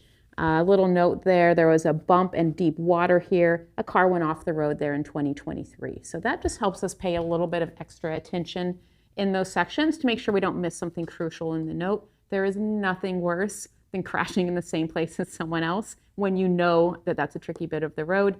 And things like that definitely help us write better notes so that we can keep running the rally. All right, so there's your little mini workshop on the road book, the co-driver's #1 tool for keeping our driver where they need to be at all times. If you want to learn more about driving, co-driving, mechanics, I hope you're here today. Visit us at the workshops. But if not, stay tuned to the live stream so you can see all the wonderful things that are happening here today.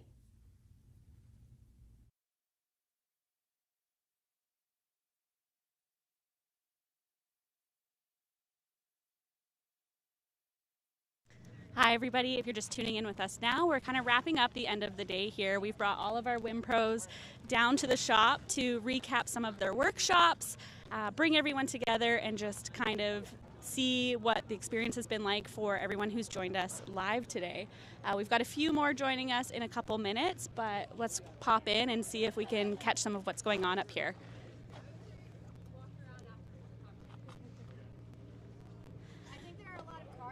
So we've got Holly McRae, we have Amanda Sorensen, Leah Block, Michelle Abadi, we've got Elena from Car and Driver.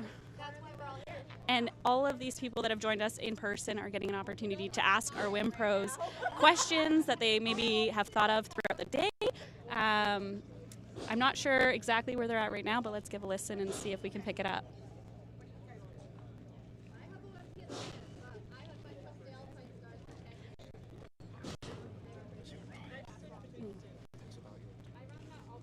So we just wrapped up demo rides. We had Aoife Rafferty and Hannah out in the Women in Motorsport DirtFish car, Leah Block out in her rally car, and then I was lucky enough to do a ride along with Sarah Price in her Can-Am side-by-side. That was my first experience ever doing something like that. I came out a bit dirty, as you can see from Sarah's suit. It's a little muddy out there, but she's a wild woman. We had so much fun just ripping around at donuts. I think in the middle of our run, I said, this is peak girlhood. It's out there having fun. All inhibitions are gone. She's doing what she does in her zone of genius and just kind of giving me the time of my life, which was amazing. There's nothing like the experience that DirtFish puts on here, and these women are truly, truly masters at what they do.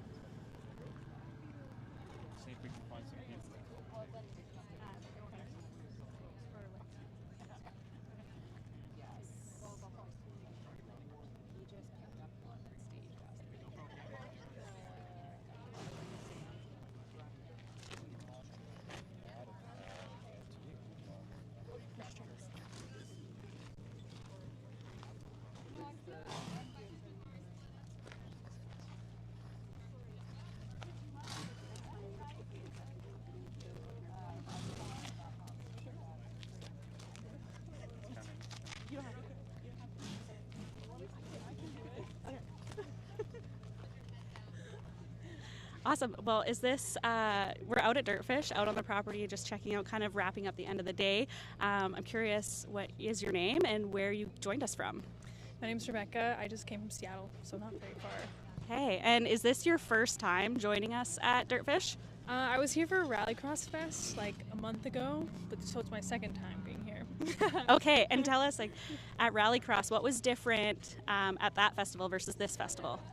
Well, I mean, there were like 250 cars at that one, so it was quite like a production. But I think this is really nice. I mean, I met a lot of people there that I actually saw here today, so there was some fun overlap there. And it's like really nice now to get to like walk around. Things are a little bit calmer than they were at that time. Like I was racing, so there was a lot going on. It was like kind of chaotic, and so it's kind of nice to like talk to people, wander around, you know, get to meet a bunch of really cool people. So. Awesome. Was there like one specific workshop or person that you were really excited about coming to see today? I didn't have anything specifically that I was like hyped on. I was really interested in the rally cars because that's just something I think are really cool. So I think that was probably like my number one thing. But it was kind of just like everything. I was just like, I want to talk to everybody. I want to see everything, you know, do whatever I can. So that's amazing. And are you a driver? Well, as of one race, yes, but... Okay, so yes, she is. Yeah, I don't know if I can claim it yet, but I've tried it. It was really fun, and I plan on doing more, so maybe future driver. Okay, that's awesome. Well, thank you for joining us. I'm so glad that you popped down and came to the event. This is awesome. So much fun. Thank you. Straight into another one. Okay.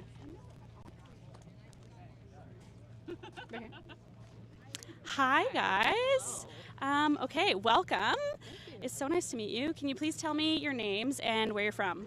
I'm Natalie, and I'm from Washington State. I'm from here. I'm Anna, and I'm from Boston, but I moved out here about 7 years ago. Okay, and what brought you guys out to the DirtFish Women in Motorsport event today? Women in Motorsport. We're here to take photos, capture memories, and have a grand old time. Yeah, I've been connected with Josie through my other shop. I manage a vinyl shop, and so that's how we got involved today. But yes, I'm a photographer today. That's amazing. Is there any big like takeaways that you guys got throughout the day that maybe were not what you expected, or like a bucket list item that you were like, I've always wanted to learn about this? Is there anything that kind of stuck out for you today? I wouldn't say maybe anything that stuck out to me, but I do really appreciate that they had both drivers and techs here. That's always nice to be able to see behind the curtain. So. Yeah, behind the curtain, behind the scenes, I'm here to capture that. And I think the biggest takeaway is just doing the dang thing. Just show up and do it.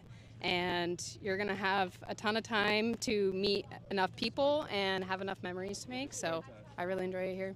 Okay, you took the next question almost right out of my mouth, because I was going to say, for somebody that's watching at home who maybe hasn't put the effort in to like get here yet, or it's been a bit of a barrier, or it's been something that's on their list that they want to do, what would you tell them? And we'll start over here because you just answered part of that question. I mean, you should just come. I don't know. It's a very welcoming community. I know being a woman in the motorsport scene can be kind of weird, and then I work at a shop, as I mentioned, and it can seem pretty intimidating, but the community is there and people are actually pretty excited to have you. So.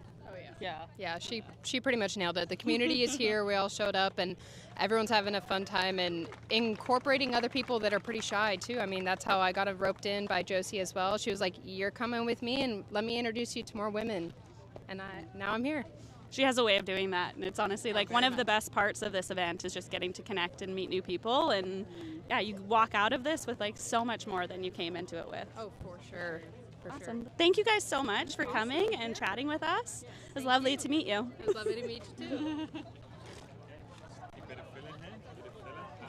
Talk about. Okay, guys, so we are just doing a little bit of a break here as fans are starting to walk around and get some photos with some of our WIM pros. They get a chance to meet here. We have a couple of our pros. We have Dr. Cheech. Is that the way to say it? Yes. And then we have Girly, who is our sim specialist. And then we have Dr. Megan. Yeah. So we're coming. Okay. They're coming with us. We're walking. We're talking. So doctors, I would love to hear a little bit about kind of how your sessions went today. If there was anything that stood out to you guys from the attendees, maybe questions they asked or anything like that. Okay. I think overall just learning about the impact of period with training and what that looks like for the difference in intensity for strength and endurance along with their nutrition during that. Mental health wise, I'm going to turn this over to Dr. Cheech, but there's a lot there. Yeah, absolutely. Something that I learned was that we don't speak enough on mental health, and so talking about visualization, pre-visualization, race day techniques that can keep us in the flow, and especially in our flow state, was super huge. So some of the questions directed towards that area, was really happy to be able to guide folks in that particular domain. So.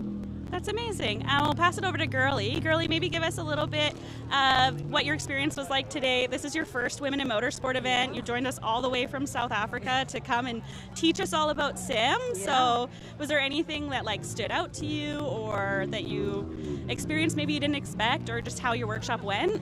Yeah, the workshop was amazing. It went really, really good. I think the whole general vibe, everyone was so enthusiastic. Everyone was so willing and open to learn. I think, it was such a great experience being able to teach everyone about all the opportunities that sim can open for everyone else. I don't think a lot of people know all the opportunities that there are, and also how sim really can help develop your skills, and also how it translates from sim to an actual rally car. Also, I don't think a lot of people understand how it actually works, how it feels also going onto an actual sim. A lot of people were like, I didn't realize how hard this actually is, So I think that was actually very interesting to see how different it was for other people to experience also the direct drive, the Logitech, and also the motion sim. Yeah, this was your first time in a motion sim, right? Yeah, it was my first time in the motion sim, and it was also my first time also like helping people actually really learn also how to sim race. It was a lot of fun. I had a great time also teaching everyone and seeing all the reactions from all the ladies. That was so much fun. Such a thrill. It's amazing. Well, we're so glad that you guys could join us and share some of your expertise and knowledge. It's an honor to have you guys here at the summit. Yeah. I hope that you had an amazing time. It was fantastic. Thank you for having us.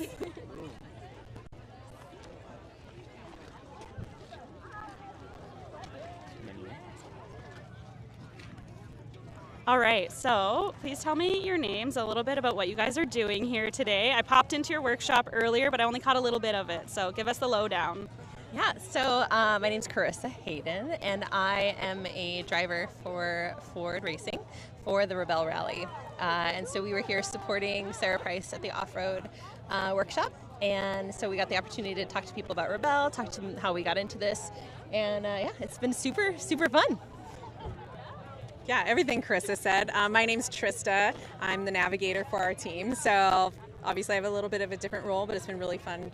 Just a lot of women have asked how we even got started or where do you begin, and we really jumped into this 5 years ago, not knowing anything about off-road, map and compass and everything. So it's really fun to be on the other side, telling people no, really, just hop in. So get going. You don't need any experience to jump into what you guys have jumped into. Well, I don't think I would recommend it, but that's our route. But that's what you did. That's what we did. And we kind of approached it as one of these I'm going to do Ironman, or I'm going to climb a mountain someday. We just heard about the Rebel, and Carissa was very much we've got to do this someday.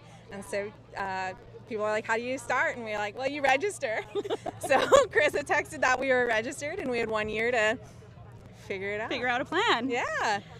So from your workshop today, what's the best question you got, or the one that stood out to you the most?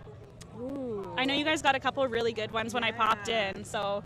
Yeah, I don't know. I think just the question about what was the hardest thing out there, and I think hearing Sarah's perspective of the things that she's done in the Dakar is just truly inspiring, and I feel we carry a lot of that in our ethos when we go into our rallies as well. It's just you're only as weak as you make yourself to be. I love that. We are all about being the strongest person in the moment that we can be. So no matter what happens, it's not going to be the end of the day, and we're just going to hope that it's everyone else makes mistakes too. So at the end of the day, you remind yourself this is for fun, right? Yes. Sometimes you need those reminders when you're in the middle of it. This is fun. Yeah, you're not going to do anything like what Sarah's talking about, what we do, where you're in it for, she's doing Dakar for 15 days. We're on Rebel 8 to 10 days, depending on the year. You're not going to do something in endurance where you don't have to suffer well. We just don't know which way we're going to suffer well. So hearing Sarah's stories, you don't know if there's going to be something that goes out in the car and you need to camp in, the sand dunes of Saudi Arabia, or if we're going to make an error or have something go wrong point-wise. So you just don't know what your endurance needs to look like that day, but you're just ready to like buckle up and suffer well. I was going to ask you what you would say to somebody who's interested in getting into this and they're watching from home, but I think you summed it up pretty well, unless there's anything else you guys want to add to that. No, we're just so open. I just think I want people to know, like, yes, we came into this 5 years ago, just like, oh, let's just see how it goes. It went really well. We're naturally a good team together. And it was a lesson of leaning in, say yes.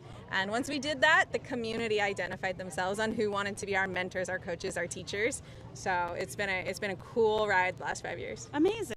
That's wonderful. Well, thank you for joining us and sharing your expertise today and being out there to show off your car and talk all about your experience. And I'm sure you've inspired some people to just register. Yeah, just do it. No, thank you. It's our pleasure. Thank you. Thank you. Okay, so let's go see if we can find anybody else and figure out what's going on around the property. I'm another rebel, so it might be repetitive.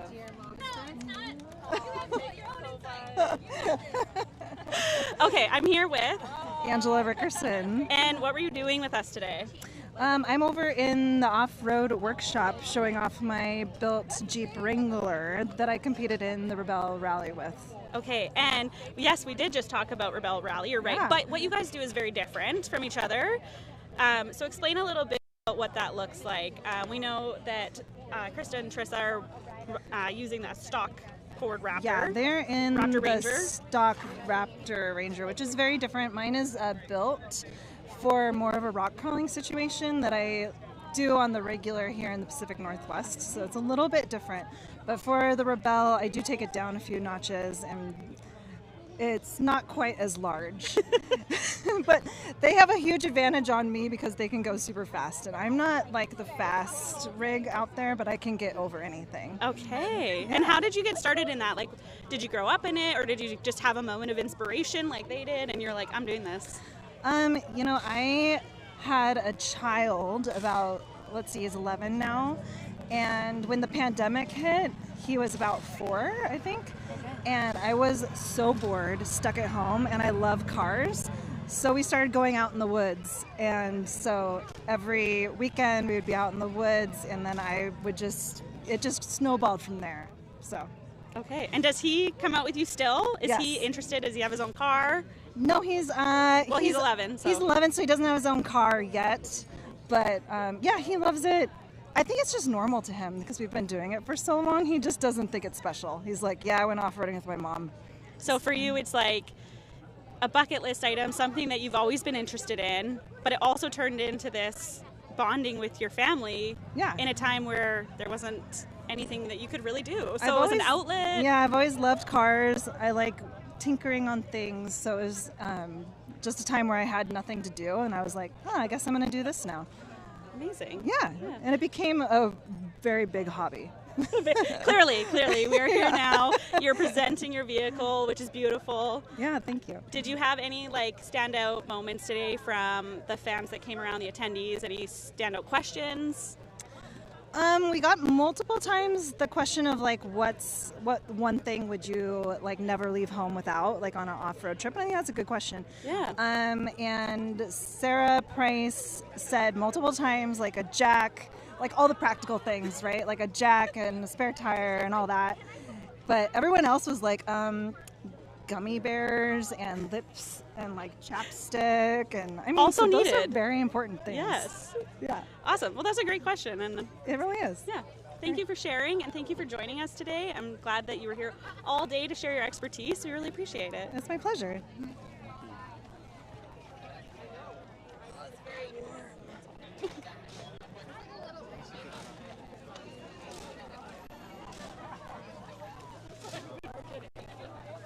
Okay, so a little bit about me, guys. My name's Nicole Bogosinski. I actually came to DirtFish for the first time 2 years ago for the Women in Motorsport Summit. My background is in marketing, digital marketing, social media, and primarily in drifting is where I got started. And I co-facilitated and helped set up a Women in Motorsport event with a driver in Formula Drift a couple years ago, and I realized there was this huge community of women who are looking to connect and learn and build and get into the industry, and I was new to it myself. So when I saw DirtFish hosting this event a couple years ago, I knew I had to come down. And it's snowballed since then. I have built so many amazing relationships. I've built a marketing company that specializes in motorsports, and now I'm honored enough to be here presenting with DirtFish and getting to enjoy everything that they have to offer today. So it's really truly testament to when you say yes to opportunities and put yourself out there and just show up and be open with people, the sky is the limit. You can take it to whichever level you want to. And I think that's like my biggest passion about these types of events is just getting to connect with people and learn and build those and inspire others to start doing that themselves too. So if you guys want to connect with me, you can find me on social media at I am Nicole Chantel. I would love to chat with you guys. DirtFish just published an article with me right before this event. So if you want to check out some of my work, you can find that there as well. You say try and find someone. I'm trying to find somebody that would love to talk to me.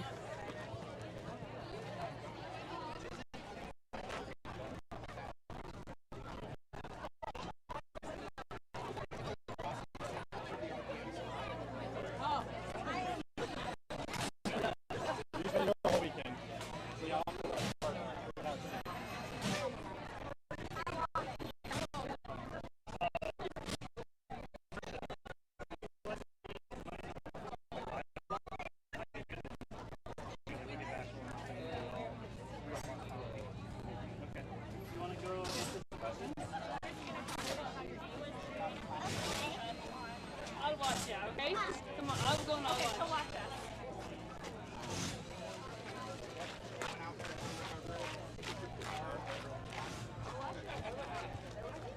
We're going to talk to Elliot. I'm holding the microphone over there. Okay, guys. Thank you all again for joining us on the 2026 DirtFish Women in Motorsport Summit live stream. I am here joined by another one of our amazing Women in Motorsport pros. It's a pleasure to be here. Finally made it to a Women in Motorsport Summit. Holly and I see each other everywhere except the events that we're supposed to do together. So this this summit connection is very, very long overdue. But we're walking around the property. Holly is, of course, working on the media workshop with Alana Scher and Amber Paganelli. They have some amazing stuff that they're going to talk about all of their own disciplines, their storytelling ability, and how each one of their unique forms and corners of media, really how important it is to telling the story of everyone within it, how they have to adapt and thrive, etc. But that's what's happening today. Let's talk about what was happening in this picture. Quite frankly, I have no idea.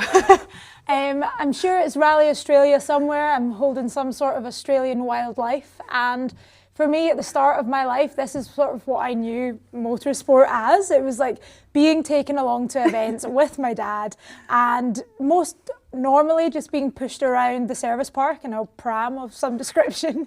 And I didn't really think much of it at the time. I didn't really take in what it was that my dad was doing. All I knew was that he lived and breathed the sport, and occasionally I'd get to go along for the ride. So my question is, who handed him this animal? Like who was walking around? No idea. I've got no idea, because he's in his race suit as well. So surely they've not just got live animals around the service park, right? You never know. And who's this guy? I don't know who that is, actually, to be fair. That is lovely, lovely Max McRae, who I bat all of the attention to when I'm asked if I'm going to be the third generation of rallying McRae. I'm like, no, Max can take that forward. I'm going to stick with what I'm doing with the microphone. He can have the steering wheel. And what you're doing with the microphone is amazing. I mean, especially when you tell the story of, this was not a part of your plan. Like, motorsport wasn't in your agenda. You were teaching primary school, and the media piece kind of came in by accident. But what a great representation, too, of just like showing up and putting yourself in different spaces and maybe something hooks. Yeah, it was a real 180, to be fair. I don't think I could have ever seen it coming. But it was actually down to this guy. We owe him quite a bit. If it wasn't for Max moving over from Australia, getting involved in the sport, and him needing a little bit of company going to some different events, I probably wouldn't have been here. So it's been a really cool journey, and it's all down to Max, really. Let's not give him too much credit, though, okay? We've got some other, we're actually in the McRae room at DirtFish, for those of you who don't know. We're in the McRae room, which of course is named after this legendary and historic family. What's happening here? What is happening here? Something that I feel like there's a lot of pressure for me to recreate, and I don't think I ever will. But no, I feel like this is just probably the image that most people conjure up when they think of Colin McRae in particular. Obviously not L555 bat, but it's close enough. The Subaru colours just absolutely screeching down a rally stage. And it really is special to come somewhere like this that probably wouldn't have been on my radar if it wasn't for the actions of my dad and my Uncle Alistair and Jimmy and all of these really influential guys that came before me. And I'm glad that I can now do it as well and fly the flag for the women in the family. Absolutely. Yeah, the boys have had it for too long. They've done their thing. Enough of that. Well, obviously there is significant history in the McRae family, which we all know, but Holly is really writing her own story and telling the stories of other people and especially other women in the sport. So here at the Women in Motorsport Summit, we're honored to have her representing her form of storytelling and her form, you know, I mean, it really is a challenge. Like, you show up to the end of a stage, being able to figure out how to speak to someone in the right way, what questions to ask to get a good response, especially when maybe the driver doesn't really want to see you. Yeah, there can definitely be some challenges there, and I've never trained to be in this role. Everything is just sort of one thing's led to the next, and I think because of that, I have done all of my learning on the ground, and it's been great. I do make a joke that I think teaching did prepare me for this job in some ways, like trying to get a child to sit down and do some work is quite similar to getting a driver to give you a little bit of time for an interview sometimes. There you have it. Holly McRae calling all WRC drivers children. No, it works, it works. I stand by it. No, we love having Holly here. I always love having her here, obviously, because she's just my sweet sister from another life. But Holly is just one of our amazing Women in Motorsport pros that have traveled from far and wide to join us today. So stick here on the live stream. We cannot wait for you to see what the rest of the day has in store. And you'll be able to hear from Holly, Amber, and Alana at their media workshop as well.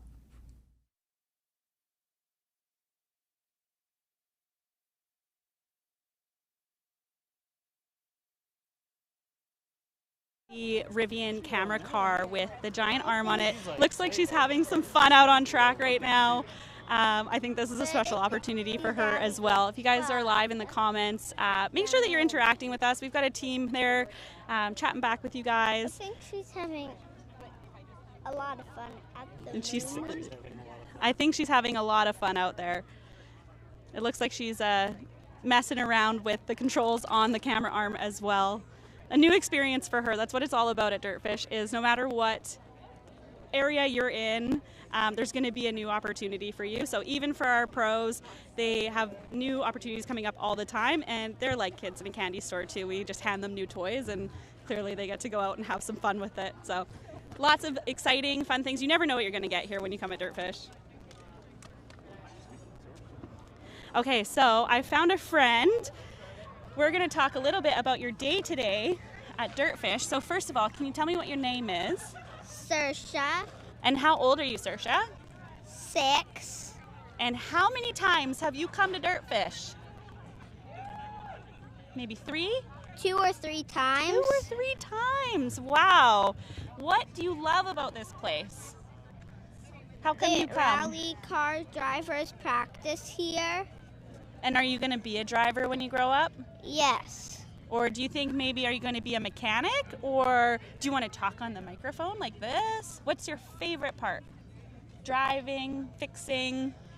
Driving. Because I know you have a lot of experience as a mechanic. I heard that you've been fixing your dad's car. You guys work on his truck a lot?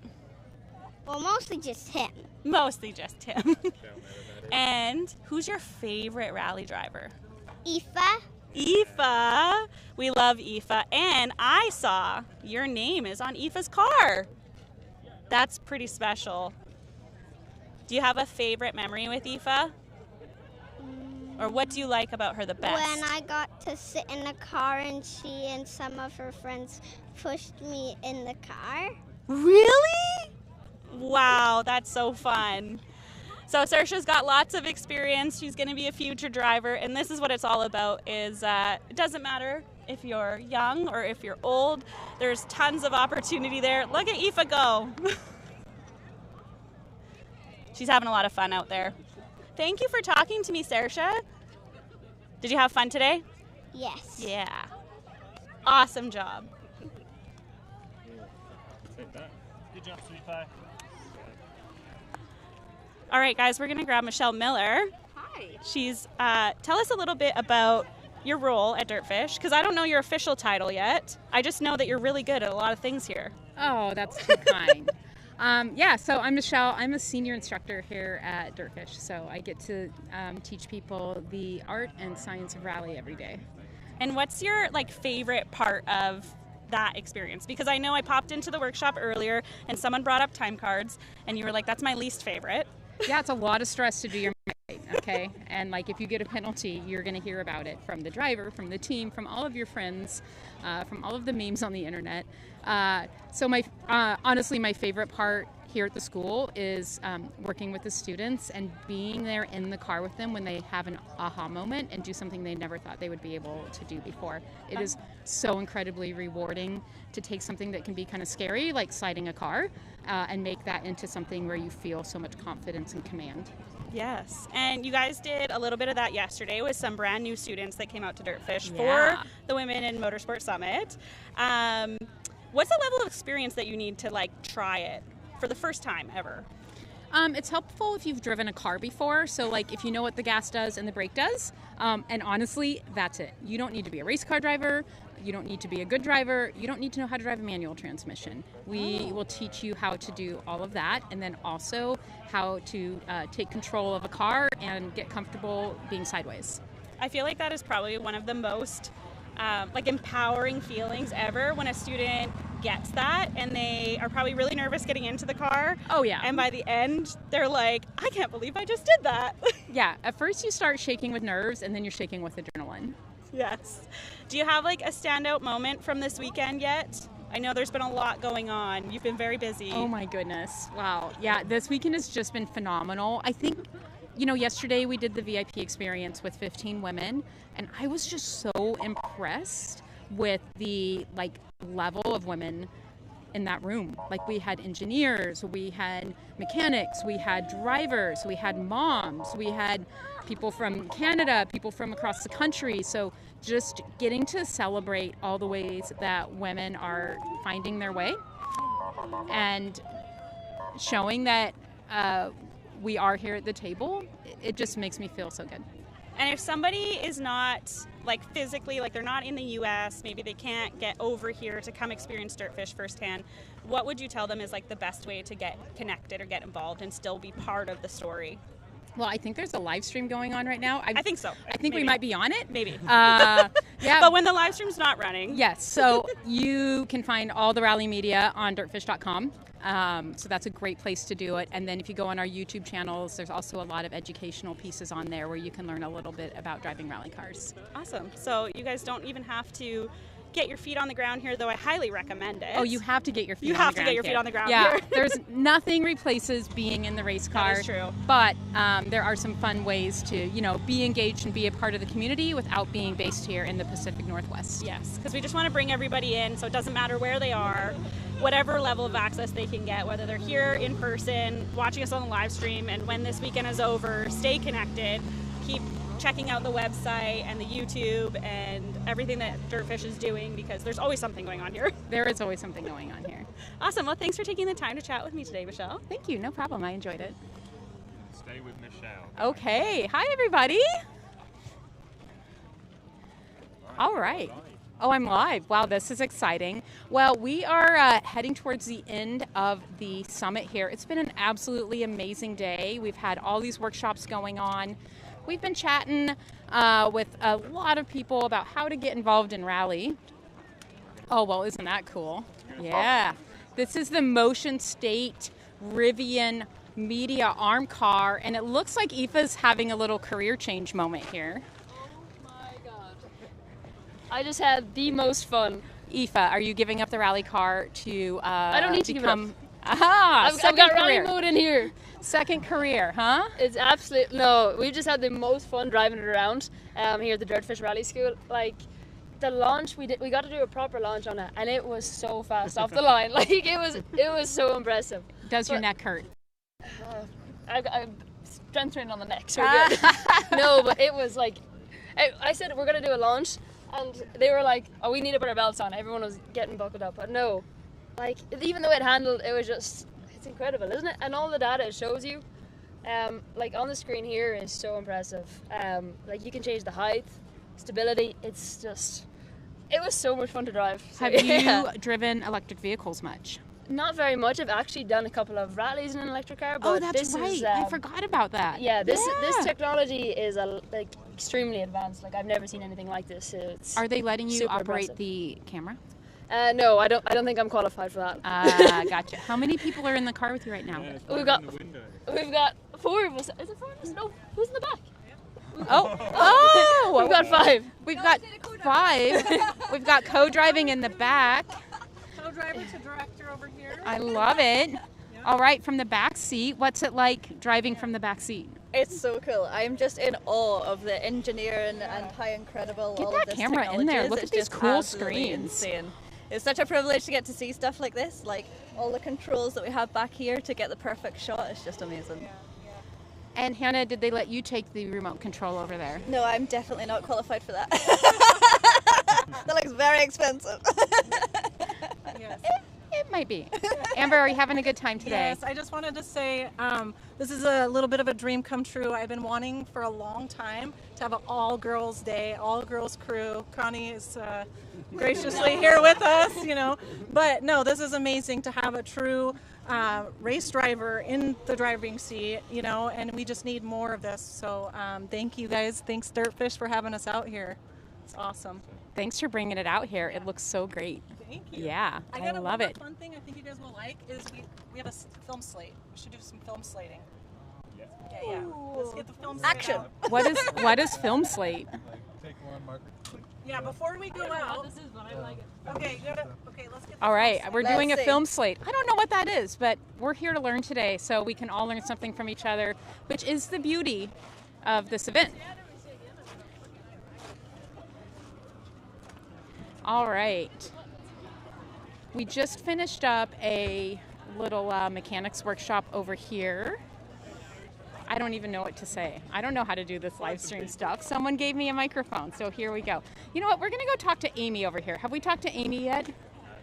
Awesome. So Amy is a multiple DirtFish alum. She came and did a half day, and I think she bought a rallycross car before she even got on the plane home. Yes. Hi, Amy. Hello. How are you doing? I'm fantastic. This has been such a great day, Michelle. Excellent. What has been your highlight today? I think getting to speak to all the drivers, the professionals, but also meeting some wonderful ladies like these ladies here. It's amazing sort of breadth of experience we have in motorsport here, and it's been really fantastic to meet and get some idea into how they all do their jobs, yeah, for sure.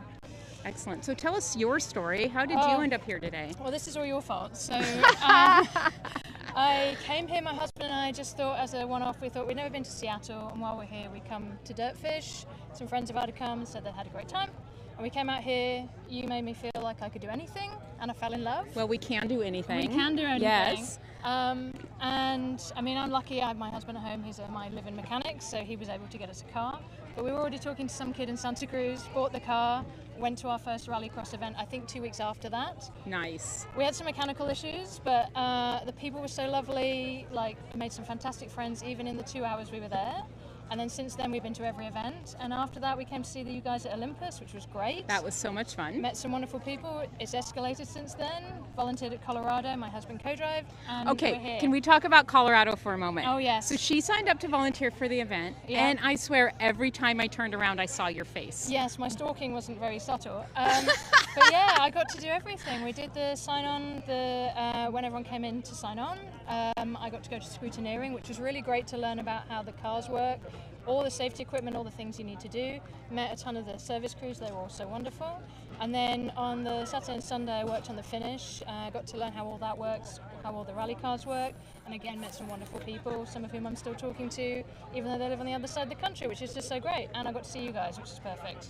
It's so cool how rally brings people together, Yeah, right? for sure. I mean, in here, you know, there's so many faces I recognize from being here from other courses and from Colorado. It's been fantastic, for sure. Awesome. Yeah. So now that you've been a volunteer and you've Yep. been here a couple times, Yes. how do you feel about, getting into a rally car? I mean, I will say, and I'll get emotional talking about it, I even said out loud recently, maybe I could go and do a rally. Why couldn't you? Exactly, why can't I? And that's the point. So we've got plans for my little rallycross car after maybe another season or so. See if we can do it, maybe I'll do a ride and drive. But actually, you know, I came out here yesterday, I was with Michelle Abbott. She made me feel like I was on top of the world. I had a great time. I heard you ripped out there. I got She in. was like, oh, you didn't tell me they were going to be that good. Yeah, I mean, I was like, I'm just going to try. I'm just going to let my experience go. I mean, it is true. Most of it's about seat time. So rallycross has been really great to get into rally.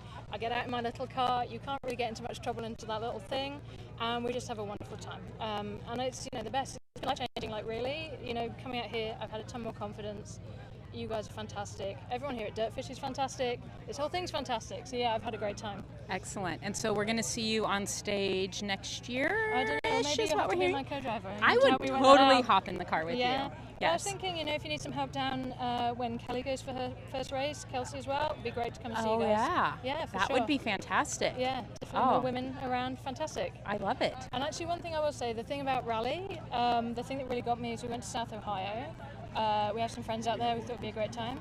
We went to the podiums, and it was so many women. Yeah. I mean, they were everywhere. And I wrote to Crystal, who's here on Instagram, and I said, I know you love Formula One, but you should come and see rally. Women are doing so well there. And it really made me feel, actually, you know what, I could do this. Like, it's not something for elite people. I could get out there and do that. And then events like this just sort of add to that. It's really great. I love it. I can't wait to see you on stage. Yeah. And we'll see you tonight at the gala, right? Oh, yes. I haven't dressed up in a long time, so this will be wonderful. Me neither. So, yeah, we'll both be wobbling in our high heels, huh? I didn't go that far. Awesome. Well, thanks for chatting with me. Yeah, no, By the great. way, you were on the live stream, so great. there you go. It's my husband Thanks if he's still for watching. keeping it PC. Yes. I have one last thing. Has anyone told you you sound like Jen from the IT crowd? Yes. Okay. I mean, Was I it can me? Be posher. No. I can be posher if you want. Hello, darling. No. It's good. Yes. My accent. It's easy to recognize me. That does happen. So, Yeah. I love it. Awesome. Okay. Well, thanks for great. chatting. Lovely Yeah, to it was see so good to see everybody. you. Yeah. Thanks Who for are you being going to here. go see next, do you think? I don't know. Let's see here. Who looks like they need to talk? Have we talked to Alexandra yet? All Okay. right, Thank let's you so go much, guys. chat. All right, I see a camera in hand here, and these are the people that normally don't want to be on this side of the camera. Have you been on the live stream yet today? I don't know. Okay, well, I don't think you have, so we're going to give one of these, and he wants us to come this way. All right, if you can just introduce yourself to everybody. My name is Alex. I'm part of Screech Owl Garage team. I did some ranching, but mostly I do media for them and photo and all that stuff. So, yeah. Excellent. So how did you get into this? So Daniel, our crew chief, just kind of started getting people into it, and he said, I'm doing this really fun, cool thing. Come out and do it with me. It's all volunteer. So he said it's around cars. So I was like, that sounds fun. Had you had any experience working on cars before I did not. he came up to you? No. He actually just helped us fix our cars, but he was like, well, okay, I'm not going to fix your car. I'm going to teach you how to fix your car, which is really Wow, smart. that's So, wonderful. Yeah, I've learned a lot of stuff from him, and then me and my sister Evelina started coming up to the rally and working on cars and doing stuff, so that's just kind of went from there. Excellent. How long have you been doing it now? 2018 is the first. Oh my goodness. Seriously? Yeah, You don't look old enough to have done it that long. Yeah. Thank you. Well done. But yeah, I've just been like hanging out with them, and then like transitioned to kind of like doing photos and media and design for the team. So yeah. You took some wonderful photos yesterday from the VIP experience. The Thank black you. and whites were like so incredibly moving. Yeah. So really well done on that. Thank It you. seems like, obviously you're doing the things with Screech Owl Garage, but you and Evelina, your sister, correct, have also evolved this into some design work. So Yes. tell us a little bit about what you're doing for design, how you've worked with the women in motorsport and things like that. Okay, yeah. So I have a graphic design degree. Evelina's actually an interior designer initially. Rally so- cars have interiors. Exactly. Yes. Yeah. So we just both kind of like creative and have artistic background. But we just kind of, once we started working with cars, because we both like to do like a bunch of different stuff, not just one thing. So like sports cars. Nice. And then I made a logo for Daniels for the Screecho logo. I made that. Well done. So yeah, and then from there it was just like, let's make some merch, let's make some hoodies and stuff. And then I think Josie, we have Josh, one of the rally drivers. We made our first livery for him. Wonderful. And then it just kind of take off from there because everybody was like, yeah, can you guys do my livery? And then it was volunteer first. And now it's like people are actually paying us to do liveries and stuff. So, That's wonderful. So you've taken Yeah. this and made it kind of a second career. kind of liked it, yeah. That's pretty nice. Yeah. And you, I hear, did the design on the Aoife Raftery set that came out today, right? I think that was Evelina. That was Evelina. She okay. did all the merch design and all the posters, and yeah, she did a lot of work for DirtFish. So yeah. Awesome. Yeah. Awesome. Well, it was nice to chat with you. Thanks Thank for you being so here. much. Thanks for working on race cars. Yeah. Thanks So for welcoming women into motorsport. And Yeah. thanks for chatting with me. So that's I know okay. I threw it on you. And Thank people you. behind the Yeah, camera thanks don't for like to having be us in front here. of it very much, but I like to make people uncomfortable. It makes you a better human. So there you go. Yeah, exactly. Yeah, there you go. Thank you. All right. Thank you. All right, let's see here. I think I saw Julie somewhere. Yes, of course. Oh, yeah. I bet they would love to chat with me. This is one of the most epic families in rally. Got it. I'm a true professional, as you can see. We have 3 generations of rally women here, all in one place. Oh, my goodness. It's time to live stream. Oh my gosh, thank you. Hello. This is, well, 3 of the Tabor family, right? All right, follow these guys. They're going to tell you where to go.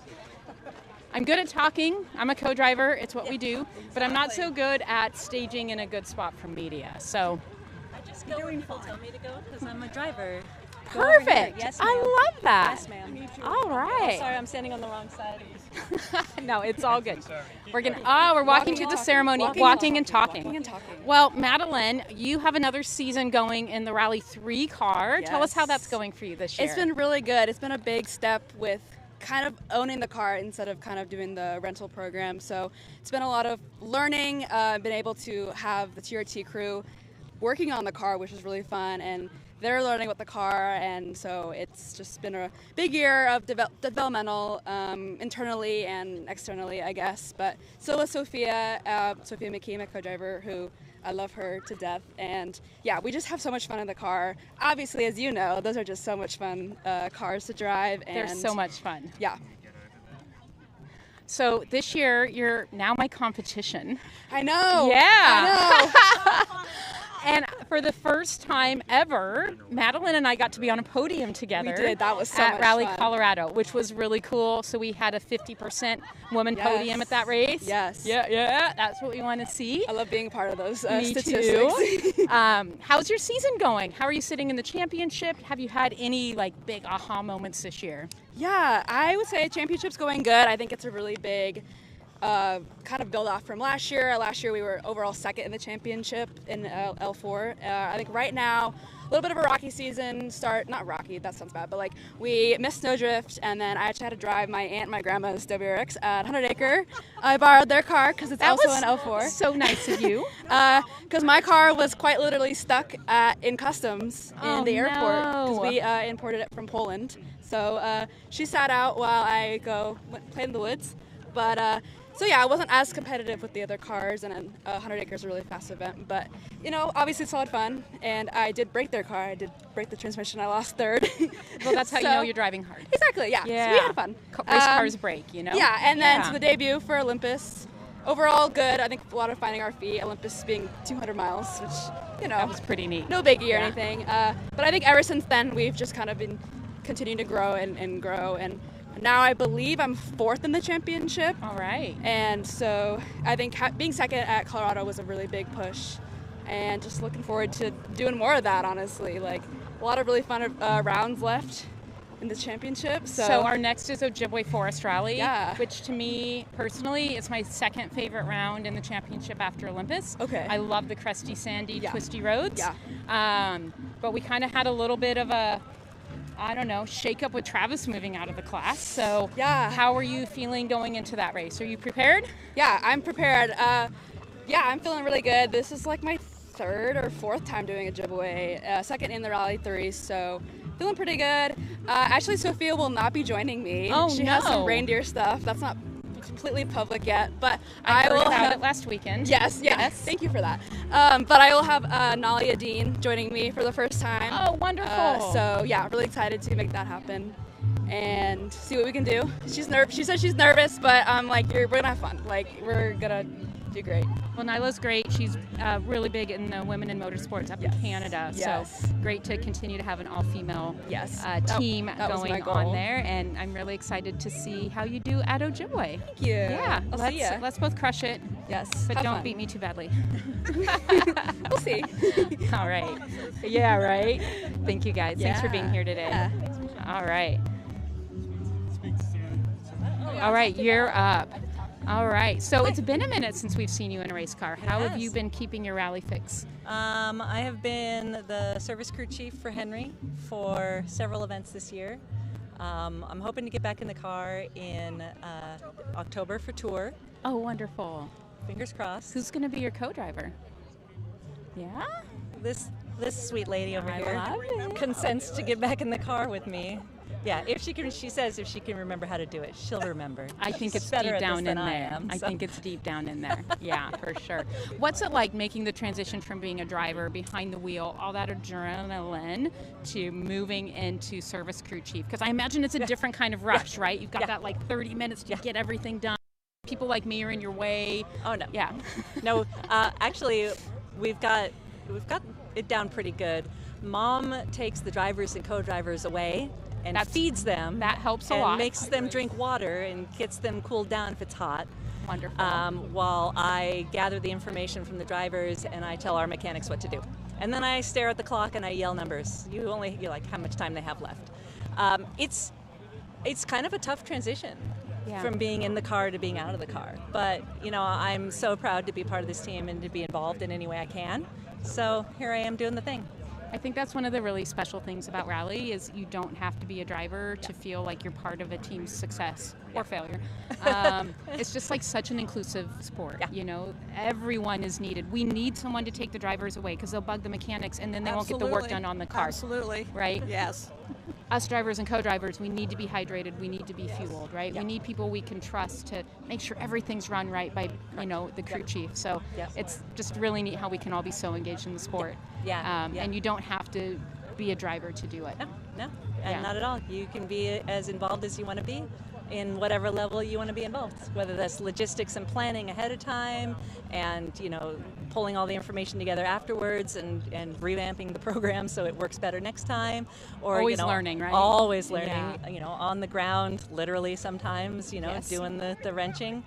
We've been really, really lucky with our service crew. They are such an amazing group of guys.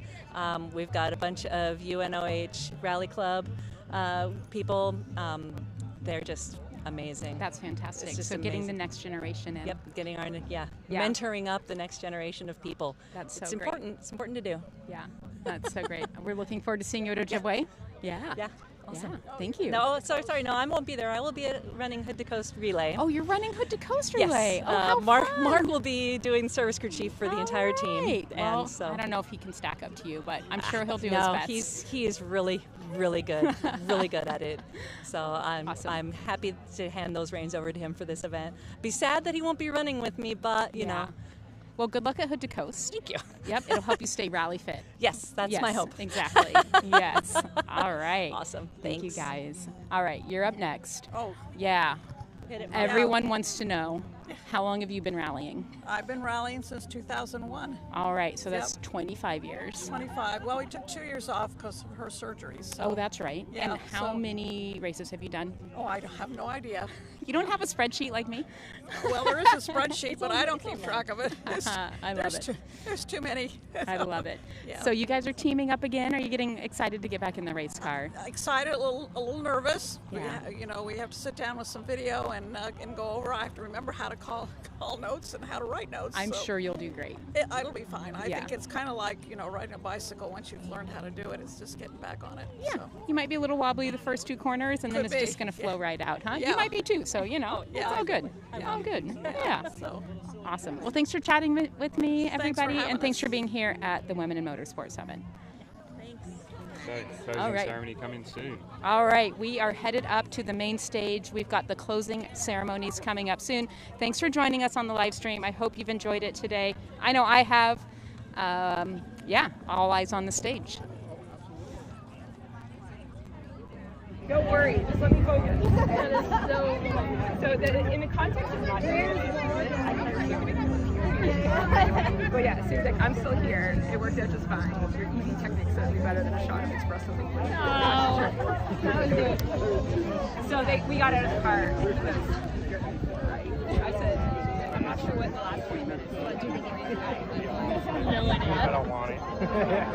I got it. You're in the passenger seat.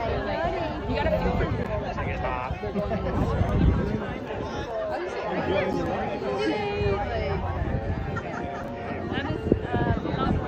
The next class.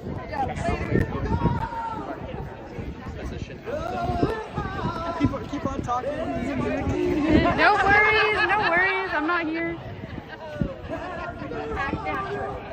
Sorry.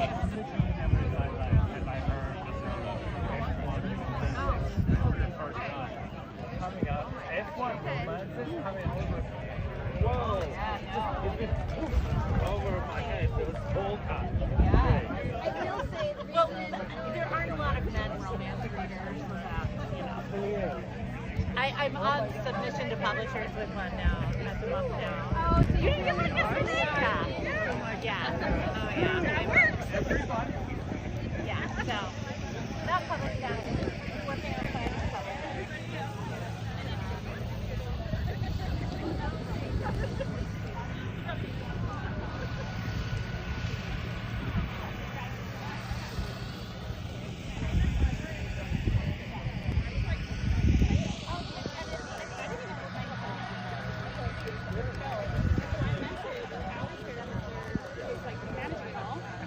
And he asked me for a couple last photographs, and I sent him over, and then I didn't hear anything, and it was like,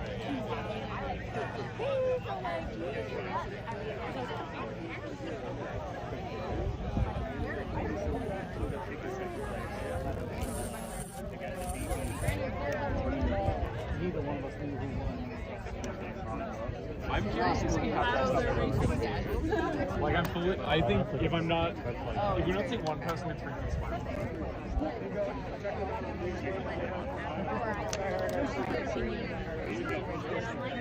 The racing just has more of like the schedules and stuff like that.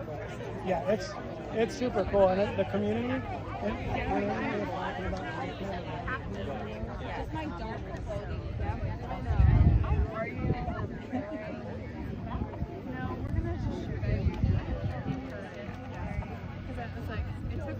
It takes up so much effort to trailer her from all the so yeah, we're just gonna fly up and back and then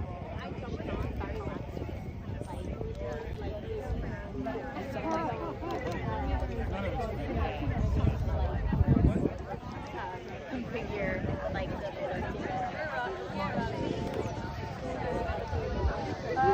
we can hear anywhere. we don't have to go home and come back.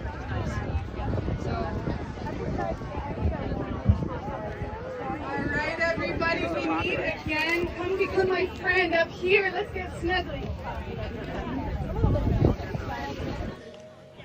Women in Motors with a podium, please. It's harder to get up these stairs right now than it was this morning. Come on in. Hello, everybody. Oh my gosh, if you're here, that means you lasted the whole day. Good job. Holy cow. Okay. What a day. That was our summit. That just happened. That's what we did on our Saturday. You really heard enough from me, and I'm losing my voice anyway. So first off, I do want to be the one to say thank you. Where's Sophie, who I just met? Sophia, there she is. Sophia just walked up to us and she said, I want to get into motorsport. I don't care which way, I don't care how, but I want to do rally. How do I do it? That's what this is for. You know, this is for none of us to have to question whether or not we belong in a space. And for all of us, now, every single one of you that is here, you are a part of a network that will help you climb those stairs. You don't have to scratch and kick, maybe a little bit, but hopefully not as much as you would have before. Enough from me. I'd love to hear some info from our WIM pros. Holly, I'm going to toss you the mic. Tell us a little bit about how today went for you. I have had the best time. Firstly, this is my first ever DirtFish Women in Motorsport Summit, not for lack of trying and wanting it to happen, but ever since the idea was first mentioned, Josie's been sending me dates going, are you free? No. How about this year? No. And I'm so glad that I finally made it here because you hear such incredible stories of people that have attended this event for years on years and the conversations that they've been able to have, and to be able to have some of them for myself and to experience like this such lovely welcoming energy that has been around DirtFish today and yesterday as well has been truly incredible. And from my point of view, our day over at the media workshop was something really special. We had 3 women that work in totally different areas of the media realm of motorsport and automotive, and just comparing our stories, like myself, Amber, Ilana, we hadn't met each other before today, and so for us, the conversations that we were having were just out of genuine curiosity and like asking each other questions that we wanted to know the answers to, which I hope encouraged you to be able to ask the questions you wanted to know the answers to. And it's just been something really, really special. My first DirtFish Women in Motorsport Summit, but hopefully not my last.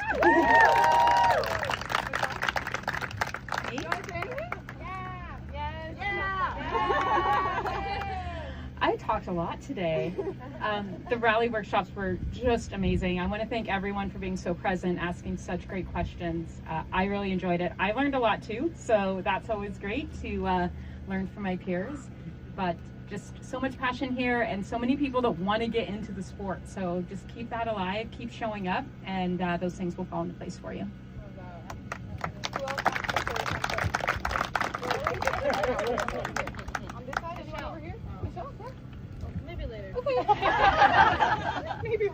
Maybe later. Hi guys. For those of you that didn't meet me, my name is Sabra. It's so cool to see so many people out. This is my first summit as well, so this is a great first experience, and I don't know how many of you have been to other summits, but I'm a doer and I like to be interactive and doing things, and I felt that this brought so much more value, not only for me being able to meet so many more people and really hear your stories and like learn what you're curious about, and for you guys to actually be able to ask us questions and get all of the info and insights that you want, so that way you can have more access to join motorsports. So I really loved it. I think this is a very cool layout, and thank you so much to Josie and DirtFish for having me out. You're so tall. I'm next to this goddess over here. So I'm Alana. I met a lot of you today. It was fantastic. And this is not my first Women in Motorsports Summit. In fact, I think I've been to all of them except the very first one. And something really special happened for me this year, which is, you know, Josie and I have been working to encourage women in automotive as long as we've known each other and before we met. And there can be times when you're like, is this working? You know, like, is anything changing? But yesterday we had a school, and when I did the school, which was the first, I think, women's school, when they asked the question, has anybody done any racing? There was me and one other woman in the class who had raised their hands, and everyone else said, no, I barely know how to drive a car. You know, I'm here to learn that, but I don't know anything about it. Yesterday, when they asked that question, like 98% of the class was like, yeah, I do this kind of racing. Yeah, I have a drag car. Yeah, I do this. I'm a mechanic. and there were maybe 2 women who were like, no, this is my first time, but I'm excited to be here.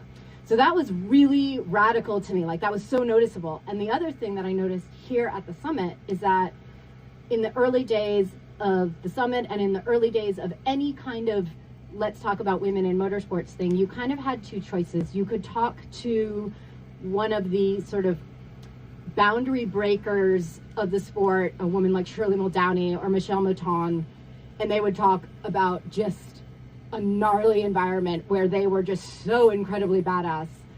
Or you could talk to maybe a very young, very grassroots racer, and that felt like it was your only option. And here we are today with multiple women who are killing it in high-level professional motorsports.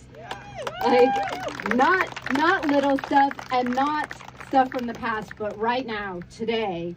And they have mechanics who are women, and there are mechanics who are women out in the audience, and there are a ton of women who have talked to all of us and said, you know, not like, oh, I don't know if this is possible, but hey, I've already got this plan that I want to do this. Can you give me a little advice about it? And it was so incredible to me, and I feel so optimistic about the future. And I just want to thank all of you for doing it, because it makes me feel like it works, and we need to keep doing it until this is not even important. Yes.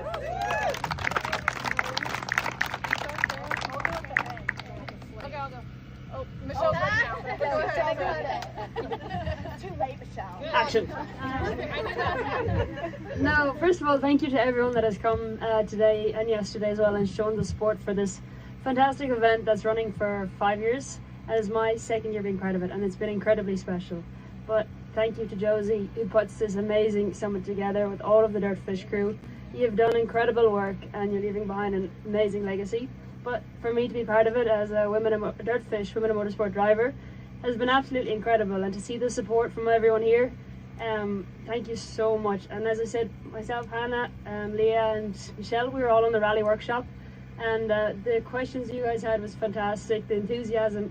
It made it so much more enjoyable for us, and we really thank you for that, and we all hope to see you again here next year.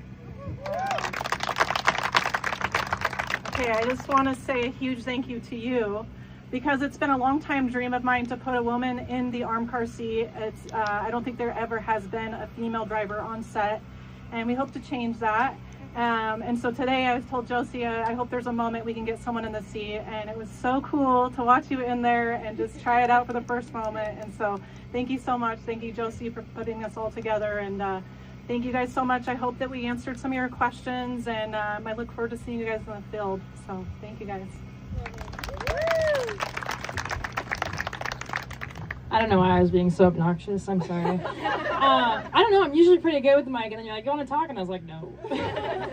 No, I just want to say thank all of you for coming out, for asking questions, for being a part of this, for walking around this giant DirtFish complex. We spaced it out pretty good, but we're thankful for you guys making it to the end. I love coming up here and chatting with you guys. I saw some familiar faces, made some new friends, and I just want to say, like, if you're out there and you're not quite sure where you fit in, like, this is a great place to start. Coming out, checking things out, talking to people, and just kind of like being leveled with everybody that might have more knowledge than you or not. Like, not asking a question is the worst thing you could do. So I'm so glad a lot of you had so many questions today. I love sharing my story, so thank you for letting me take your time to do that.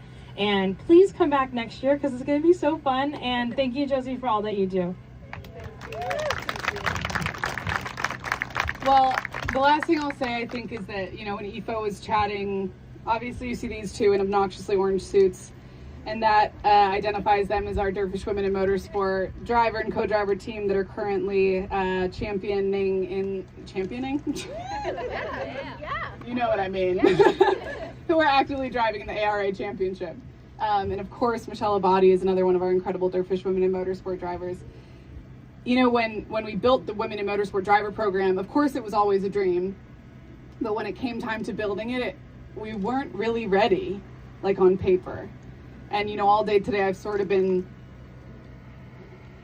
just noodling on the fact that, you know, sometimes you grow because you're ready, and sometimes you grow because you have to, or because you should.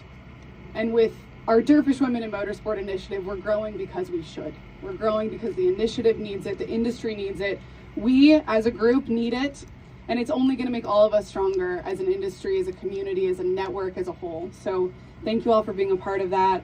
I'm shocked to say that the DirtFish 2025 Women 2026 Women in Motorsport Summit is wrapped! If you're coming to the gala tonight, we will see you there. It's at 7 p.m. If you're hooked and you want to join us, we have like 3 tickets left, so come find me. If not, we'll see you when we see you. Thank you all so much.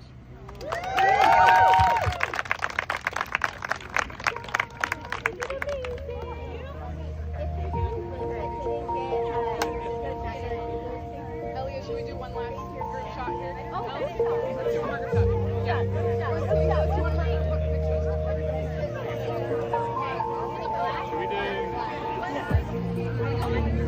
Sorry if I messed up that last shot.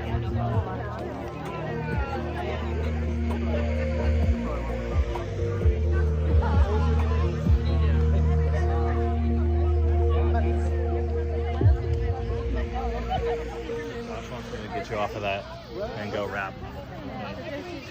No duh.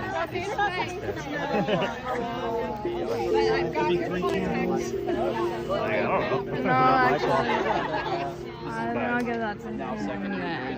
I mean, yeah, we got a wrap.